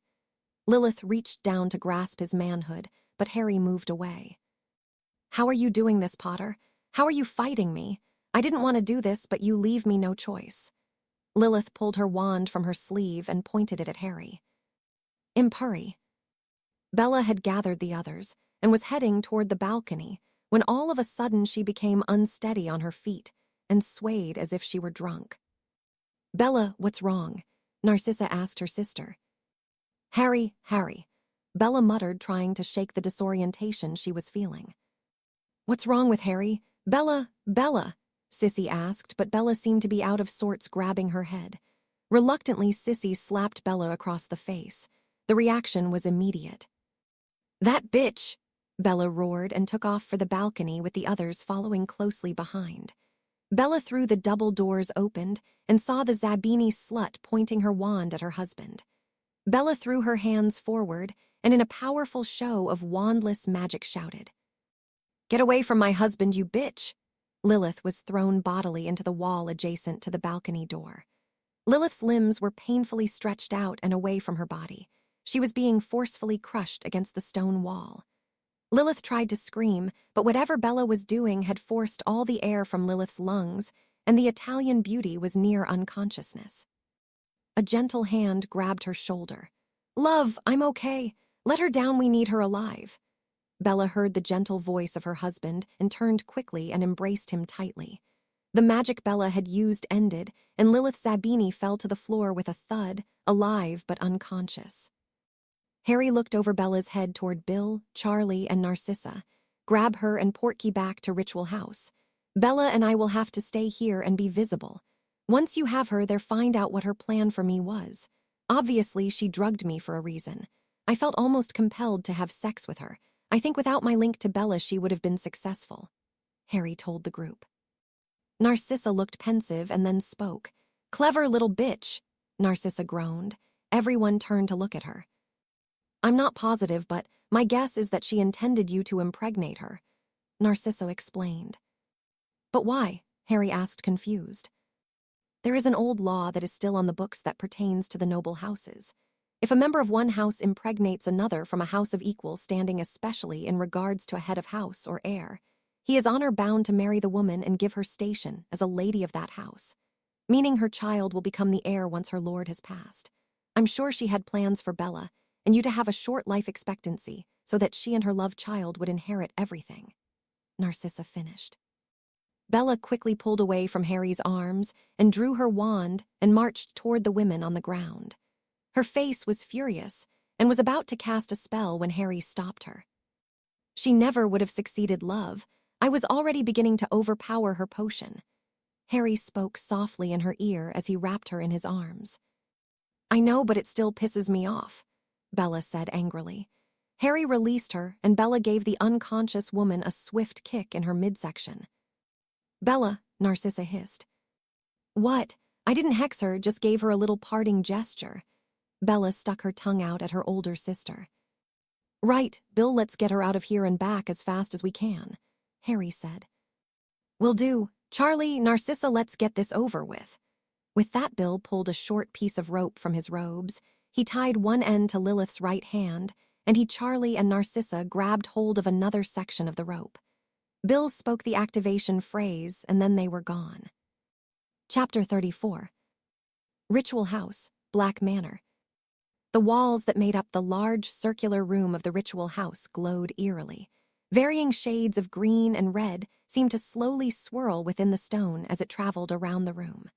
The low torchlight cast enigmatic, shapeless shadows in all directions. Lilith Zabini was floating in air about 4 feet off the ground.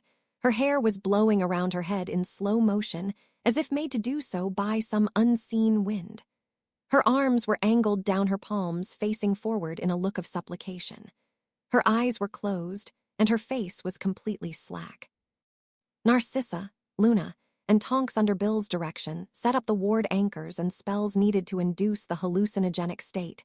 They would need to trick Lilith's mind into giving up the secret to Voldemort's base of operation.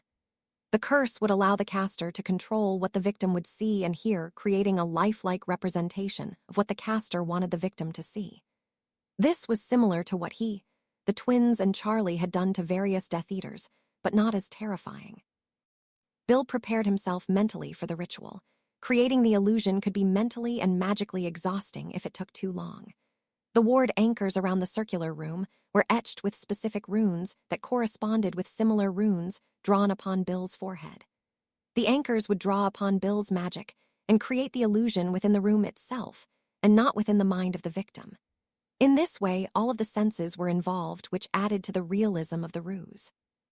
Once all of the victim's senses were engaged, he would gently enter Zabini's mind and bring to the fore any detail that could be used to aid in creating the correct look and personality of Voldemort, so as to not raise suspicions that what she was seeing was fake.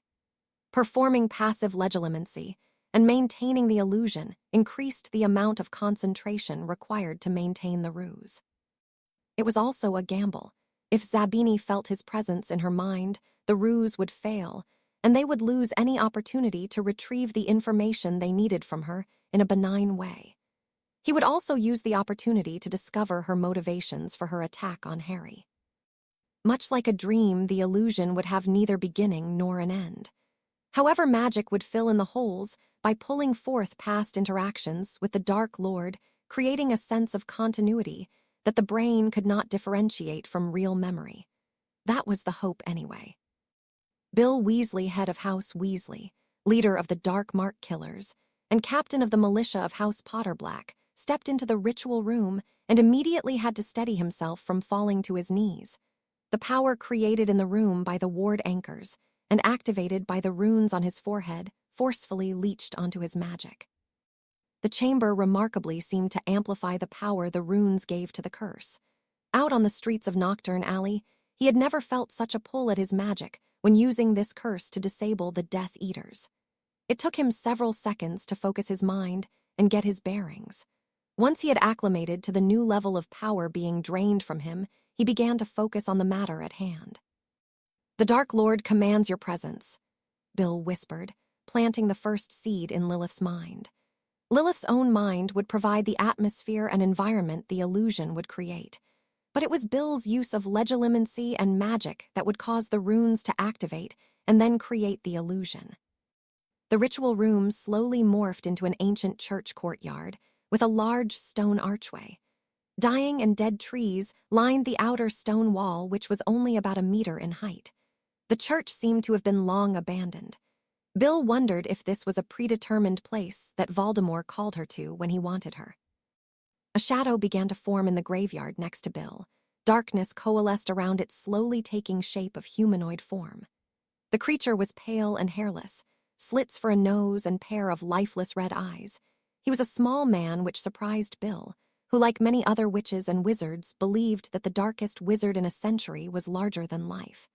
But he did sense the evil that was in the man, if Zabini's memories of the man were correct. Although the illusion looked and had the feel of Voldemort, it was through Bill's mind that was linked to the curse that would animate him. Bill covered his head with his cloak so that his face was not visible. "Let the game begin," he whispered. The body of Lilith Zabini was slowly lowered to the floor, and as soon as her feet touched the stone ground, opened her eyes. She quickly looked around. Confusion showed on her face for a fraction of a second, but then was gone as the curse did its work. She slowly walked through the old gate that was only hanging by one hinge and made her way to her lord, who would be in the middle of the courtyard underneath the stone archway. Spotting her lord, she approached, noticing another was standing off to his side with his hood up and head down. Lilith Zabini knelt in front of her lord and kissed the hem of his cloak. "You called for me, my lord," the exotic beauty asked, keeping her gaze downward. "I have need of you, Zabini," the illusion of Voldemort spake. "Of course, my lord," Zabini replied, and began to remove her clothing. A stunned Bill had to shake himself from his stupor at the sight of the woman undressing. "And not tea, that," the Voldemort doppelganger spoke hurriedly. "My lord," Lilith asked in confusion. Her master never stuttered before. "You are here for another purpose." "And how may I serve you, my lord?" she asked. "This is my newest servant, William Rua. He will need access to my headquarters, and thus he will need to be told the secret," Voldemort told the busty witch. "Of course, my lord," Lilith said, but then did not say anything further. "I waiting, Zabini. Reveal the secret to my servant," Voldemort snapped. "Forgive me, my lord," I simply await your passphrase to access the secret in my mind before I can reveal it. Lilith replied, cocking her head in concern. The Dark Lord, to assure that no one could learn of the secret by means of legilimency or torture, added a secondary security measure only known to him and Zabini. It was the passphrase that unlocked the secret, a post-hypnotic suggestion that when spoken would unlock the secret buried in her mind. Bill froze. He was unsure how to proceed. He had never encountered this kind of security measure before. There was no way of knowing what the passphrase could be.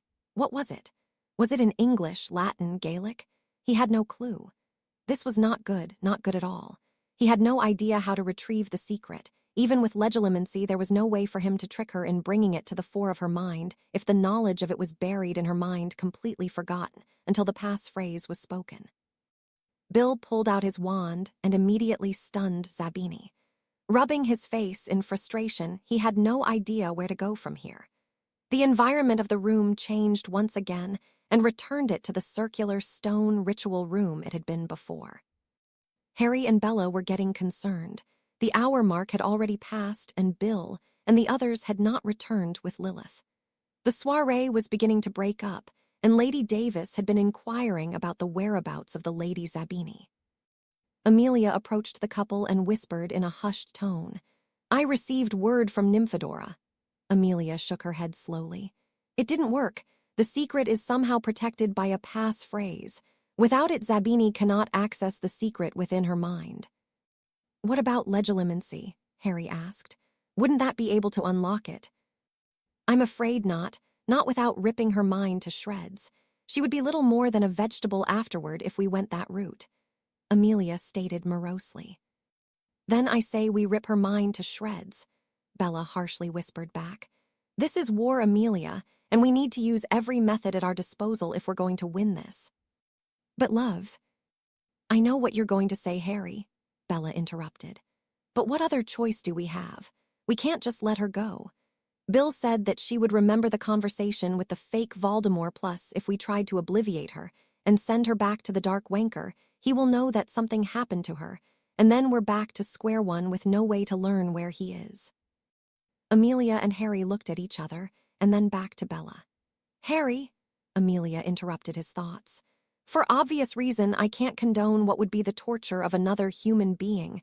Manipulating them is one thing, but this is quite another. As minister, my responsibility is for the welfare of all magicals." "But she is a Death Eater, Aunt Amelia, and—" "She is an unmarked Death Eater, Harry, and it would be hard to prove otherwise to the members of the Wisengamot. She is from an old family, and like it or not, that holds some sway with many in our governing body. Besides, we have no evidence that she is anything more than simply Voldemort's secret keeper, and we can't even prove that. The Fidelius charm prevents Veritas serum from working," Amelia stated in a conciliatory manner. "So what do we do with her, the auntie?" Harry asked. "Unfortunately, Harry, we lose this round. The best move would be to obliviate her of the last 2 hours. Most likely Voldemort will discover this, and he will recast the Fidelius charm, and we are back to where we were." Amelia sighed heavily. "I'm sorry, Harry, but I can't think of any other solution." Bella wanted to scream out in frustration. "Amelia, what is one life compared to hundreds and possibly thousands that could be killed or worse because we let this opportunity pass us by? In this case, I believe the end justifies the means. And don't give me that look, Amelia. I know what you're going to say, that was exactly what Dumbledore had planned for Harry. This is different," Bella hissed. "How, Bella? How is this any different from what that manipulative old bastard wanted to do with my godson and your husband?"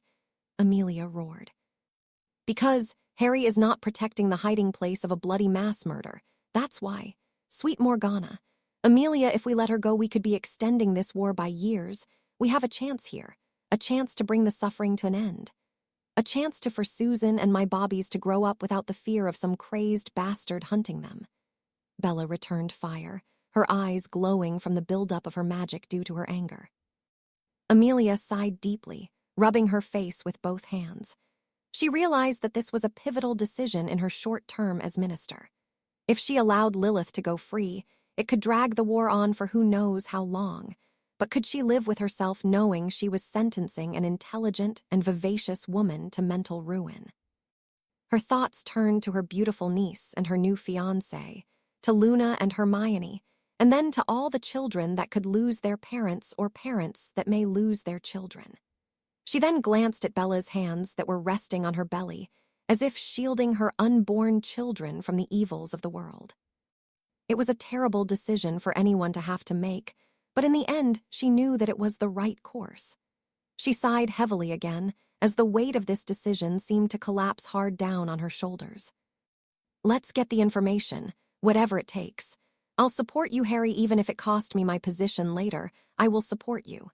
It is the right thing to do. Amelia smiled warmly at Harry, even though her eyes were watery with the weight of her decision. Harry took his godmother in his arms and hugged her tightly. I know this is more than I should ever ask of you. I wish there was another way, I really do. But know this, you will always have my love and my support. I love you, Auntie, Harry whispered into her ear. Amelia nodded into his shoulder and then pulled herself back together and stood up straight, putting on her professional face. Thank you, Harry, and I love you too. She smiled and cupped his face with her hands. Taking a reassuring breath to cleanse her mind, she turned toward Bella. Let me send a message back to Nymphadora with the go-ahead to proceed. Bella nodded and gave Amelia an apologetic look, which Amelia was grateful for. She knew that her honorary goddaughter was just saying what needed to be said, and she loved her for her candor. With that, Amelia went to the balcony to send a message via her patroness to Nymphadora. Nymphadora re-entered Ritual House and gave the nod to an awaiting Bill and Narcissa, who both solemnly returned the nod before entering the circular ritual room. Lilith was still unconscious and magically restrained to a chair. Another chair sat facing her, where Bill made himself comfortable for the unpleasant task ahead. Narcissa poured a potion down Lilith's throat that would weaken her mental defenses enough that Bill could slip through her occlumency shields with relative ease, and another potion to put Lilith in a relaxed physical state. Bill knew that he had to pull up any memory where Voldemort was the focus. Depending on how many interactions she had had with the Dark Lord, this could take some time. The danger would come where he encountered protected memories. He would have to rip through those protections. These protections were usually anchored deep within a person's subconscious and were particularly hard to find. The only means to isolate them was to destroy all other memories surrounding them. In essence, you were erasing a person's life. Their schooling, family, people they grew up with or loved, everything was destroyed. They only caused confusion and noise while trying to focus on the protected ones, so they had to be wiped out. Bill would try and leave as much as he could intact. But even with minimal damage, Lilith Zabini would never be the same. It was a long shot for her to even be able to return to some sort of normal life. Most likely she would join the Longbottoms at St. Mungo's for long-term care. Bill focused on the task at hand by taking a deep breath and clearing his mind. He opened his eyes and stared at the unconscious form of Lilith Zabini. He raised his wand and whispered, "Renervate." Lilith Zabini's eyes snapped open, but before she could utter a word, Bill had cast his next spell. Legilimens. Harry, Bella, Hermione, and Luna all bid adieu to Lord and Lady Greengrass and thanked them for the wonderful and productive evening.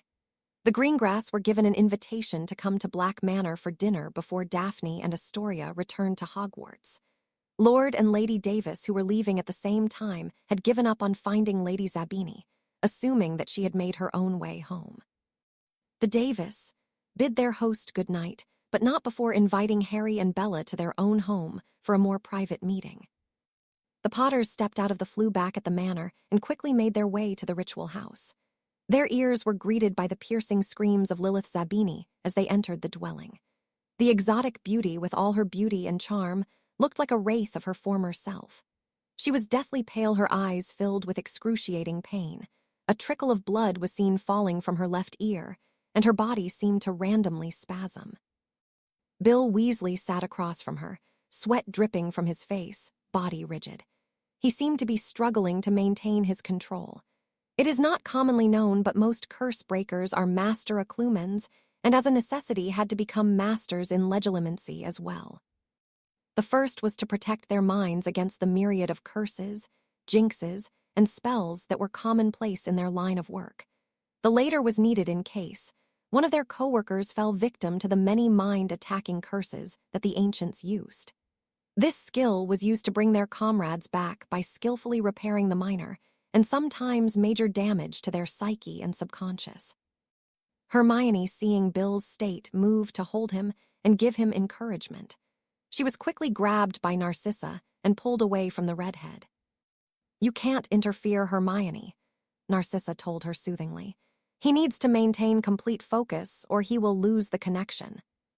"But he looks like he is in a lot of pain," Hermione whimpered.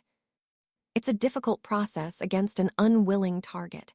Their minds are locked in a battle of wills. It is not an easy process.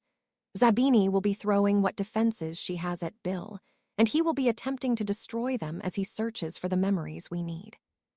Lilith Zabini let out another blood-curdling scream and then suddenly fell silent. Her eyes were still opened, but seemed to be completely glazed over, her body limp but upright. "What just happened?" Harry asked to no one in particular. "He's managed to finally break all her defenses.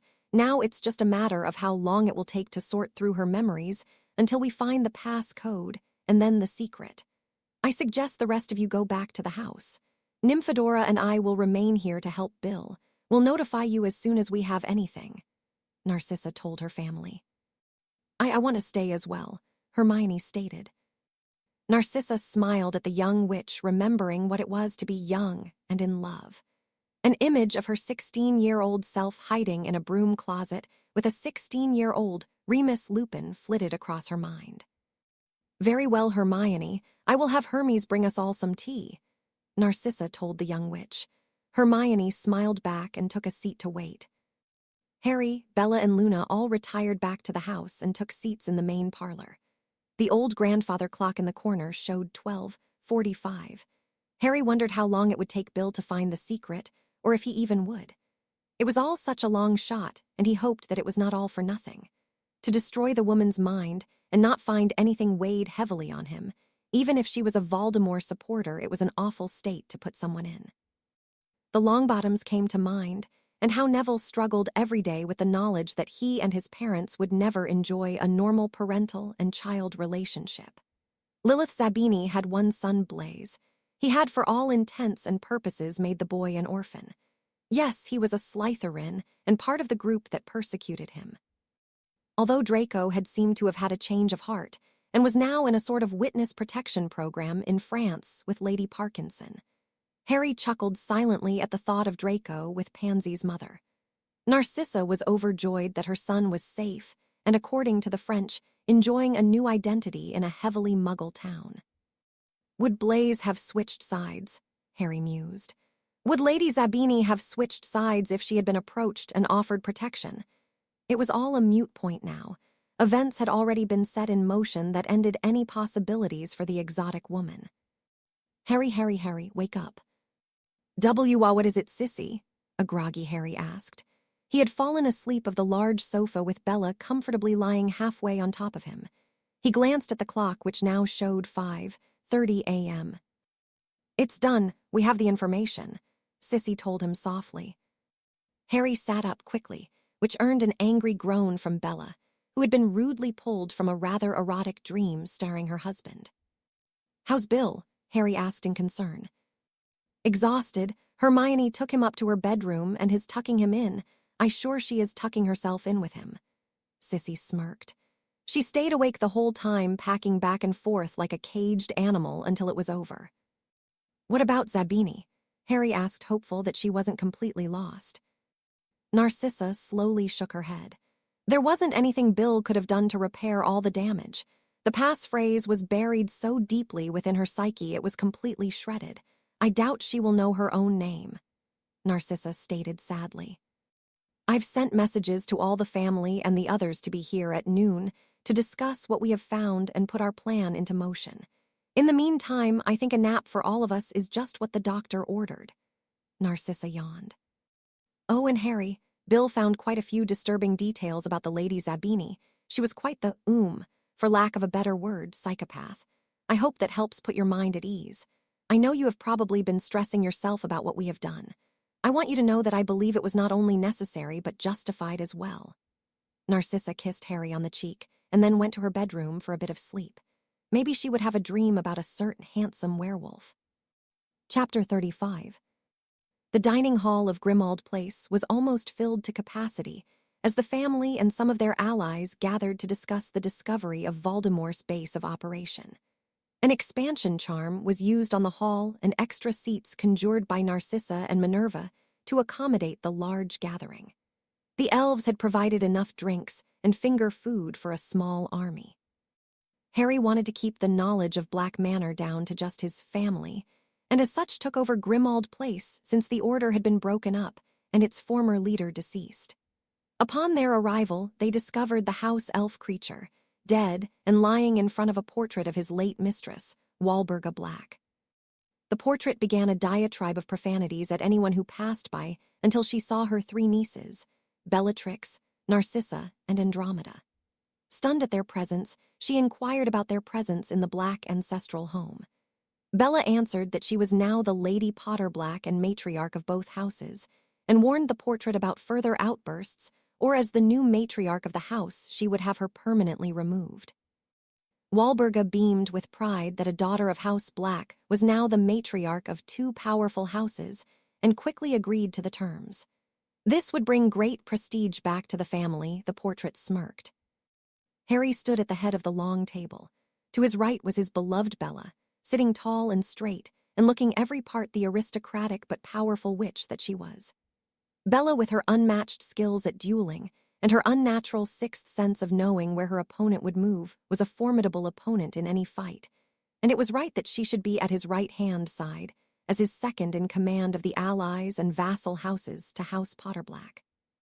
To his left sat his godmother Amelia Bones, who had a fierce and determined look about her.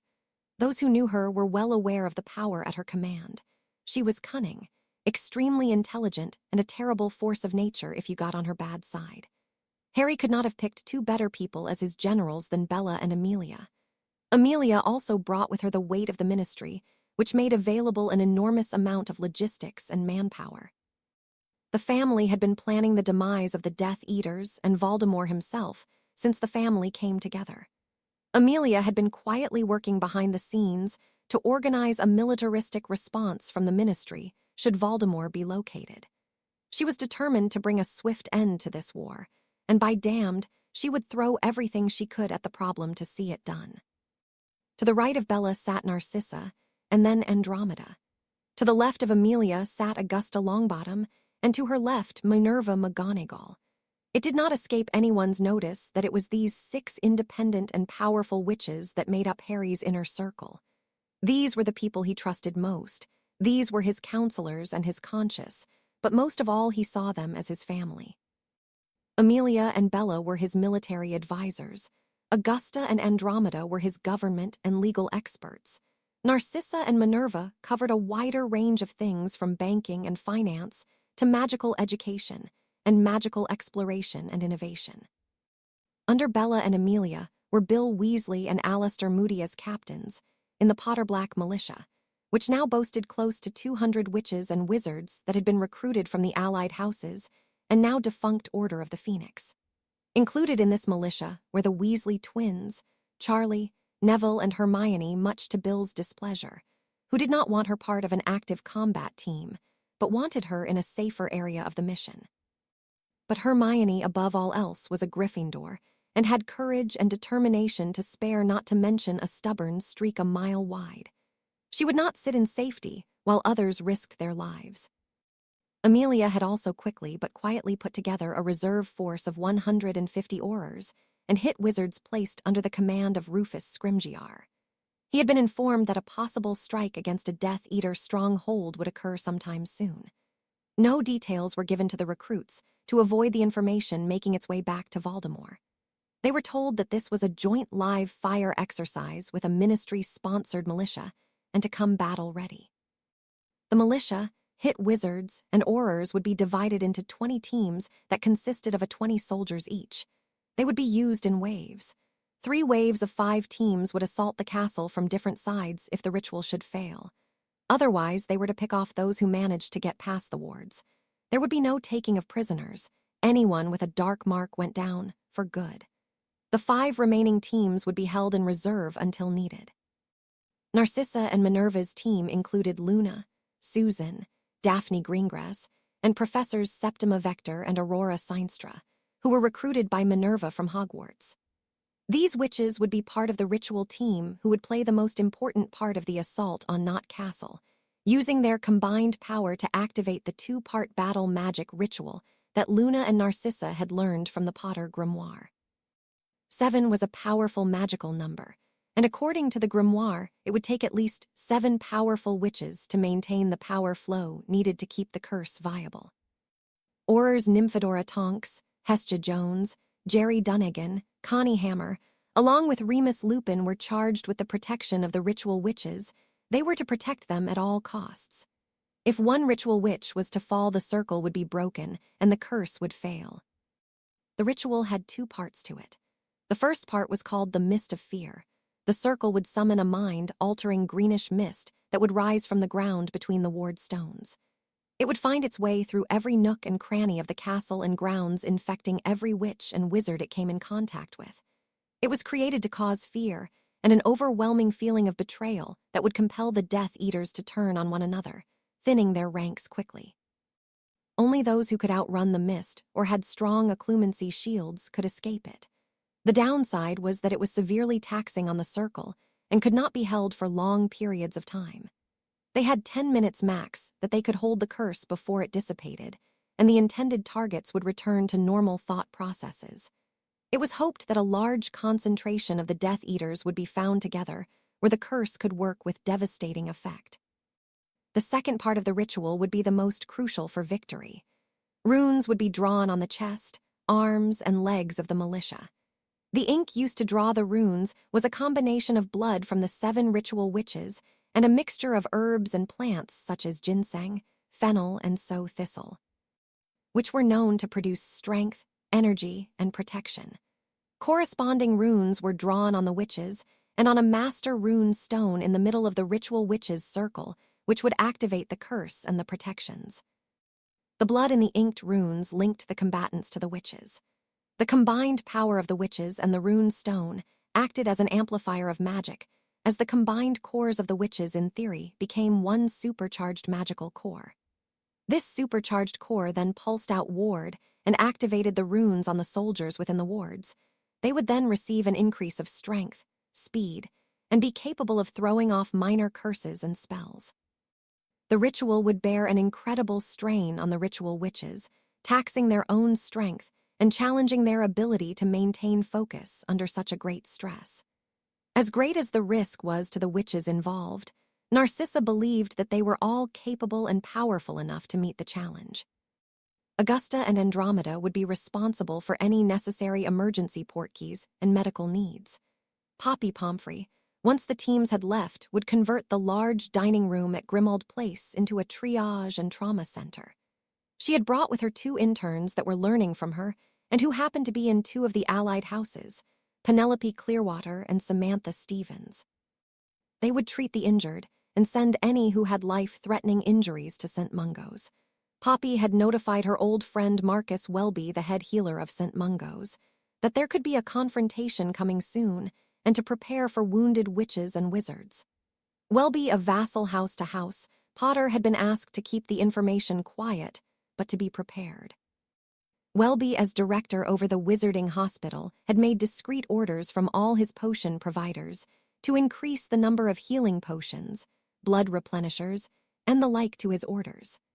Welby felt confident that the hospital was well enough stocked to care for a large number of patients requiring emergency care. Ginny Weasley, Tracy Davis, and Astoria Greengrass were also a part of the medical team. They made up the part known as the recovery team. They and 7 others would be on site near the battlefield and would be the ones to tag the fallen and injured with a ward-synchronized portkey to be transported. 5 hit wizards, all loyal to Amelia, would serve as the recovery team's protection.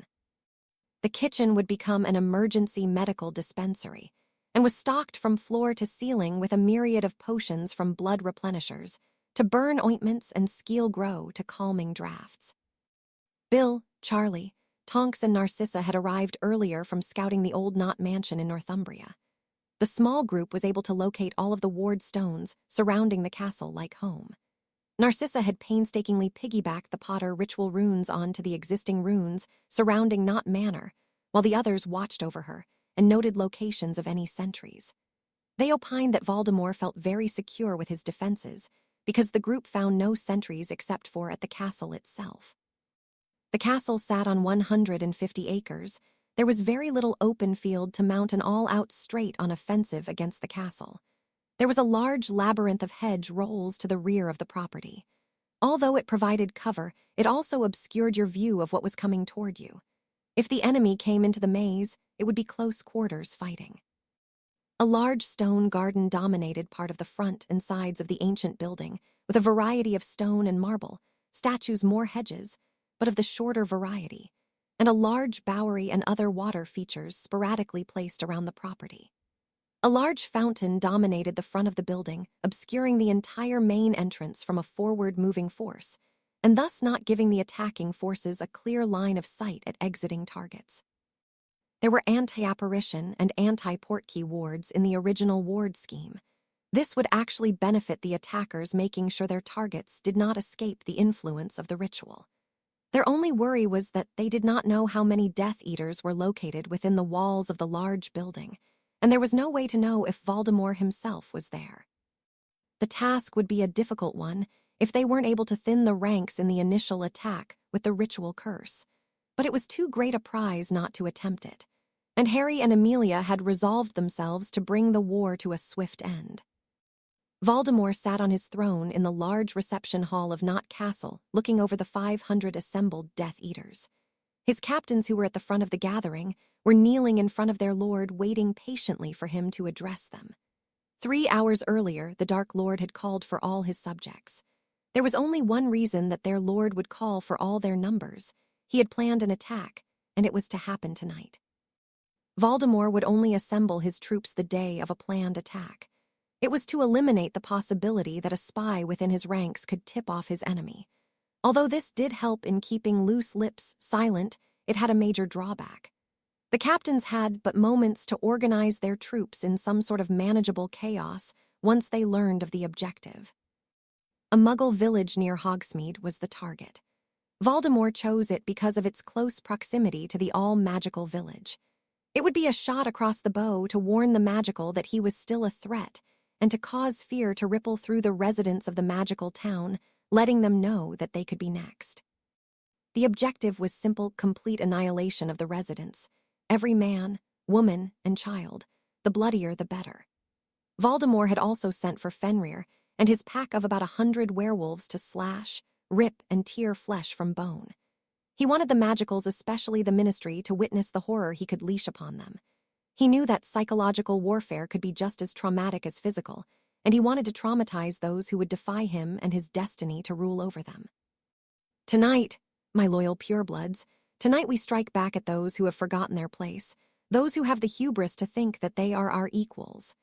Half-bloods and mudblood filth, and those who champion their cause stink up and befoul our noble and ancient traditions and customs. They walk down our streets with their noses turned up at our society. They supplant themselves within our government and hack away at our venerable laws. They are within our very institutions of learning, corrupting the minds of our young, denying them their heritage and birthright as masters above those of lesser blood. Voldemort chided to a chorus of hisses and callous epithets. They are in our noble halls of learning and government right this minute, and they are smirking. They are laughing at all of you here that represent the pinnacle of our society. Yes, yes, they mock you and spit on you. You who are gods among mortals, they mock you. The crowd was getting worked up more and more as Voldemort spat his venom, inciting the black hearts of those assembled, those whose very beings were now shaking with pure bloodlust, an irrepressible desire to kill those putrescent Muggle lovers who have corrupted their way of life. Tonight, my faithful, we will visit upon those who the Bones Whore would protect such mayhem, such carnage, that it will be remembered for generation upon generation, and only whispered afterward in their secret places. The streets shall run red with blood, no structure will be left standing, and we will scorch the earth that it shall not bring forth life for millennia. Bill, You and your team will make your way through the hedge rolls at the back of the castle. Make sure you wait until all the green mist has evaporated. I don't want you guys turning on each other. I understand the twins have come up with some unique defensive weapons," Harry stated. "Peruvian darkness powder, Harry," Fred replied. "We've used it several times on confusing the death munchers we've eliminated in the past." George followed his brother.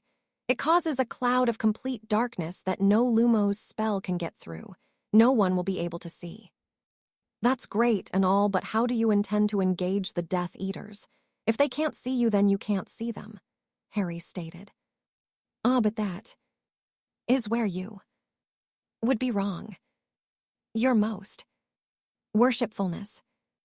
Harry raised an eyebrow at the twins' speak and shook his head, reeling from the back and forth between the two redheads. "How so?" Bella asked from Harry's side. "They got the idea from a Muggle movie they saw," Charlie replied to Bella. "The Muggle soldiers in the movie used some sort of glasses to see in the dark. These glasses saw the heat from another's body." Charlie continued.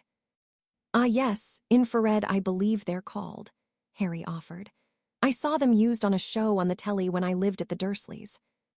"Well, we made our own body seekers, as we call them," George answered. "Indeed, dear brother, these body seekers," Fred picked up from his brother, "allow us to see through the Peruvian powder and see anyone with a body temperature." "Completely useless against vampires and inferi, of course," George said. "Brilliant," Harry replied. "How many do you have?" he asked. "About 20, Bill stated. "Is that right, Fred?" "Yeah, 20. "What do they look like?" Bella asked the twins.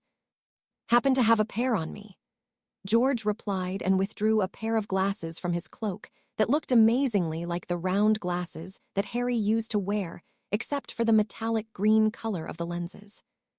Seeing Harry's look of incredulity, Fred added, "Gives them a look of class, don't you think?" Bella and a few others of the family chuckled. Harry just rolled his eyes. "Right," Harry deadpanned. Harry looked at the other team members for a status report from their respective assignments. Each gave a positive state of readiness. The tension was beginning to increase as Harry gave out his final assignments. "Voldemort, if he is there, will most likely not immediately join the fight till he absolutely has to. We will control the wards once Narcissa and her team begin the ritual. That means they will not be able to use apparition or portkeys. Amelia will make sure the flu network is closed to the castle.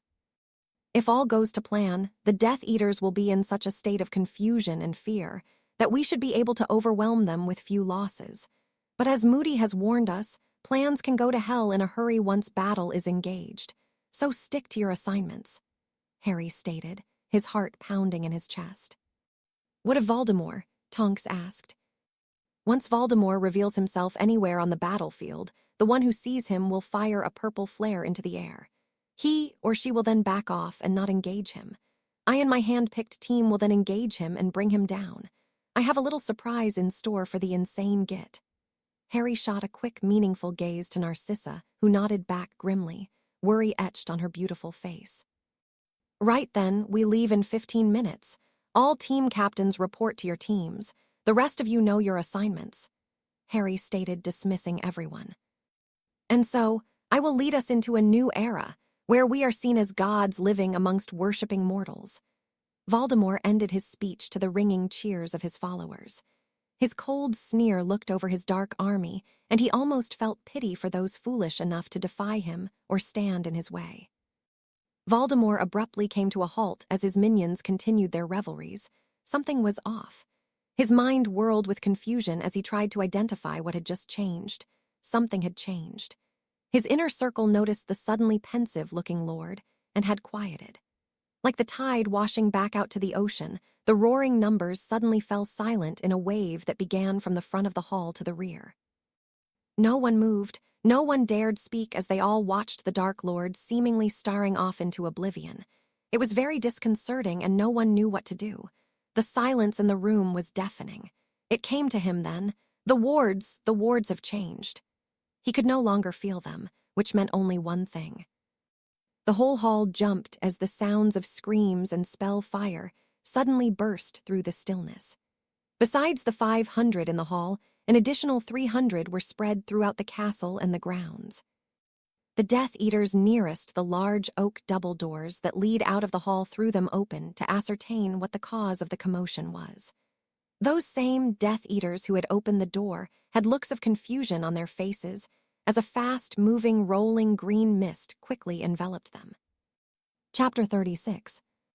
The first PORTKEY activated, deploying the first militia group just beyond the wards of NOTT Castle, followed by the other groups in 30-second intervals. The teams silently made their way to their initial checkpoints and waited anxiously for the first signs of the ritual to begin. Eyes widened and voices silently gasped at the numbers of Death Eaters that were now spread about the castle grounds. Thoughts of betrayal began to pop into many of their heads as they saw the large army before them, but their captains and team leaders assured them that they had not been betrayed, that the Death Eaters were not in a state of battle readiness, evidenced by the casual way they were walking around and speaking one with another. A honey badger patronus made its way to each team captain, telling them in the gravelly voice of Mad-Eye Moody to hold their positions, that the strike was still a go, and to maintain readiness until stage 1 was over. "And for Merlin's sakes, do not move into the green mist," the old AUROR warned them. Harry, Bella, AMELIA, and Moody, along with RUFUS arrived at the designated command position that sat on a hill that overlooked the entire front view of NOTT Castle. The sight of so many Death Eaters surprised the young lord, and in a brief moment of doubt wanted to terminate the attack. His logical side quickly asserted itself as he thought over what so many of the Dark Lord's followers in one place could mean. "He's here," Harry quietly spoke. His companions all looked to him. "Are you sure, Potter?" SCRMGOR asked. "Of course he is," grumbled Moody. "Why else would all these toss-pots be here? I think we interrupted a pre-strike meeting. Fortuitous, if you ask me." "He's right, Harry. From what we have been able to learn of his methods, VOLDEMORT only calls in this amount of people when he is going to strike somewhere, and it is usually on the same night. It reduces the risk of word about it getting out to the wrong people." "If there are this many on the outside, how many do you think are on the inside?" Bella asked. "Near as we can figure, he has close to 1,000 soldiers. That includes werewolves, maybe a giant or two, and of course DEMENTORS, but I don't sense any here at the moment," AMELIA offered. 1,000, Bella whispered. "He has been busy recruiting. He didn't have those numbers when I was forced to serve him," Bella added, a small pang of guilt gripping her heart before it quickly fled as Harry's love flooded her being. She gave him a grateful smile and returned her love to him. "Are we still a go then?" AMELIA asked. "We are," Harry stated firmly. "This ends tonight." "Good lad, let me notify our captains." Moody raised his wand as a small badger erupted from the tip, and then after a whispered instruction sent it out. NARCISSA, Luna and the rest of the ritual witches, as well as their guard, arrived at the Master Rune Stone. Each sensed the weight that was on their shoulders. They were the key to success. Without their efforts, this offensive could be very short and very deadly. They had mentally prepared themselves for what was expected of them. NARCISSA was completely honest with every member of the ritual team. The ritual would tax everything they had. It would leech their magic and their very life force. If all went the way they hoped, the most they would suffer would be magical and physical exhaustion. If things did not go right, they could potentially have their magic depleted beyond repair, and their very life force drained completely. So it was a very sober and pensive group that approached this heavy responsibility. Each member hugged the others as they gathered around a large round stone. The stone had a flat, almost table-like top and was about 6 feet in circumference and rose from the ground to a height of about 2 feet. The top of the stone was etched with many runes and concentric lines that connected them. This would be blood magic on a scale not seen since the Dark Ages. Each ritual witch would be required to cut open their palms and press the bleeding appendages on blood wells carved into the stone. The magic in the stone would keep the wounds from healing and allow the blood to continue to flow. These blood wells ran in concentric lines around the stone, connecting the various runes that NARCISSA had carved. A chant would begin that would free their magic to flow freely into their blood and thus energize the runes on the anchor stone. The stone would then send a magical pulse to the other ward stones surrounding the NOTT property. Once the last ward stone was activated, their blood sacrifice would activate the ancient curse that was first created by Cassiopeia Potter in 827 AD. Cassiopeia Potter, during her life, was known as a dark enchantress with the particular penchant, with using blood magics to affect the minds and wills of Potter enemies, altering their perception of reality, thus making them easy to manipulate. She enjoyed turning an enemy against itself watching as they spilled their own blood. The Cassiopeia Coven, as they were known, were chronicled in the Potter history books as wiping out no less than 15 great houses who were aligned against House Potter during the 9th century. The 7 witches of the Coven were historically believed to be the most powerful witches of their age. It was even mentioned in the annals that Romilda, Rav, and Claw, the grandmother of the famous Rowena, Rav, and Claw of Hogwarts, was a member of the Cassiopeia Coven. It was rumored but never proven that the Cassiopeia Coven could call forth demons from the nether worlds to aid in their battles, and according to the predecessors of the Ministry of Magic, the Wizards' Council, it was proof that the Coven was evil, and thus, by extension, the use of blood magics were evil. However, it wasn't till after the founders of Hogwarts had passed, and the Ministry of Magic chartered by the English Crown in 1629, was there a law passed to ban the practice of blood magic. It was only just a coincidence that the Potters' family magic centered on blood magic, and that no other house had quite the knowledge or ability to use it to the same effect as House Potter. But the Potters saw it for what it was, a blatant political attack by the enemies and those who were afraid of the power that House Potter could wield. The Potters publicly gave up the practice in 1635, but the Potters in secret would not give up their knowledge, and it was handed down from generation to generation in the Potter Book of Shadows, otherwise called the House Potter Grimoire. Eventually, it was all but forgotten until a curious Blonde ward of House Potter rediscovered it. And so it was that NARCISSA and Luna had learned of the Potter's secret, and would use the ancient knowledge to bring an end to the enemies of their house once more. With the adoption of House Black into the Potter line, and Luna also having been accepted by Potter blood, it gave the ritual what it needed, the strength of the Potter magic to perform it. The 7 witches surrounded the rune stone, equally spaced to give symmetry to the ritual circle. Each with produced a silver dagger and sliced open their palms. One by one, the witches knelt, placed their hands on the stone. The blood wells quickly began to fill as an iridescent blue light began to take form as each rune lit up, illuminating the faces of the ritual witches and giving them an eerie glow. The ritual witches began their chanting cadence to evoke the ancient curse. With hands bleeding and the chant begun, the witches began to sway to their rhythmic intonations. Their voices grew louder and louder. From the depths of thy soul we seek thy fear, to bring to mind a form so clear, that which will cause thee to tremble and shake, and in stark terror thy desperation make. Scatter blood, scatter bone. Your ally is no longer known. 'Tis evil that lay in wait for thee. Do what thou must to be set free. The stone began to grow brighter and brighter and pulsate to the rhythm of the synchronized heartbeats of the 7. Those assigned to protect them stood in fascination and felt the tremendous buildup of power that was being generated. A sudden shockwave seemed to explode from the anchor stone, sending its power to the next stone, and then the next and the next, till it came back, making a circuit connection between it and the other ward stones. The chanting continued for another 5 minutes without ceasing, and then Remus, Tonks, and the others began to notice an acid green mist begin to rise from the ground in front of them. Cautiously, they stepped back as the mist seemed to roll toward the ancient castle. Looking toward the next ward stone, he saw the same mist rolling forward. A collective breath was held as the mist was now visible to the Death Eaters who were outside the castle walls. The Potter allies watched with growing anticipation to see how their enemy would react.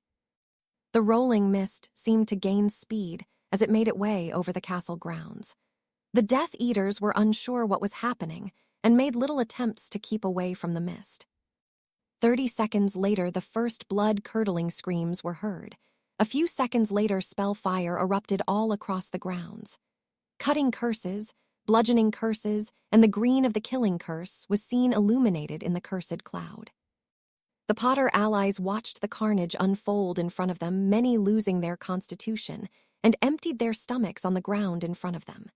Severed heads, arms, and torsos began to litter the ground. The brilliant green grass now stained crimson with the flowing blood. Voldemort was taken off guard as the recruits nearest the door that had been enveloped in the mist began to curse anything and everyone around them. 20 of his numbers were already dead or dying, and more falling quickly as his followers began turning on each other. He had to do something quickly. "Wind charms!" The order was bellowed out to his followers. Hundreds of wands were pointed at the mist as the charm was yelled out by the panicked Death Eaters. Sadly, the charm had little effect as more Death Eaters fell to the curses of their comrades. Voldemort turned to the wall immediately behind him and pointed his wand and the ancient stonework. "Bombarda Maxima!" A large hole opened up in the wall, exposing the room to the castle grounds. "Everyone out! Wands at the ready, we are under attack!" Voldemort screamed to his soldiers. 130 more Death Eaters, however, lay dead on the flagstone floor as they exited the castle. A rush of men and women poured from the ancient reception hall in panic. They exited to find themselves losing their footing on something slick. Many fell to the ground, only to find themselves retching as they saw themselves covered in blood and gore. The 300 or so surviving Death Eaters from the hall stood frozen in morbid shock as they looked out over the grounds. Bodies and parts of bodies lay strewn across the castle grounds. Blood was flowing over the grounds several inches deep. The putrid smell of death and burned flesh was heavy in the air. Fights were still in progress with what only appeared to be about 100 or so remained of the 300 plus of their fellow Death Eaters that had been there just a short time before. The mist now seemed to be slowly receding, and those that had been fighting soon stilled their wands, confused at what had just happened. Voldemort sensed the fear in his remaining army and heard the whispers and the talk of fleeing. A few of those voices began to speak louder and more assertive. A shrill voice finally built up enough courage and yelled out, "I did not sign up for this and I refuse to continue. I have not received what I was promised and I am done." Molly Pruitt broke from the ranks and began to pull a pale Ronald along with her. "Petrificus totalis," Voldemort bellowed, freezing both Weasleys in place and summarily stopping any other Death Eaters from moving. Pansy Parkinson, who had been next to the Dark Lord, yelled. "No one leaves our master," the crazed girl spat. "Let this be a lesson to those who turn their backs on their lord that I do not tolerate cowards." A quick severing hex removed the head of the former Mrs. Weasley. Her body stood erect for a moment longer before it fell forward and landed in the muck and blood on the ground. Her head looked up from the ground, her eyes frozen in a look of shock. Now to her male spawn. "Diffin!" Pop, pop, pop. Voldemort was interrupted from his casting when the popping sound of several flares lit up the sky and the ground beneath. The last bit of courage that many of the Death Eaters had remaining fled as the sound of spell fire echoed through the humid night air. The remaining Death Eaters sprinted in all directions, heading for the ward boundaries to escape from the killing field that was the castle and its grounds. However, fate had other ideas, and this night many more would be reunited with long-dead ancestors. Ron Pruitt, formerly Weasley, remained frozen where he was, left to whatever fate had in store for him. Harry looked on with a sigh of relief as the curse seemed to work, and the Death Eaters were falling upon each other with unrestrained fury and lethality. Not since the ancient days of House Potter had witches and wizards alike been witness to such slaughter of their enemies. And although the work of death turned his stomach, he was grateful that in the end he was saving the lives of countless others. Bella was having the same thoughts as she stood next to Harry, holding tightly to his hand as her other hand caressed her stomach. She wanted a world free of fear for the twins growing within her belly. and for every mother's child born into this world. So if evil men and women had to die for that to be a reality, she would stand with her husband and bring hell itself to those who would threaten that peace. Tonks and Remus looked worried as they saw the strain the curse was putting on the 7 witches they were there to protect. They were all pale. The loss of blood was beginning to take its toll on the women. Minerva looked absolutely white. Her lips were beginning to turn a sickly blue, and she swayed dangerous between consciousness and the dark of oblivion. Remus' eyes were locked onto the porcelain goddess he had been in love with since his Hogwarts days. He desperately wanted to hold her and declare his love once more for her. But the past few weeks had been crazy and left them precious little time to rekindle the fire that had once burned fiercely within them. A yell from Tonks broke his thoughts of love.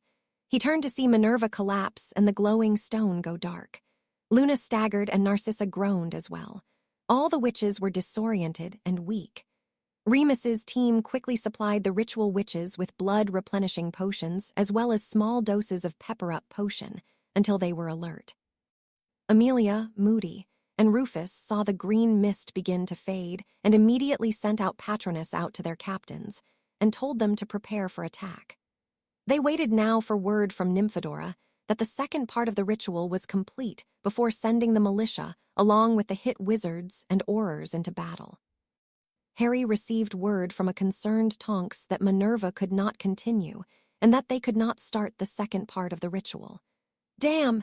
Do we have anyone along Minerva's level of power that could be used in her place? Harry asked his command team. I can go, Harry, Amelia stated. No, Amelia, Bella interrupted. You're needed to direct the militia. No one else has your tactical ability. I'll go, Bella offered. What? No way am I allowing you to do that, Bella, Harry yelled. Do you know the risk involved? I know perfectly well what the risks are, Harry, she yelled back. She took a deep breath, calming herself, and cupped Harry's face in her hands. Love, we don't have the time to argue this. I know what can happen, but I'm confident that I will be fine. After all, I'll have you inside me to encourage me and to strengthen me. She nervously smiled, though she tried to portray a sense of reassurance. Harry looked like a lost puppy as he stared into the eyes of the love of his life. His soul reached out to hers, and they shared a warmth that only 2 souls desperately in love could feel. 1,000 words and feelings were communicated within a heartbeat. A single tear fell down Harry's face as he slowly nodded. She reached up and gently pressed her warm lips to his and breathed in his scent. You be careful. I want my husband in my bed when this is all over, Bella whispered lovingly in his ear. His arms pulled her against him, and he held her tightly to him. I expect my wife to be there as well. With another soulful kisses, she turned and apparated to the ritual circle. She is a very powerful witch, Harry. She'll be fine, Amelia consoled her godson. Harry could only give a tight nod. He then turned his focus back to the battlefield. He turned just in time to see a hole blasted in one of the exterior walls as at least 300 Death Eaters spilled out. A moment later, purple flares illuminated the sky, indicating that Voldemort was on the field. Let's end this, Harry whispered. Bella arrived at the ritual site and took Minerva's position in the circle. Narcissa looked at her sister in a mix of concern and anger. Bella, you cannot help us with this. Back away, Narcissa commanded her sister. I'm all you have, sissy, so deal with it. I'm staying. You're pregnant, Bella. There is no telling what ill effects this could have on your bobbies. I can't let you do this, she returned with anger in her voice. Bella paused for a moment at Narcissa words, but her determination to end this war ruled out. If I don't help, a lot of good witches and wizards will die down there. My bobbies will be fine. I believe that.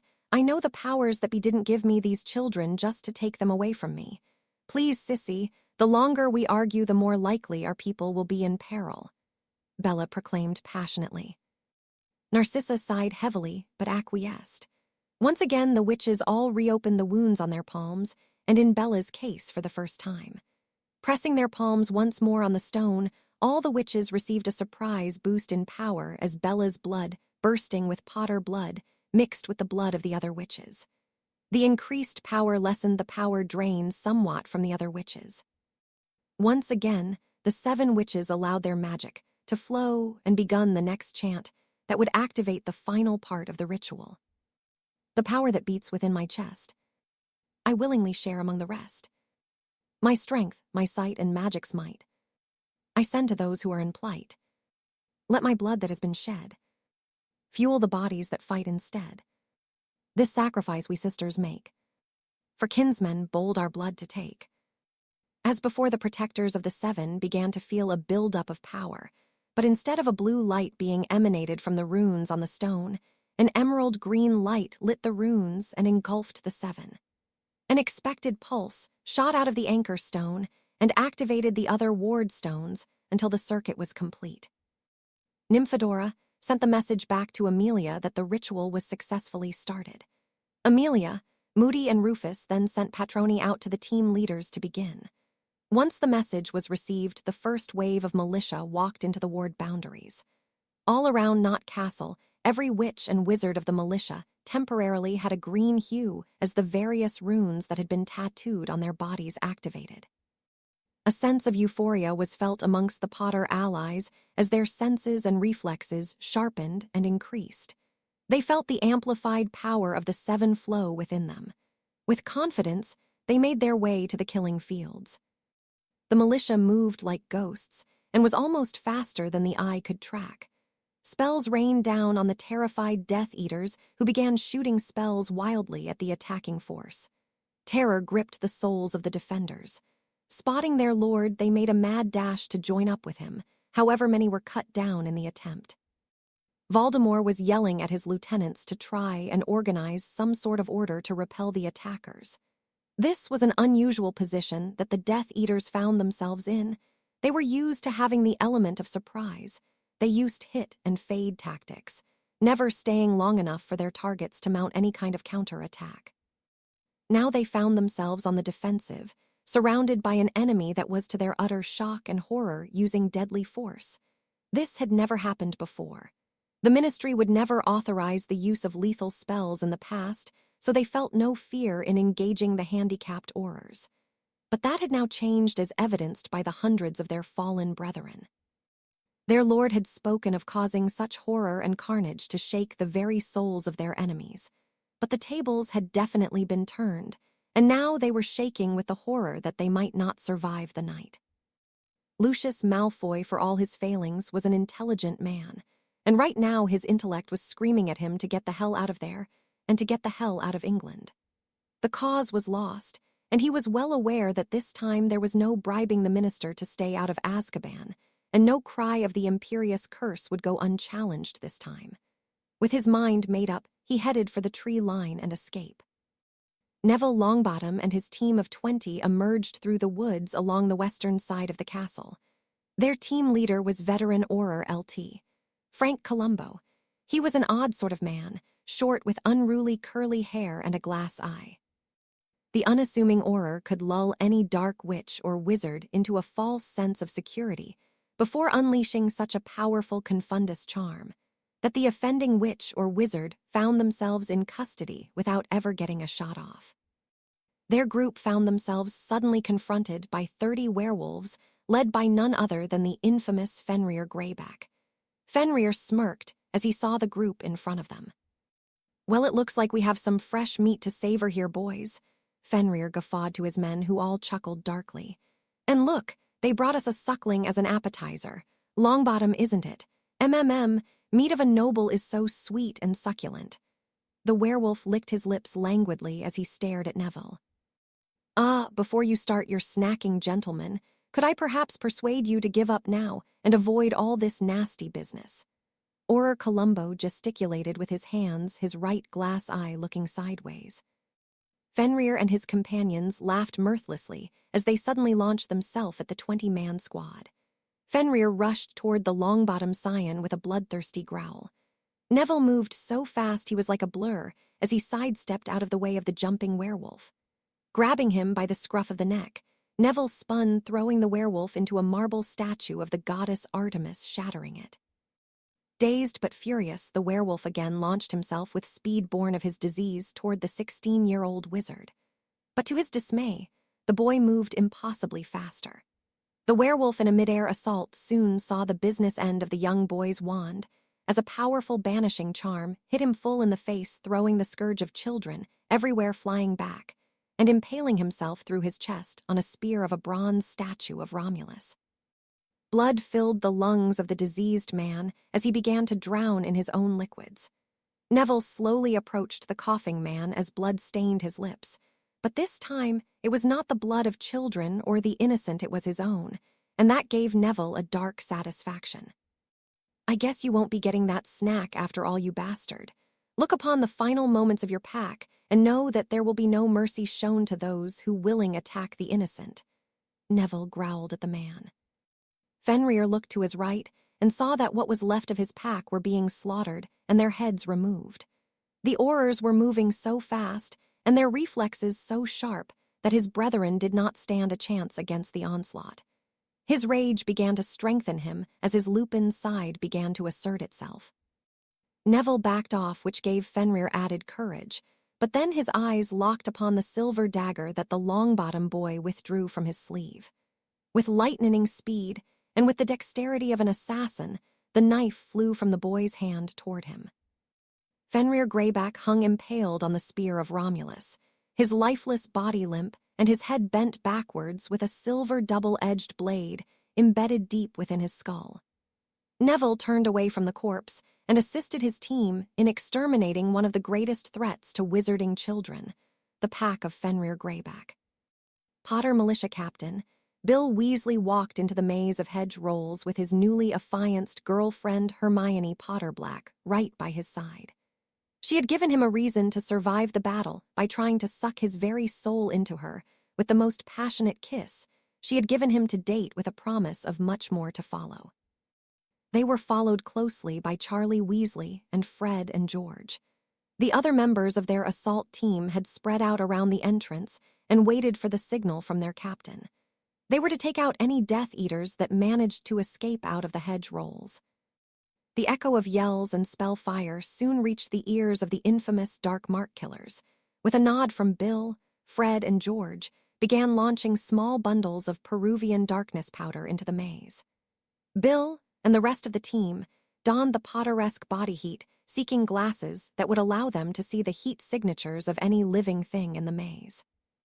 Bill, Hermione, and the other Weasleys made quick work of about 15 Death Eaters who had become lost in the darkness of the cloud that covered the whole of the maze. But good fortune wasn't to last, as the other DEs in the maze started randomly shooting spells in all directions. The Weasleys hadn't considered that the glare from some spells could temporarily blind them. A stray cutting curse that had been cast next to someone else casting a fire spell took them by surprise. George was hit across his left arm and chest with the nasty severing hex. Severely wounded and bleeding heavily, Fred grabbed his twin and made for the exit and an emergency medical portkey. George's injury fueled the rage in the two remaining Weasley boys and Hermione. The three walked through the maze, weaving a tapestry of death and mayhem that would become legend in future teachings of the Auror Academy, as an example of what emotion-filled spellwork could do. 48 Death Eaters were slaughtered in the labyrinth. The hedges after the war were completely incinerated. There were so many pieces of bone and sinew and other body parts so embedded into the vegetation that it was impossible to get rid of it all. As the three approached the other side of the labyrinth, the Peruvian darkness powder had run its course and slowly faded away. Suddenly, a familiar drawling voice laced with loathing grabbed Hermione's attention immediately. "Sweet vengeance is mine at last," the voice of the former potions master of Hogwarts sneered. Hermione's eyes narrowed at the murder of her parents with unrestrained hate. Taking a page from Harry's book, she responded to the sallow-faced man with a sneer rivaling that of her former professor. "Why, hello, Snivelus. How's the leg?" Hermione smirked at Snape's reaction to the long-hated nickname given him by his boyhood nemesis and the reference to her handiwork. Bill and Charlie had their wands up and pointed at the man, each with a curse on their lips ready to be vocalized. "He's mine," Hermione purred, her eyes never leaving Snape's. "You don't have your muggle weapon to save you now, Mudblood. I shall enjoy slowly ripping you body apart piece by piece. Poetic, don't you think? Snape smirked. 5 other Death Eaters arrived behind Snape and were immediately engaged by Bill and Charlie. With another superior smirk, Severus Snape began to circle the know-it-all bitch. Narcissa, Bella, Luna, Susan, Daphne, and Professors Seinstra and Vector were all straining with holding the link to all their fighters open. It was incredibly draining, and Luna, although powerful, otherwise Narcissa wouldn't have allowed her to participate in the ritual, was now nearing her limit. Her magical core, which had not yet reached its majority, was beginning to fluctuate dangerously. She could feel her magic begin to lose its cohesion, but she knew she needed to last as long as she could to give the fighters just a little more time. Just a little bit longer. Oh! A barely audible sound escaped Luna's lips as she collapsed, her body going into spasmodic convulsions. The 6 other witches were suddenly released from the link and felt the disorientation from being brought out of their trance. Remus and Tonks were kneeling over Luna trying to help her. Narcissa saw the petite blonde convulsing, her eyes rolled up into the back of her head. Luna had become the daughter that Narcissa had always wanted and had grown to love the quirky blonde completely. "Luna!" Narcissa screamed as she pushed Remus and Tonks away from the young witch. She pulled out her wand and began to run a quick diagnostic charm over the girl, not caring that her hands were still bleeding and dripping down onto the unconscious girl. "Her core is COLLAPSING. We need to get her to St. Mungo's immediately," Narcissa screamed amongst her tears. "I'll take her," Or Jerry Dunnigan answered, quickly kneeling down and taking Luna into his arms. "Please hurry," Sissy cried as she kissed Luna's forehead. Or Dunnigan reached for his emergency medical portkey, and in a flash of swirling color, he was gone. Sissy was crying hysterically. Her daughter in all but blood was near death, and knew that a positive outcome for the sweet girl was almost non-existent. At best, she would be a squib, and at worst, she dared not let her thoughts go there. Remus picked her up off the ground and held her to him. His emotions were a complete mess. On one hand, he was holding the woman that he loved and he relished it, but on the other, he knew she was dying inside over the fate of the young witch whose life may be lost. He decided just to hold her and let her have her cry and work out all her own emotions. The loss of the ritual witches was immediately felt throughout the militia. However, the damage to the enemy had been significant. The fighting had been almost one-sided. The Allies had maybe lost about 20 of their numbers and another 30 wounded, but the DEs had lost nearly 95% of their numbers. The surviving DEs had returned to their lord and had erected barricades around themselves just in front of the main fountain that dominated the front of Knot Castle. They were using wide area spells to negate the speed and strength of the Potter militia. With the enchantments of the ritual witches gone, the Potter militia began to erect barricades of their own and had Voldemort and 60 remaining loyal followers boxed in. Harry and his senior staff made their way to the front of the Potter barricades. Tom Riddle, or if you insist, the much-debated Dark Wizard Voldemort, Harry stated, his voice amplified and echoing over the grounds. "Step forward and be judged for your crimes against this people." "I will not be judged by you, Potter, or by any other lesser being. Mine is the higher law, mine the greater cause, and you shall bow to me, Potter, before this night is over, or you will be ripped from this world," Voldemort hissed. "Look around, Tom. You are beaten and your army defeated. We will allow the survivors of your ranks to live and be tried for their crimes. But your fate is sealed, Tom. There will be no mercy for you," Harry stated firmly. "What, no second chances, Potter? What would dear Albus say? Have you truly come over to the dark side?" Voldemort chuckled darkly. "You have blood on your hands now, Potter. Never to be pure or clean again, you have become me, Potter. You kill to achieve your means just like me. You punish those who defy you just like me. Look in the mirror, Potter, and you will find me looking right back at you."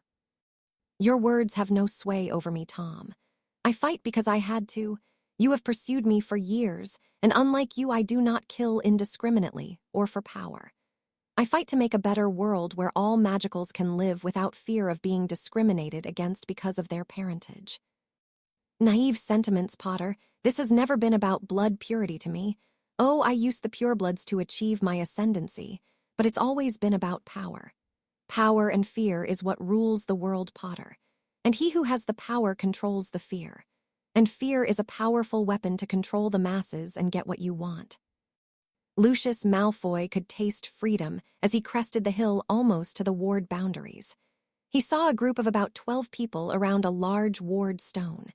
His first instinct was to sneak around them until he saw something that brought his blood to a boil. His wife was in the arms of another man.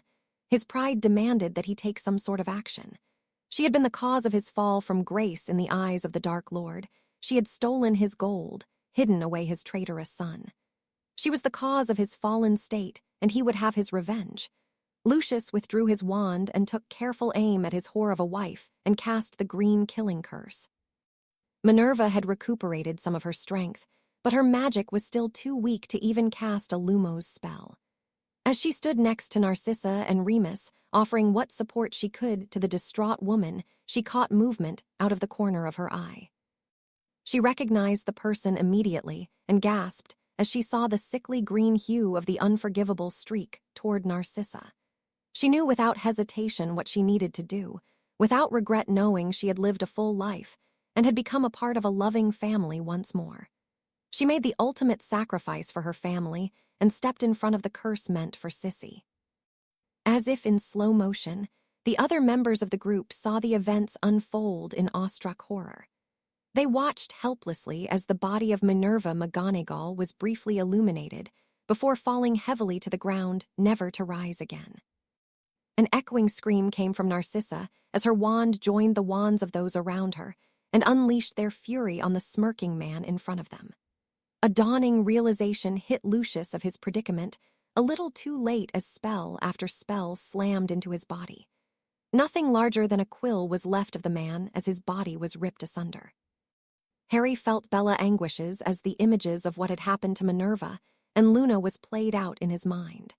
His grief almost overwhelmed him, but he turned it quickly to fierce determination and anger as he faced Voldemort and his remaining army. Incredible amounts of power began to roll off Harry. His aura began to show brightly, and his eyes glowed with unbridled power. He heard many gasps and prayers of mercy come from the Death Eaters as they witnessed the transformation in the Potter boy. Not even Voldemort was powerful enough to produce a visible aura. Only Merlin had ever been known to produce one. I will say this once and once only. Those who wish to live, throw down your wands and step forward. For those of you who are foolish enough to remain, you shall receive no quarter. Harry's voice, laced with power, shook the very ground around them. 2/3 of the remaining Death Eaters threw down their wands immediately and walked forward it to the waiting hands of Ministry Aurors and Hit Wizards. The rest remained defiantly by their lord and would not surrender. This changes nothing, Potter. I am still the most powerful wizard to ever exist, and I shall rebuild my army more terrible and more devastating than before, Voldemort hissed. You seem to be under the delusion that you will walk away alive from this, Tom. I assure you that is not the case, Harry said flatly. On my orders, open fire on the remaining filth, Harry exclaimed. Thinking fast, Voldemort played his last card. If he could kill the Potter brat here, and now it might cause enough shock and confusion to give him a chance to escape and rebuild. Under the ancient laws, I challenge you, Harry Potter, to a wizard's duel. The House of Gaunt, by oath of magic, issues a blood feud with the House of Potter and challenges the head of House Potter to single combat with all spoils going to the victor, Voldemort vocalized loudly. Now this was what Harry had been waiting for. He knew it was not just enough to defeat Voldemort in battle, but he needed to defeat those that supported him financially as well. And to do this, he needed it to be a battle of houses. Every dark family that had pledged their lives and fortunes to Voldemort, and the House of Gaunt, as either vassals or allies, would lose everything to House Potter if he was victorious. Harry wanted to permanently cripple those pureblood elitists who could wage a blood war. As in ancient times, the losing house would be absorbed into the victors, and their fates put into the hands of their new lord. Harry smiled internally as he was about to accept the challenge, but was stopped when Bella's voice echoed in his head. Hadrian James Potterblack, don't you dare accept that challenge. You cannot trust him to fight fair. "This is too much to risk, Harry. Don't do this," Bella cried. "Not to worry, love. I have taken precautions. He must kill me to take over House Potter, but he gains nothing if he dies or we both die. Either way, he will die tonight, love. Remember that I'll always love you and take care of our children." With those final words, Harry closed his link to his wife and turned toward the wizard who would rule. "I accept your challenge, Tom. To the victor go all the spoils. So mote it be," Harry declared. "So mote it be," Voldemort laughed maniacally. "Let us begin." Chapter 37. Red, yellow, purple, blue, and green spells illuminated the area where the two combatants circled each other, trading spells back and forth at incredible rates, testing each other's abilities, looking for any weaknesses that they could exploit. The Dark Wizard had to grudgingly admit that his opponent had some dueling talent, but he had been doing this for much longer and knew spells that this child had never seen or even heard of before. After all, he knew more dark spells and curses in his first year at Hogwarts than most seventh years. A lucky slicing hex took off his left earlobe, bringing him quickly out of his musings and refocusing his thoughts on the here and now. "I will take you a piece at a time, you bastard, if I have to," the angry young magical growled. "You neither have the power nor the ability to defeat me. Lucky hits do not a victor make. My little finger has you outclassed. You're nothing but an annoying pest to be exterminated," the Dark Wizard retorted with a smirk. "Insults are the weapons of the scared and the incompetent. Which are you?" His opponent bit back with a smirk and a chuckle. "Pathetic, really. You used to intimidate me, but now I see you for what you really are. You're a coward who has to resort to fear and intimidation because he lacks any real power or ability." "Why, you filthy mudblod whore, I will show you true power," Severus Snape bellowed. "Confringo defined incendio sectum sempra." Severus Snape blasted a chain of spells at the one-time bushy-haired bookworm. But this was not the Hermione Granger he had known at Hogwarts, nor was she the terrified girl at her family's home when he and two others murdered her mother and father. No, this Hermione had taken her voraciousness of learning and applied it to all the combat spells and fighting techniques that the best fighter in all of Britain could teach her, the former Bellatrix Lestrange, now her blood-adopted mother. Through that process, Hermione had inherited her new mother's situational awareness and unorthodox fighting style that made her the most dangerous witch of modern times. Hermione dodged, ducked, and spun her way out of the path of the oncoming spells and curses. She was as graceful as a ballerina, and her reflexes quick as a cat's. Severus was having difficulty tracking the young witch as she danced a predator's dance around the former Hogwarts professor. "Is that all you've got, Snivelus?" she mocked him, using the strategy her mother had taught her. "Anger can be used to make your enemy reckless and reactionary, but it does have the effect to cause your enemy's power to increase because of the rush of emotion." With that lesson in mind, Hermione continued to ridicule the potion's master, but stayed light on her feet to avoid his overcharged spells, which were beginning to wear the man down. Bill and Charlie had their own hands full as they battled the 5 Death Eaters that had followed behind Snape. The Weasley brothers, who worked seamlessly as a team, had the 5 Ds constantly on the defensive. All they could do was shield and try to deflect the wide range of dark curses that one of the country's best curse breakers was raining down upon them. An instant mummification spell took one dark wizard down as his body instantly seized up and then was sucked dry of any moisture it contained before the now leathery-looking corpse fell to the ground and burst into a cloud of human dust as it impacted the hard stone walkway. Another ancient Egyptian curse struck another as his brain was violently scrambled in his skull, and then forcefully expelled out through his nasal cavity, leaving a gray slurry down the front of the man's black robes before his corpse fell to the ground. The battle between Hermione and Snape intensified as the sallow-faced man began to use darker and darker curses. Hermione, taking a book out of Minerva's page, had transfigured a large patch of grass blades into thick needles and banished them towards Snape. Severus threw up a hasty shield, but was a second too slow as 100 needles embedded themselves into his legs, arms, and torso. He managed to protect his face, but the rest of his body screamed out in pain. "That's for my mother," Hermione yelled out. A screamed-out Bombarda curse hit the ground directly in front of Hermione, which blasted her off her feet and into the air. She hit the ground with an audible crunch, and she screamed out as her left arm shattered on impacting the ground. Bill, hearing her scream, diverted his attention just for a moment from the 3 remaining DEs he and Charlie were fighting. It was long enough for one of the dark wizards to fire a piercing hex that connected with the right side of Bill's face as he turned. Although the hex did not pierce his skull, it did impact his right eye socket and went through Bill's right eye, exploding it right out of the orbital socket. Bill howled in pain as he fell to his knees in shock and pain. Charlie, thinking the worst shot, and anger fueled Dragon Tamer's spell at the 3 remaining DEs. The spell was designed to calm down a raging dragon by covering it a thin layer of ice. Dragons, being cold-blooded, would immediately stop all movement in an effort to not expend the remaining heat that their bodies contained. Although the spell was harmless to the large reptilian creatures, if cast on a much smaller human with no spell-resistant skin, it would flash freeze their body and organs in an instant and crystallize the blood within their very veins. The Death Eaters would not recover from their Arctic temperature encounter. Hermione scrambled to her feet. Her left arm dangled uselessly at her side.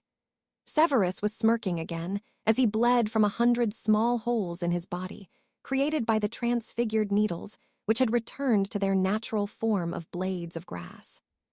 "It's time I ended this little reunion, Granger. Say hello to your parents for me, won't you?" Severus smirked. "Avada Kedavra." "Sectum Sempra?" Hermione screamed, and with a slashing motion towards Snape's neck. Snape's eyes widened in horror as he fell to his knees, his wand falling to the ground. He tried to speak, but the only sound he made was a sick gurgling. Blood oozed from his mouth, and from a thin line that went from ear to ear on the greasy-haired man's throat. Hermione staggered over to her former professor, her wand pointed at the man's face, her left arm still dangling uselessly.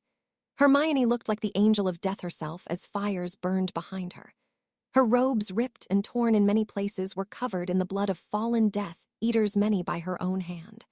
Her eyes blazed with anger and hate as she stared unblinkingly at the man kneeling before her. "You took away from me the people I held most dear in my life. You did it without remorse, without a hint of human compassion." Her voice was flat and without emotion. "How many how many lives have you taken? How many orphans have you created?" She sneered at the man in disgust. She watched dispassionately as the gurgling got worse. "For every innocent you have slaughtered, for every child you have left parentless, I curse you to an eternity of torture and misery." Hermione turned as if to walk away before turning around again. "Oh, and one other thing, Defindo." Hermione cast the severing hex that finished severing the neck of the hated man, the head rolling off the body and hitting the ground. "And that's for my father, you son of a bitch." Hermione collapsed to the ground, exhausted physically and mentally, tears running down her faces in rivulets.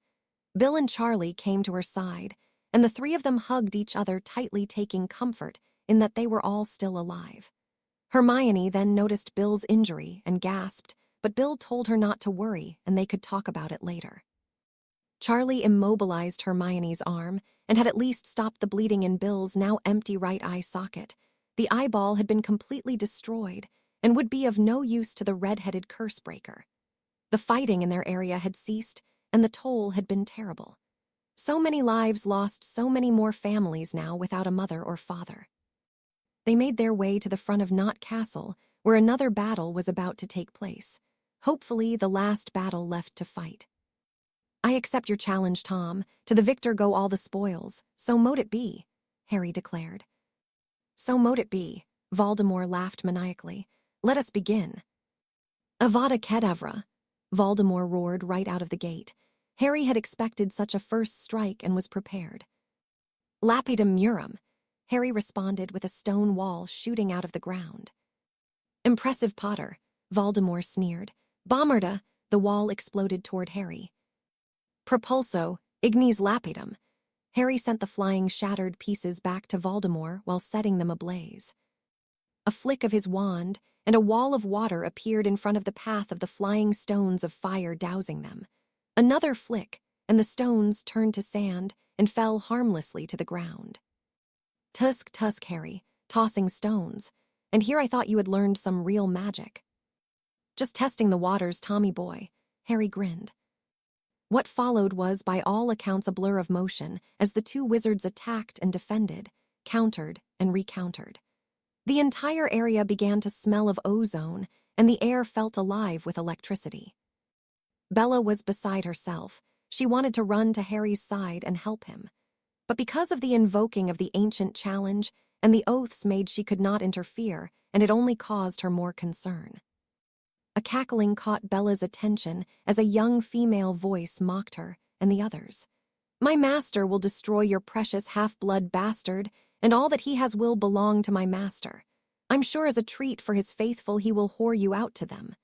Pansy Parkinson cackled madly. Half-blood bastard, that's exactly what your master is, you little toadstool, the son of a squib and a muggle, Bella returned. Lies, lies, I'm sick of your slandering filthy lies about my master, Pansy screamed. Sorry, little girl, but it is the sad, sad truth, Bella stated in a pitying tone, but with a twinkle in her eye. We will see what the truth is when my lord puts Potter's head on a pike in the atrium of the ministry. Then we will see who is right and who is dead, Pansy spat.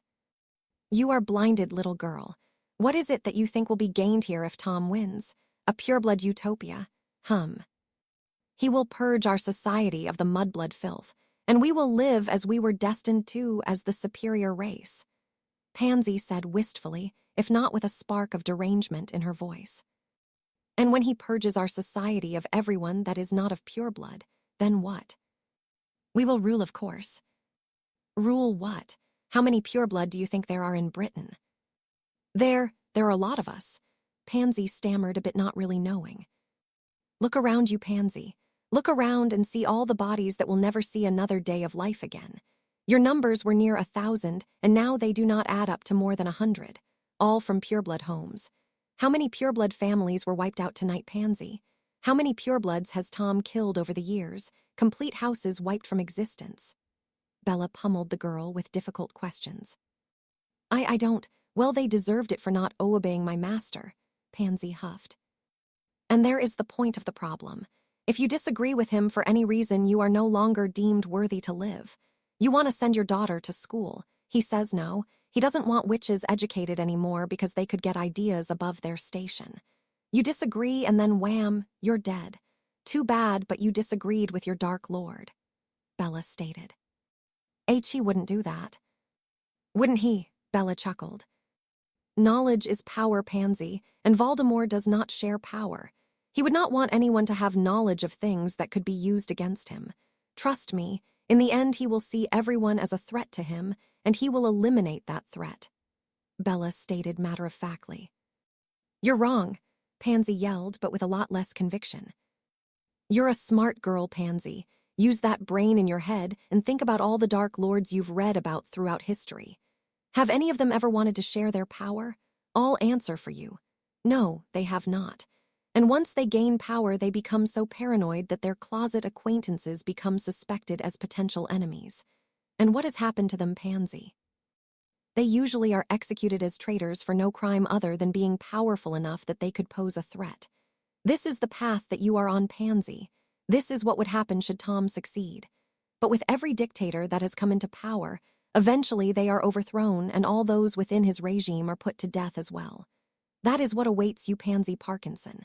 Is that the life you wanted or expected? Bella asked sincerely this time. Pansy just stared vacantly at Bella, but Bella could tell that the wheels in the young girl's mind were beginning to turn. Sadly, a hardened resolve replaced the wondering eyes. I am loyal to my lord, and he will be triumphant, and I will be rewarded, Pansy yelled before pushing her way behind some of her remaining loyal compatriots. Bella shook her head sadly. She had tried to get her to see reason, but the girl would not have it, and Bella suspected that the girl would not come to a good end. The spell seemed to have no effect on the Dark Lord, who had been caught off guard, with the sudden blue spell hitting his chest as he stood over Harry. He chuckled at the feeble attempt at whatever it was the boy had done and quickly recast the spell that had downed boy.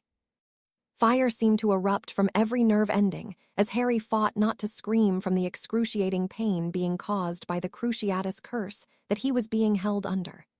Still, he felt a sense of triumph as his plan was now in effect. He just needed to not get himself killed prematurely, and he would be successful. Voldemort smirked victoriously as he tortured the so-called boy who lived. He was now on the cusp of complete victory. With the death of the Potter brat, he would assume head status over the House of Potterblack, not to mention become lord over all the vassal and allied houses, and to add the cherry on top was the vast wealth that the combined Potterblack fortune held. Bella tried to run to her Harry's aid when Narcissa grabbed her and shook her head. "You can't interfere, Bella. If you do, our house automatically forfeits and we lose everything," Narcissa told the frightened woman. "Sissy," Bella cried. "If I lose Harry, I lose everything anyway. I won't live without him," she sobbed. "He has a plan to defeat Riddle, Bella. Give him time," Narcissa told her, but Bella could tell from her eyes that she was not telling her something. "What is this plan, Sissy, and why do I not know of it?" Bella demanded. Narcissa took a deep breath and sighed heavily. "He made me give an oath that I would not tell you or anyone else of his plans." "Narcissa Black, you had better tell me everything you know, and I mean right now," Bella screamed at her sister. Voldemort suddenly felt winded after holding Potter underneath the curse for only about 30 seconds. He rationalized that the fighting must have worn him out more than he expected. He lifted the curse from the curled-up boy on the ground in front of him. His body was in spasms from the after effects of the unforgivable curse. He smiled to himself as he heard the boy whimper. At least he thought he was whimpering. But listening carefully, he realized that the boy was not whimpering but laughing. "Do you find your impending death amusing, Potter?" Voldemort asked silkily. "No," Harry gasped between his chuckles, "but I do find yours humorous," Harry stated. Flashback, a week prior. "What brings you here, my handsome young lord?" the beautiful ancient witch named Morgana Le Fay asked. Harry walked toward the small window of the medieval cottage and looked out at the lush forest before speaking. "I feel the end coming, grandmother," Harry replied forlornly, his eyes staring unfocusedly out the window. Morgana moved next to him and threaded her hand into the crook of Harry's elbow. "A vision?" Morgana asked softly. Harry slowly shook his head. "A feeling," Harry replied. Morgana nodded understandingly. "And you are worried," Morgana stated, resting her head on the shoulder of the much taller youth. Harry closed his eyes tightly and silently nodded. "Even though I am much stronger magically than I used to be, Riddle has so many more years of experience and knowledge than I do. I fear that what I have will not be enough to finish him." "You won't use Bella's connection to help you, will you?" Morgana stated more than asked. Harry adamantly shook his head. "I won't risk her life or the life of our children," Harry stated firmly. "And powerful children they will be," Morgana stated cryptically. Harry either didn't catch what she had said or had ignored it because he made no reply. "Even if by some miracle I do beat him," Harry began, "there are many of his followers and supporters who would pick up his mantle and follow in his footsteps." Harry sighed heavily, rubbing his face in frustration with his free hand. "So what you need is not only a way to end Riddle, but a means to neuter his allies," Morgana thought out loud. Harry chuckled at the neuter reference, but nodded his head in concurrence with her train of thought. Morgana released Harry's arm and stepped over to the small hearth that had a roaring fire within its bowels. She stood silently deep in thought with an obvious frown on her face. Harry could see that she seemed to be warring with herself to come to some decision. Harry stepped to her side and put an arm around her shoulder. Morgana made no sign that she knew that he was holding her. "Grandmother, what has you so troubled?" Harry asked gently. Morgana slowly turned her head toward the young man who so much reminded her of her own true love, who had died so many centuries ago. She saw in Harry that same kindness and nobility that his forefather had, when he had first rescued her from certain death and nursed her back to health. It was this above all else that made her reluctant to share the information that could provide Harry a way to defeat his enemy. Because it came with a heavy cost, the ultimate cost. Morgana gave Harry a warm and loving smile as her hand cupped his cheek. Steeling herself, she turned fully toward him and looked deeply into his eyes. Harry, what would you be willing to give if I could provide you a way to defeat not only Riddle, but to put the lives and fortunes of all those who support him into your hands? I would. Before Harry could answer, Morgana raised a hand to forestall him. My sweet child, would you be willing to make THEULTIMATE sacrifice to assure the defeat of your enemies and the safety and security of your family? Morgana didn't need Harry to respond to already know the answer that lay within his heart, but she allowed him to answer anyway. If it meant that my family would be safe and could live in peace, I would gladly give my life to see that happen, Harry stated sincerely. Tears welled up in Morgana's eyes as she nodded her head jerkily.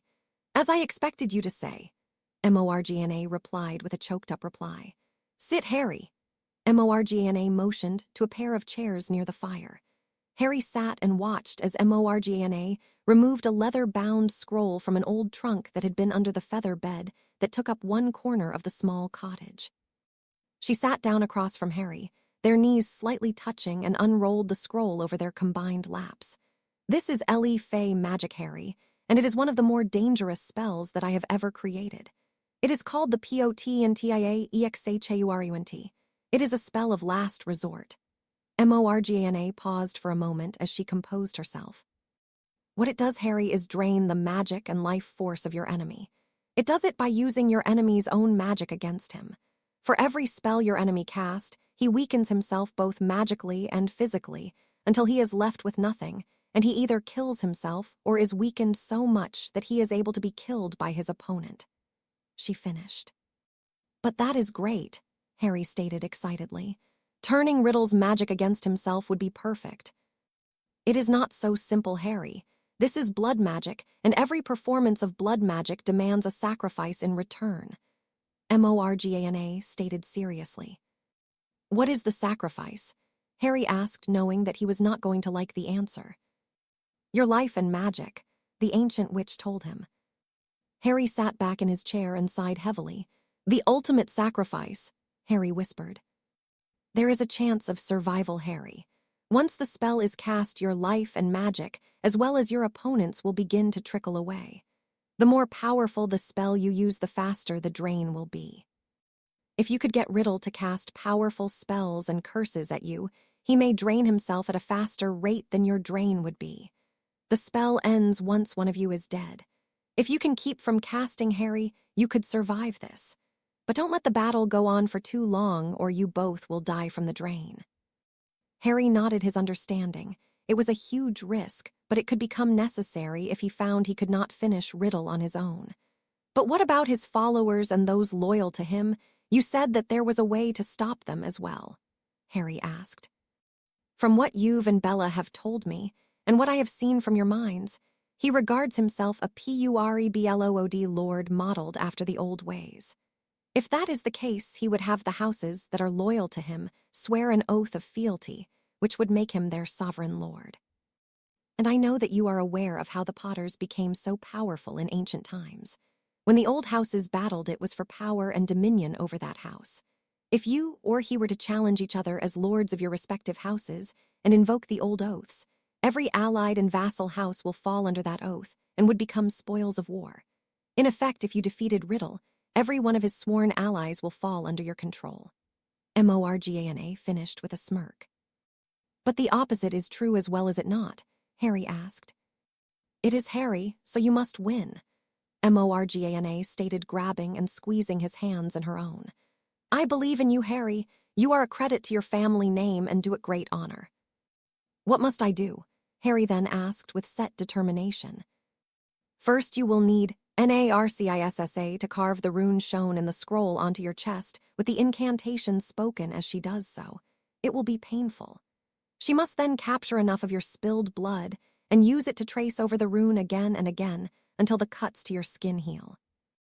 Once healed, all you need to do is say the incantation and cast the spell at Riddle. There is no blocking this spell. That ISNO conjured shield will stop it.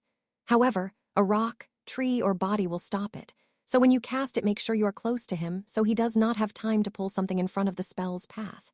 Do you understand? Morgana asked the young wizard who was absorbing every word she spoke. Yes, grandmother, I understand. Present time. Harry's laughing was distraction enough for Harry to use a banishing charm that threw the Dark Lord a good 15 feet away from him. He felt the pull on his magic and his energy, but it was minimal. He scrambled to his feet and created more distance between him and Voldemort. Voldemort screamed in fury at himself for being taken by surprise again by the whelp. He got to his feet and looked for his target that was now a good 30 feet away from him. The boy was bloodied and bruised, and obviously feeling the after effects of his curse as he witnessed the boy's body spasm every few seconds. You only delay the inevitable, Harry. End this charade and surrender. I promise I will make your death swift and painless. Voldemort taunted. Harry chuckled again.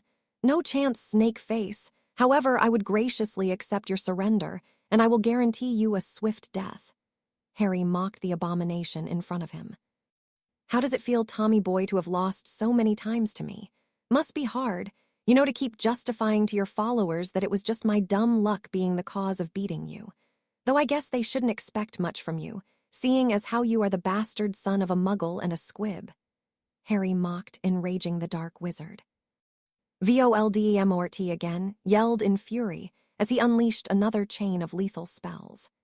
Harry was trying to use his agility to the best of his ability and dodge the spells, but some were coming so fast that he had to shield or transfigure things around him to provide cover. Harry knew he had to get him using heavy-duty spells soon if he wanted to survive this, but so far Voldemort had been somewhat reserved in his use of dark spells.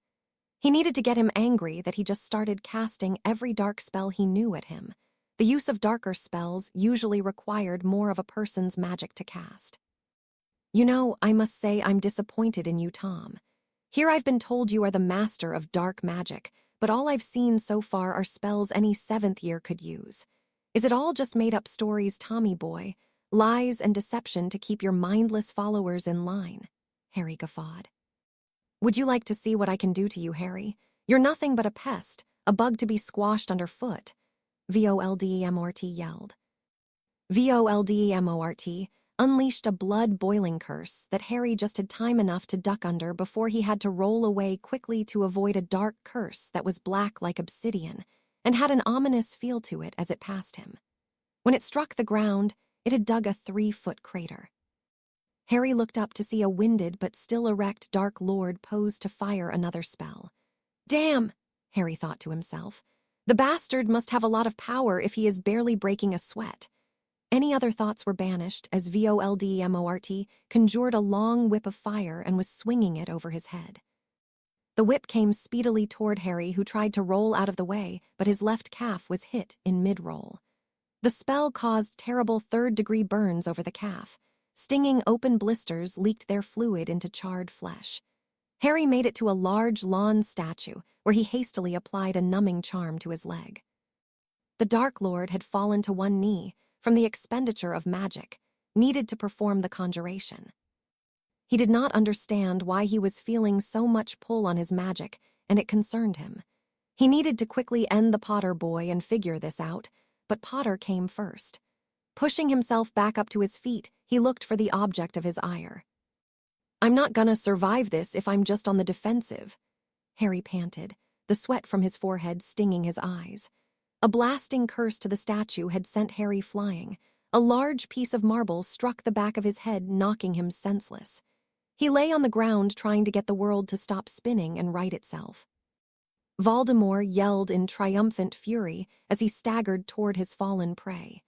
He lifted his wand and kept it pointed at the half-blood pretender. He wanted to look into his eyes and watch the life in them fade to nothing. The assembled crowd watched in either glee or horror as they witnessed the boy who lived tossed like a rag doll by a blasting curse and seemed to be unmoving. Pansy screamed a primal yell, and unleashed a volley of spells at the Potter forces. Her confederates also took courage in what they were watching and began firing spells as well. Pansy focused her fury on Bella and engaged the once-feared witch in single combat. Pansy was casting furiously, but Bella calmly batted each spell away as if they were nothing more than an annoying bug. "You can't beat me, Pansy. Stop this foolishness and live." Bella tried to encourage the girl, but she would have none of it. "I am the Dark Lord's new right hand. I will destroy you and present your lifeless corpse to my master, and I will be rewarded beyond my dreams." Pansy screamed, continuing to cast one dark curse after another. Bella realized that Pansy would not see reason and regretted what she had to do to the promising young girl. Bella's response was like a blur. Pansy had never seen anyone move so fast, not even her master. The severing curse was razor sharp and cleanly severed Pansy's right hand from her wrist. The hand fell to the ground, still clutching her wand. Pansy screamed out in pain as she pulled the injured arm to her chest and fell to her knees. "I will kill you, you blood traitor bitch," Pansy bellowed. Bella shook her head sadly and turned away from the girl to take down another Death Eater, thinking that Pansy was out of the fight. A scream of rage from behind her made her spin around just in time to see a knife that Pansy had just thrown heading toward her. Again, with speed honed from years and years of practice, she was already casting as she turned on pure reflex. The spell hit the twirling blade and banished it back toward its mistress. With a wet thud, the double-edged cursed dagger slammed into Pansy's chest, piercing her heart. Pansy silently fell to her knees, her eyes glancing down at the dagger buried to the hilt in her chest. With a confused look in her eyes, she met Bella's saddened gaze. Pansy attempted to speak, but no words were forthcoming. Pansy's body then seemed to fall sideways in slow motion. It hit the ground. The life of the 16-year-old wannabe right hand of Voldemort would not see another sunrise. Bella's heart went out to the young girl, but she had chosen her path and refused to accept any other alternative. Remembering what started this second round of fighting, she looked for her husband and prayed to every deity that he was still alive. She saw him re-engaged with Voldemort and cried in relief. The two combatants were now showing signs of fatigue. When Narcissa had explained to Bella what Harry had done, she had been furious that her husband made this kind of decision without her. And be so selfish to throw his life away. Didn't he realize how much she loved and needed him? How dare he leave her and their children without a husband and father? It was no comfort at all, even though Sissy had told her that there was a good chance that Harry would survive the curse. In her opinion, there was no risk worth losing her husband over. If he did survive this, she would kill him herself for putting her through this. Voldemort was standing over the prone body of his mortal enemy and grinned. "Well fought, Harry Potter, but the end was never in doubt. I was always destined to defeat you. I am the greatest wizard of all time, and you will be just a footnote in the history books that recount my rise to power." "Pretty sure of yourself, aren't you, Tommy boy?" Harry groaned.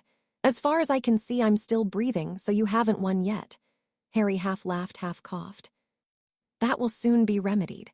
Your death will be slow and painful, and I will watch as the life fades from your eyes. I want my smirking face to be the last thing you see."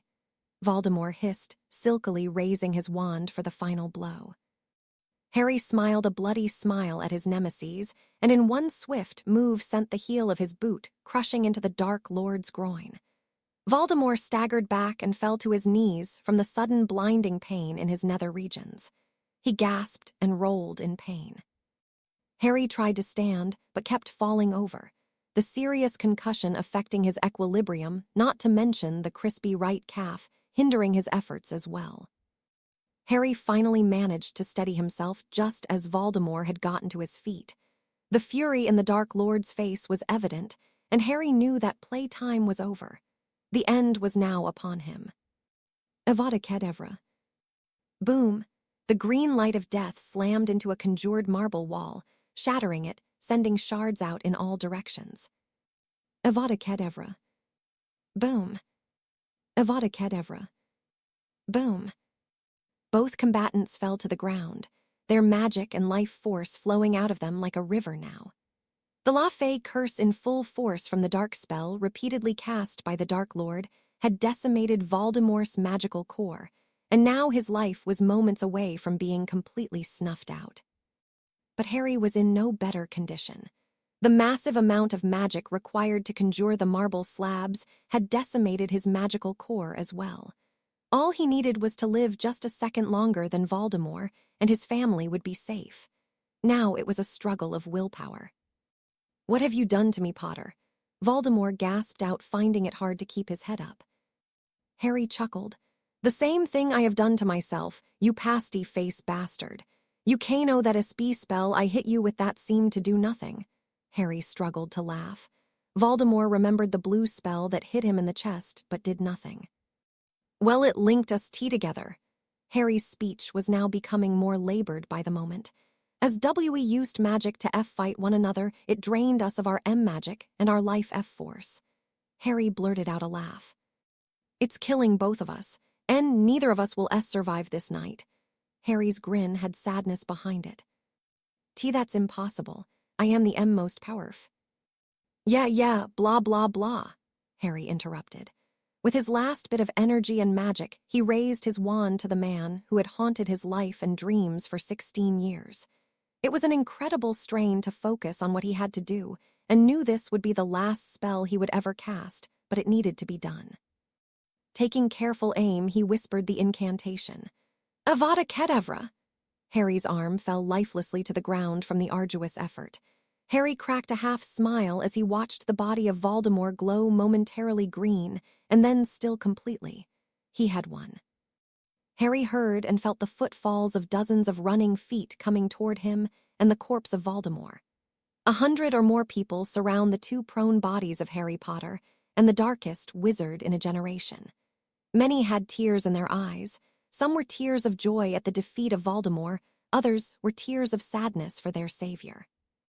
Bella fell to her knees and cradled Harry's limp form to her chest and wept bitterly. Harry had not the strength to even raise a finger. His breath was shallow, and he was growing colder with each passing second. His eyes, however, were full of emotion, and what Bella saw was a wealth of unconditional love and yet inconsolable sadness. Bella lifted Harry's hand to her lips and kissed it tenderly as her emotions broke through what remained of her willpower. Her body was racked with utter grief as she felt the love of her life slowly fade away. The family all began to weep inconsolably as the last light faded away from the eyes of the boy, the man, who had changed their lives so dramatically. Long estranged sisters had been reunited. A godmother was able to get to know and come to love her lost godson. House Black returned to honor. House Potter returned to its former power and glory. The lives of so many were in one way or another indebted to the green-eyed young man, but none more than Bella Potterblack. Her life had changed the most. From an abusive marriage and being controlled by the Dark Lord, from a life of hell in Azkaban to escape and being asked to watch over a young boy. She had been blessed with the incredible gift of unconditional love, true love. However brief the time she had with Harry, she would cherish it always and would be grateful for the two lives growing within her to remind her of him every day. All these thoughts were running through her mind, completely lost in her own grief. "What is that?" A voice that sounded like Hermione spoke in confusion. Bella lifted her head from nuzzling Harry's face and looked for what had caught Hermione's attention. The dark red wand in Harry's right hand seemed to be glowing with a golden halo. It rose into the air, hovering above the motionless body of Harry Potter. The gold shimmering aura expanded from the wand and enveloped Harry's still form. Harry's body began to gently rise from Bella's lap and begin to hover just above the ground. Bella was on her feet looking at a loss for what was happening. Everyone watched the happenings with morbid fascination. An echoing female voice was heard, coming incredibly from the hovering wand, in front of the dark-haired young man. "My dear sweet, sweet Harry," the warm female voice spoke like warm honey. "So selfless, so loyal, you have made your ancestors proud this day." Audible gasps were heard as a small blonde woman, dressed in clothing of a bygone era, materialized from the aura surrounding the wand. "So much like my love Gwaine are you Harry of House Potter." The spectral visage glided to Harry and cupped his cheeks, lifting his limp head. I made a vow over a millennia ago to one day repay the life debt that I owed to the noble house of Potter. There is no one more deserving than you, Harry, and so I wish to repay my debt to you. Morgana Le Fay looked to her too many greats granddaughter. With you permission, Lady Potterblack? The ancient witch asked. Bella, with tears rolling down her face, nodded quickly. Morgana smiled warmly at Bella. Cherish him always, my child. Bella's tears flowed even more as she nodded, hopping beyond hope that somehow the impossible would be accomplished. Morgana turned back to the still form of the hovering body before her. She pressed her body against his, and with her hands cupping his cheeks, she pressed her lips to his and began to kiss him tenderly. To you, Harry, I freely give up what remains of me in this world. It is my gift to you. Use it well. With those parting thoughts, the shimmering form of Morgana Le Fay seemed to absorb itself into the floating body of Harry Potter. The aura surrounding Harry pulsed wildly. With a shuddering jerk, the once still form took in a deep, gasping breath. Harry gently floated back to the ground, Bella immediately at his side, clutching his warming hand. Harry blinkingly opened his green and violet eyes, the mixed-colored orbs that both he and Bella shared, and saw the most beautiful face smiling tearily down at him. Hello, gorgeous lady, Harry whispered with a crooked smile. Harry. Chapter 38. Epilogue. 10-year-old Lily Morgana Potter was trying to be as inconspicuous as she could as she tried to make her way to her father's study up on the 3rd floor of Black Manor. Something within his study had been calling to her for several days now, but something had always interrupted her mission to get there. Lily was blessed with the long, silky black hair that most Potterblacks had, the ebony locks falling to her waist. The one difference was a large swath of platinum blonde about 2 inches in width that flowed down from the front of her head and fell just in front of her right ear. Another difference was her eyes, her twin siblings, Sirius James and Minerva Minnie. Cassiopeia had their parents' eyes, deep purple with a ring of emerald green. Lily, on the other hand, had electric blue eyes that almost seemed to glow. Lily was also an extremely intelligent girl who was frequently praised by her oldest sister, Hermione Weasley nee Potterblack. Hermione told her constantly that she would be the smartest witch of her age and would most likely tumble every academic record in Hogwarts, including her own. Lily adored her older sister Hermione and would always listen to her funny stories about various Hogwarts students, and especially about her brother, Sirius, the soon-to-be 3rd year, and the trouble her older brother would get into at the ancient school. Sirius had inherited his father's talent for flying and finding himself in awkward situations. Hermione had been the defense against the dark arts professor for the last 6 years and recently made head of Gryffindor House, last year much to Sirius' dismay, who had been sorted into the House of the Lions. After all, who wanted their sister watching over them like a hawk? How was anyone to play a descent prank when their sister knew their every move? Not to mention Mom and Dad being notified immediately after the fact.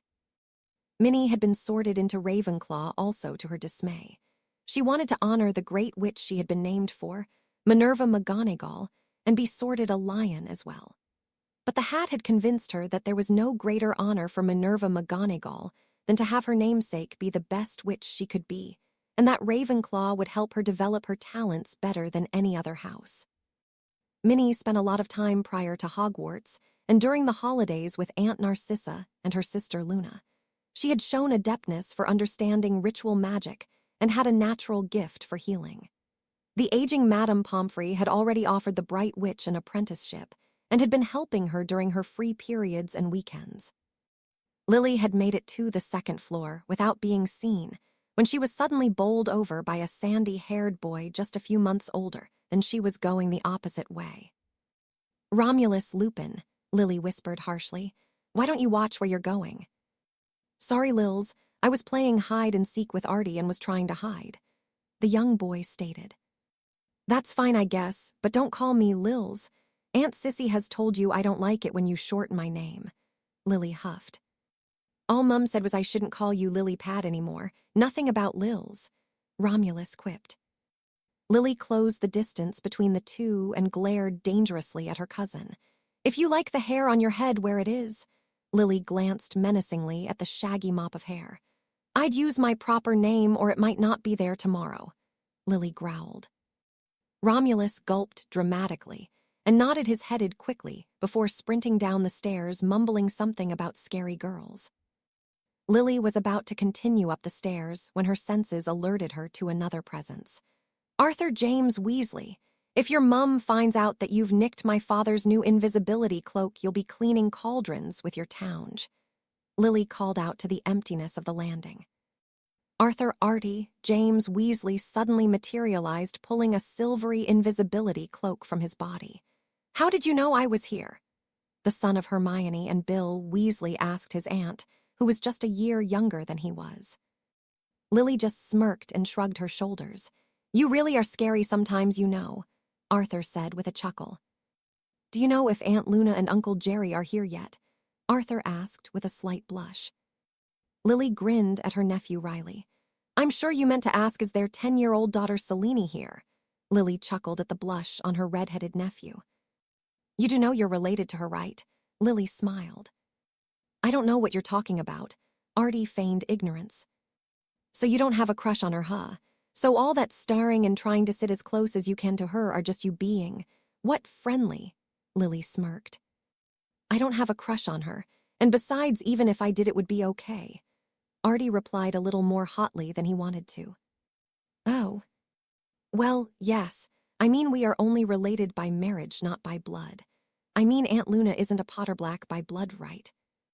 Lily's smile threatened to split her face. That's true, she replied nonchalantly. Just remember that Selene's dad was a hit wizard, and if you mess with his little girl, he might just. Lily let the rest of what she was going to say hang in the air, smirking wickedly at her nephew. Artie's eyes widen in realization. It's a good thing that I'm not crushing on her then, yeah. Lily chuckled as Artie headed to the main floor and out the back to where most of the family had gathered for the party. Too easy, Lily chuckled. It's not nice to tease your nephew like that, a witch with purple spiky hair said as she came out of a door to the left. Hi, Nim, Lily squealed and launched herself at her cousin, who spun her around and gave her a bone-crushing hug. So how's the birthday girl? Nymphadora Tonks asked her young cousin. Technically, it's not till Tuesday, Lily replied to her favorite cousin. True, but it was much easier for the family to all come together on a weekend than a weekday, Nim stated. I guess so, Lily asked. If you don't tell your mum and dad, I'll give you your present now. Nim waggled her eyebrows. Really? Lily clapped. Yep, do you promise? I do. The pretty metamorph removed a rectangular package from her cloak. It seemed to be haphazardly wrapped with paper sticking out at various angles. I never was very good at artfully wrapping presents. Nymphadora shrugged with a chuckle. Lily tore open the present, wrapping paper hitting the floor at her feet. Wow, Lily whispered in awe. It's beautiful, but aren't these illegal to possess if you're not an Auror or a hit wizard? Lily asked. Not when you're the head of the DMLE, Nim grinned. Let me show you how to put it on. But I don't even have a wand yet. Mum and Dad said I couldn't get one till after my birthday. Lily sated with a frustrated sigh. Nymphadora chuckled at her young cousin's antics. So adult-like at times, but still a little girl. The purpled-haired head of the DMLE strapped on the Hungarian horntail wand holster to Lily's left forearm and adjusted it. With a tap of her wand, the enchantments were activated. Lily felt the magic and raised an eyebrow at her cousin. Now, you have all the DMLE added features to this holster.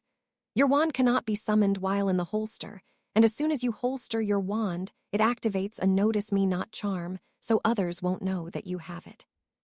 If you flex your wrist up once, the wand will spring out and into your hand. Flex it down twice and it returns to the holster. Cool, huh? Nim smiled. Brilliant, Lily replied, hugging her cousin tightly again. Nim, Lily asked tentatively. Yes, love. How come you've never married? Lily asked, wondering why her beautiful cousin had never settled down. Nymphadora sighed heavily. It was not a topic that she liked to speak of, but Lily was special and felt closer to her than most other people in her life. Nym sat down on the step and patted her hand on the spot next to her. Lily took the hint and sat next to her cousin. Nym wrapped one arm around her and pulled her in tight. "You were just a baby, about 3 years old, I believe, so I'm sure you don't remember, but I was dadding Bill's brother, Charlie. Charlie, I think you've been told, was a dragon handler." Lily nodded that she did know that, and Nym continued. "We kept our relationship quiet. We weren't sure where the future would take us, or if there was a future. After Voldemort was defeated, I had returned to the Auror Force and restarted my career. Charlie returned to Romania. He was offered the assistant head position over the entire Dragon Reserve. We visited each other whenever time permitted. We fell deeply in love, Lily." Nym sighed heavily, the memories still tender in her heart. "He eventually asked me to marry him, and I said yes. We had planned to tell the family that Christmas. Charlie never showed. 2 days later, I received an owl from the Romanian Ministry of Magic. The letter stated that I was named as next of kin should anything happen to Charlie." Nym paused as a single tear fell down her face. "The letter," Nym choked out, "stated that it was with sincere regrets that they must inform me that Master Dragon Handler Charles Octavius Weasley had been killed in the line of duty as he saved the lives of 2 interns who had become trapped within a dragon enclosure. Mr. Weasley distracted the dragon long enough for the 2 interns to escape, but was not able to escape himself." Nym stopped and closed her eyes, reliving the memory. She immediately found herself engulfed by the slender arms of Lily Morgana. "I'm so sorry, Nym," Lily cried. "I didn't mean to bring up such a horrible memory."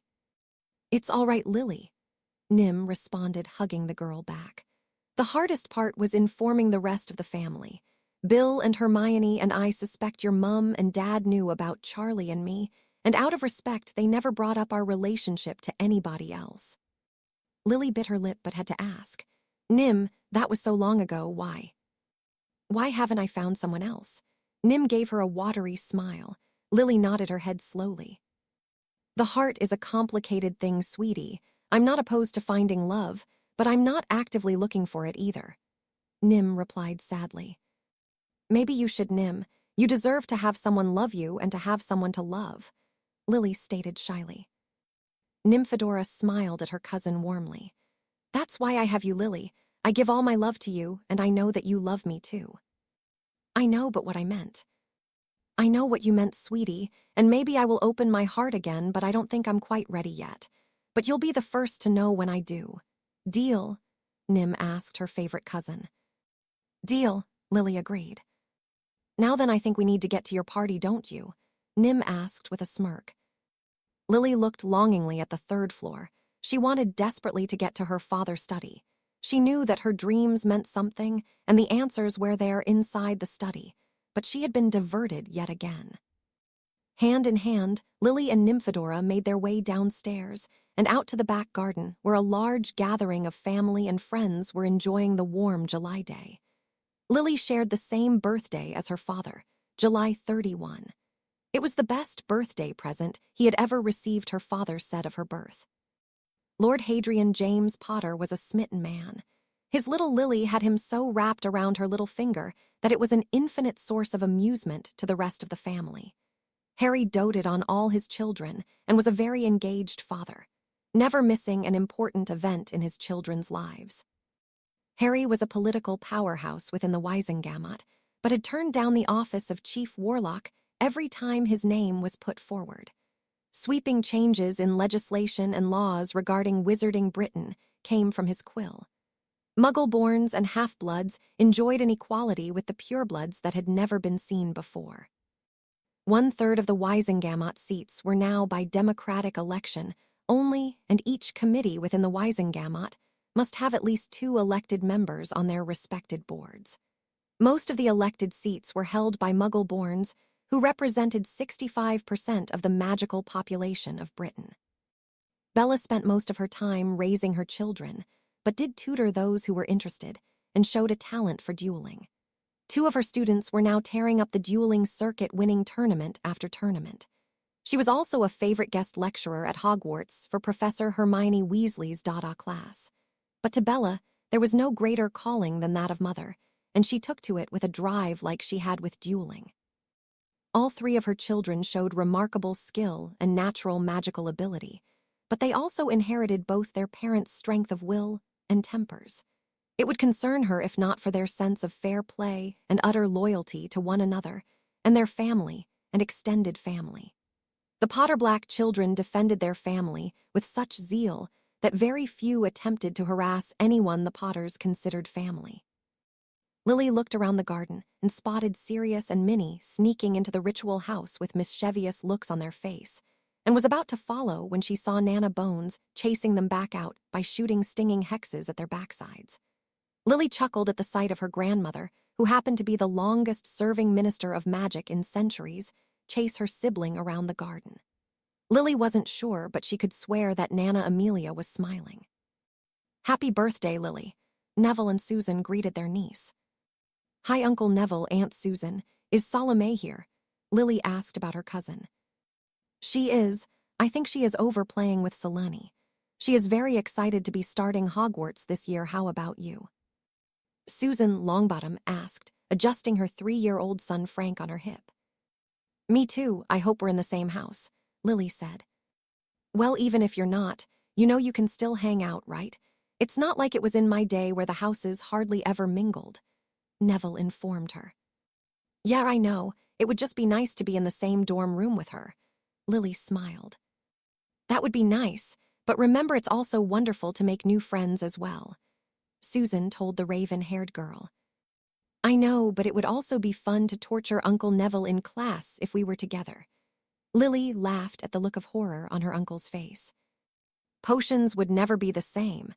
Neville feigned a horror-struck face, eliciting a giggle from Lily. Harry and Bella watched as their youngest mixed and mingled with her family and friends. She would be starting Hogwarts in the fall, and so all three of their children will be students at the ancient school, and they would leave Black Manor a lonely place. "Feeling nostalgic, Dad?" Hermione asked saucily, never ceasing to tease her best friend over their familial relationship. Harry rolled his eyes at his daughter best friend. "Careful, young lady, I may have to bend you over my knee and give you a spanking," Harry teased back. "Bill, you told him about our bedroom playtime fun?" Hermione asked her husband with a wink. Harry's eyes bulged and he blushed a crimson that would make any Weasley proud. "I think you broke him," Bella laughed, hugging Hermione and giving Bill a kiss on the cheek. "You know, Bill, I still say that eye patch of yours is damn sexy," Bella stated, winking at the redhead. "Yeah, so do the female goblins at the bank. They dig battle scars and amputations." Bill chuckled. Hermione rolled her eyes at her husband and swatted him on the chest.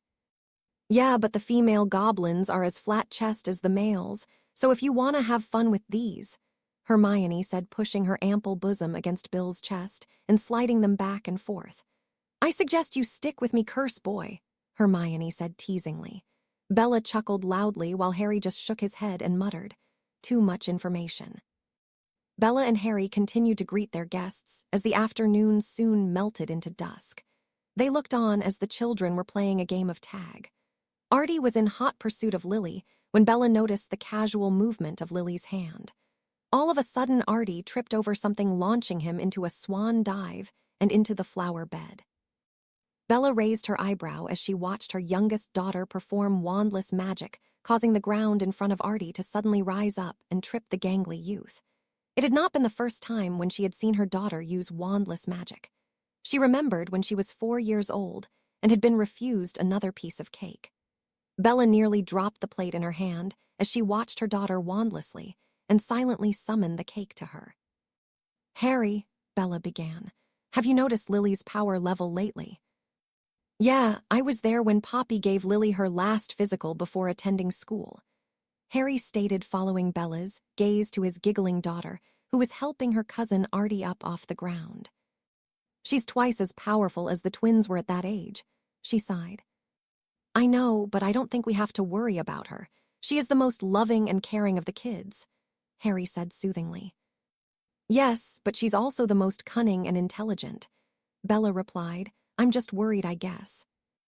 About what love?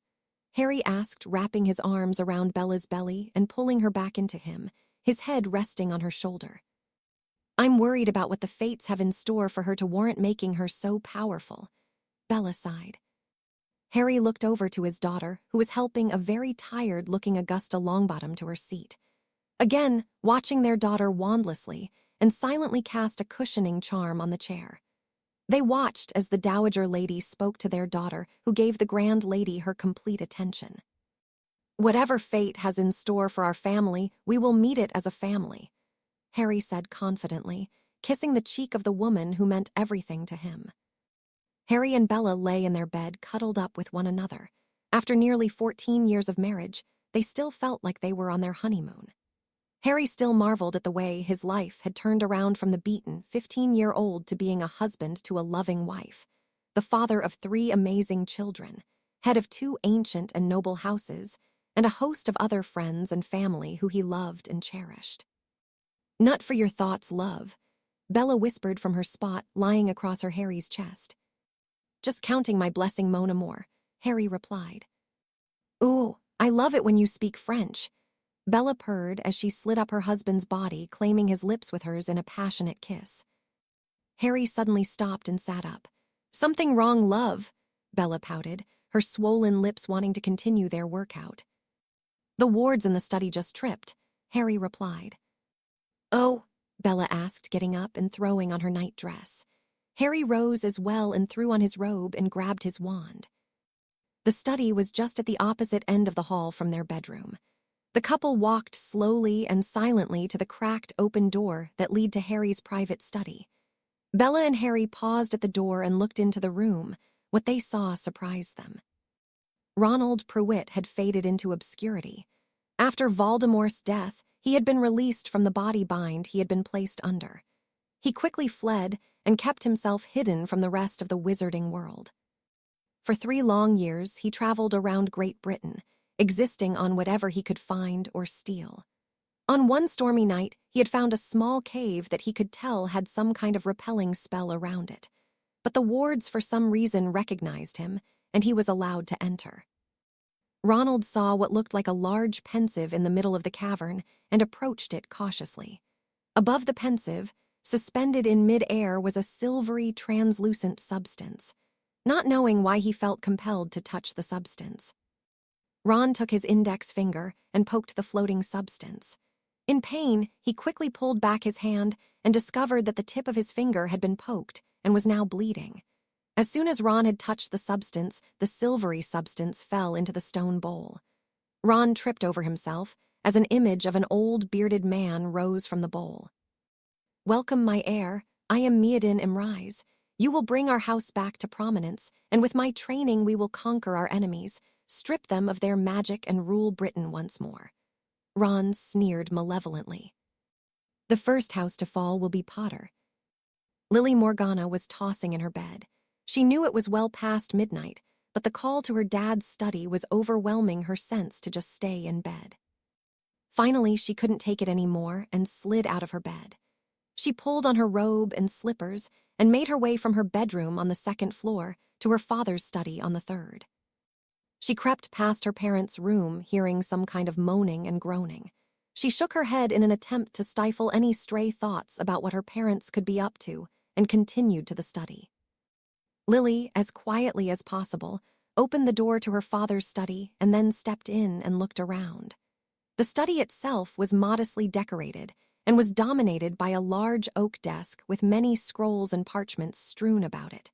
Lily surmised it must be his Wisengamot things. Opposite the desk was a large fireplace with an ornate mahogany mantel. Above the mantel was a large portrait of a beautiful blonde witch with electric blue eyes. She was dressed in medieval clothing and was sitting in a rocking chair. The look on the painted woman's face was in an attitude of warm expectation. Lily was caught off guard by the look on the woman's face, a look that said, "I've been expecting you." The small gold placard at the bottom of the painting gave the witch's name. Morgana Le Fay, grandmother, mentor, and guardian of House Potter. Lily realized that her eyes were an exact copy of the eyes of Morgana Le Fay. She had always been curious why her eyes were different from her siblings, and now here was the answer to her question. She had known she was a descendant of the famous witch. Her mother made sure that the family knew that she was not the dark, evil witch of legend. But she had never seen this portrait before. Lily's eyes were then pulled to a small display sitting on top of the mantel just under the portrait. In a blue velvet rectangular case lay a blood-red colored wand. "This was it!" Lily gasped. She felt the wand calling to her, singing to her. It was like siren's song to the young girl. On tiptoes, she reached up to grab the wand, but before she could, it jumped from its case and straight into her hand. A golden glow immediately surrounded and pulsed around the young witch as the wand caused waves of warmth to spread throughout her body. Lily knew immediately that the wand had chosen her. She looked transfixed at the beautiful wand in her hand, rolling her wrist around and around to see every inch of it. Unbeknownst to her, her parents had watched the entire scene from the doorway. They, like her, were amazed at what had just happened.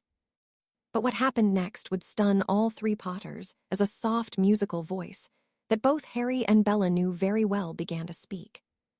"Well-chosen granddaughter," the portrait above the mantel spoke.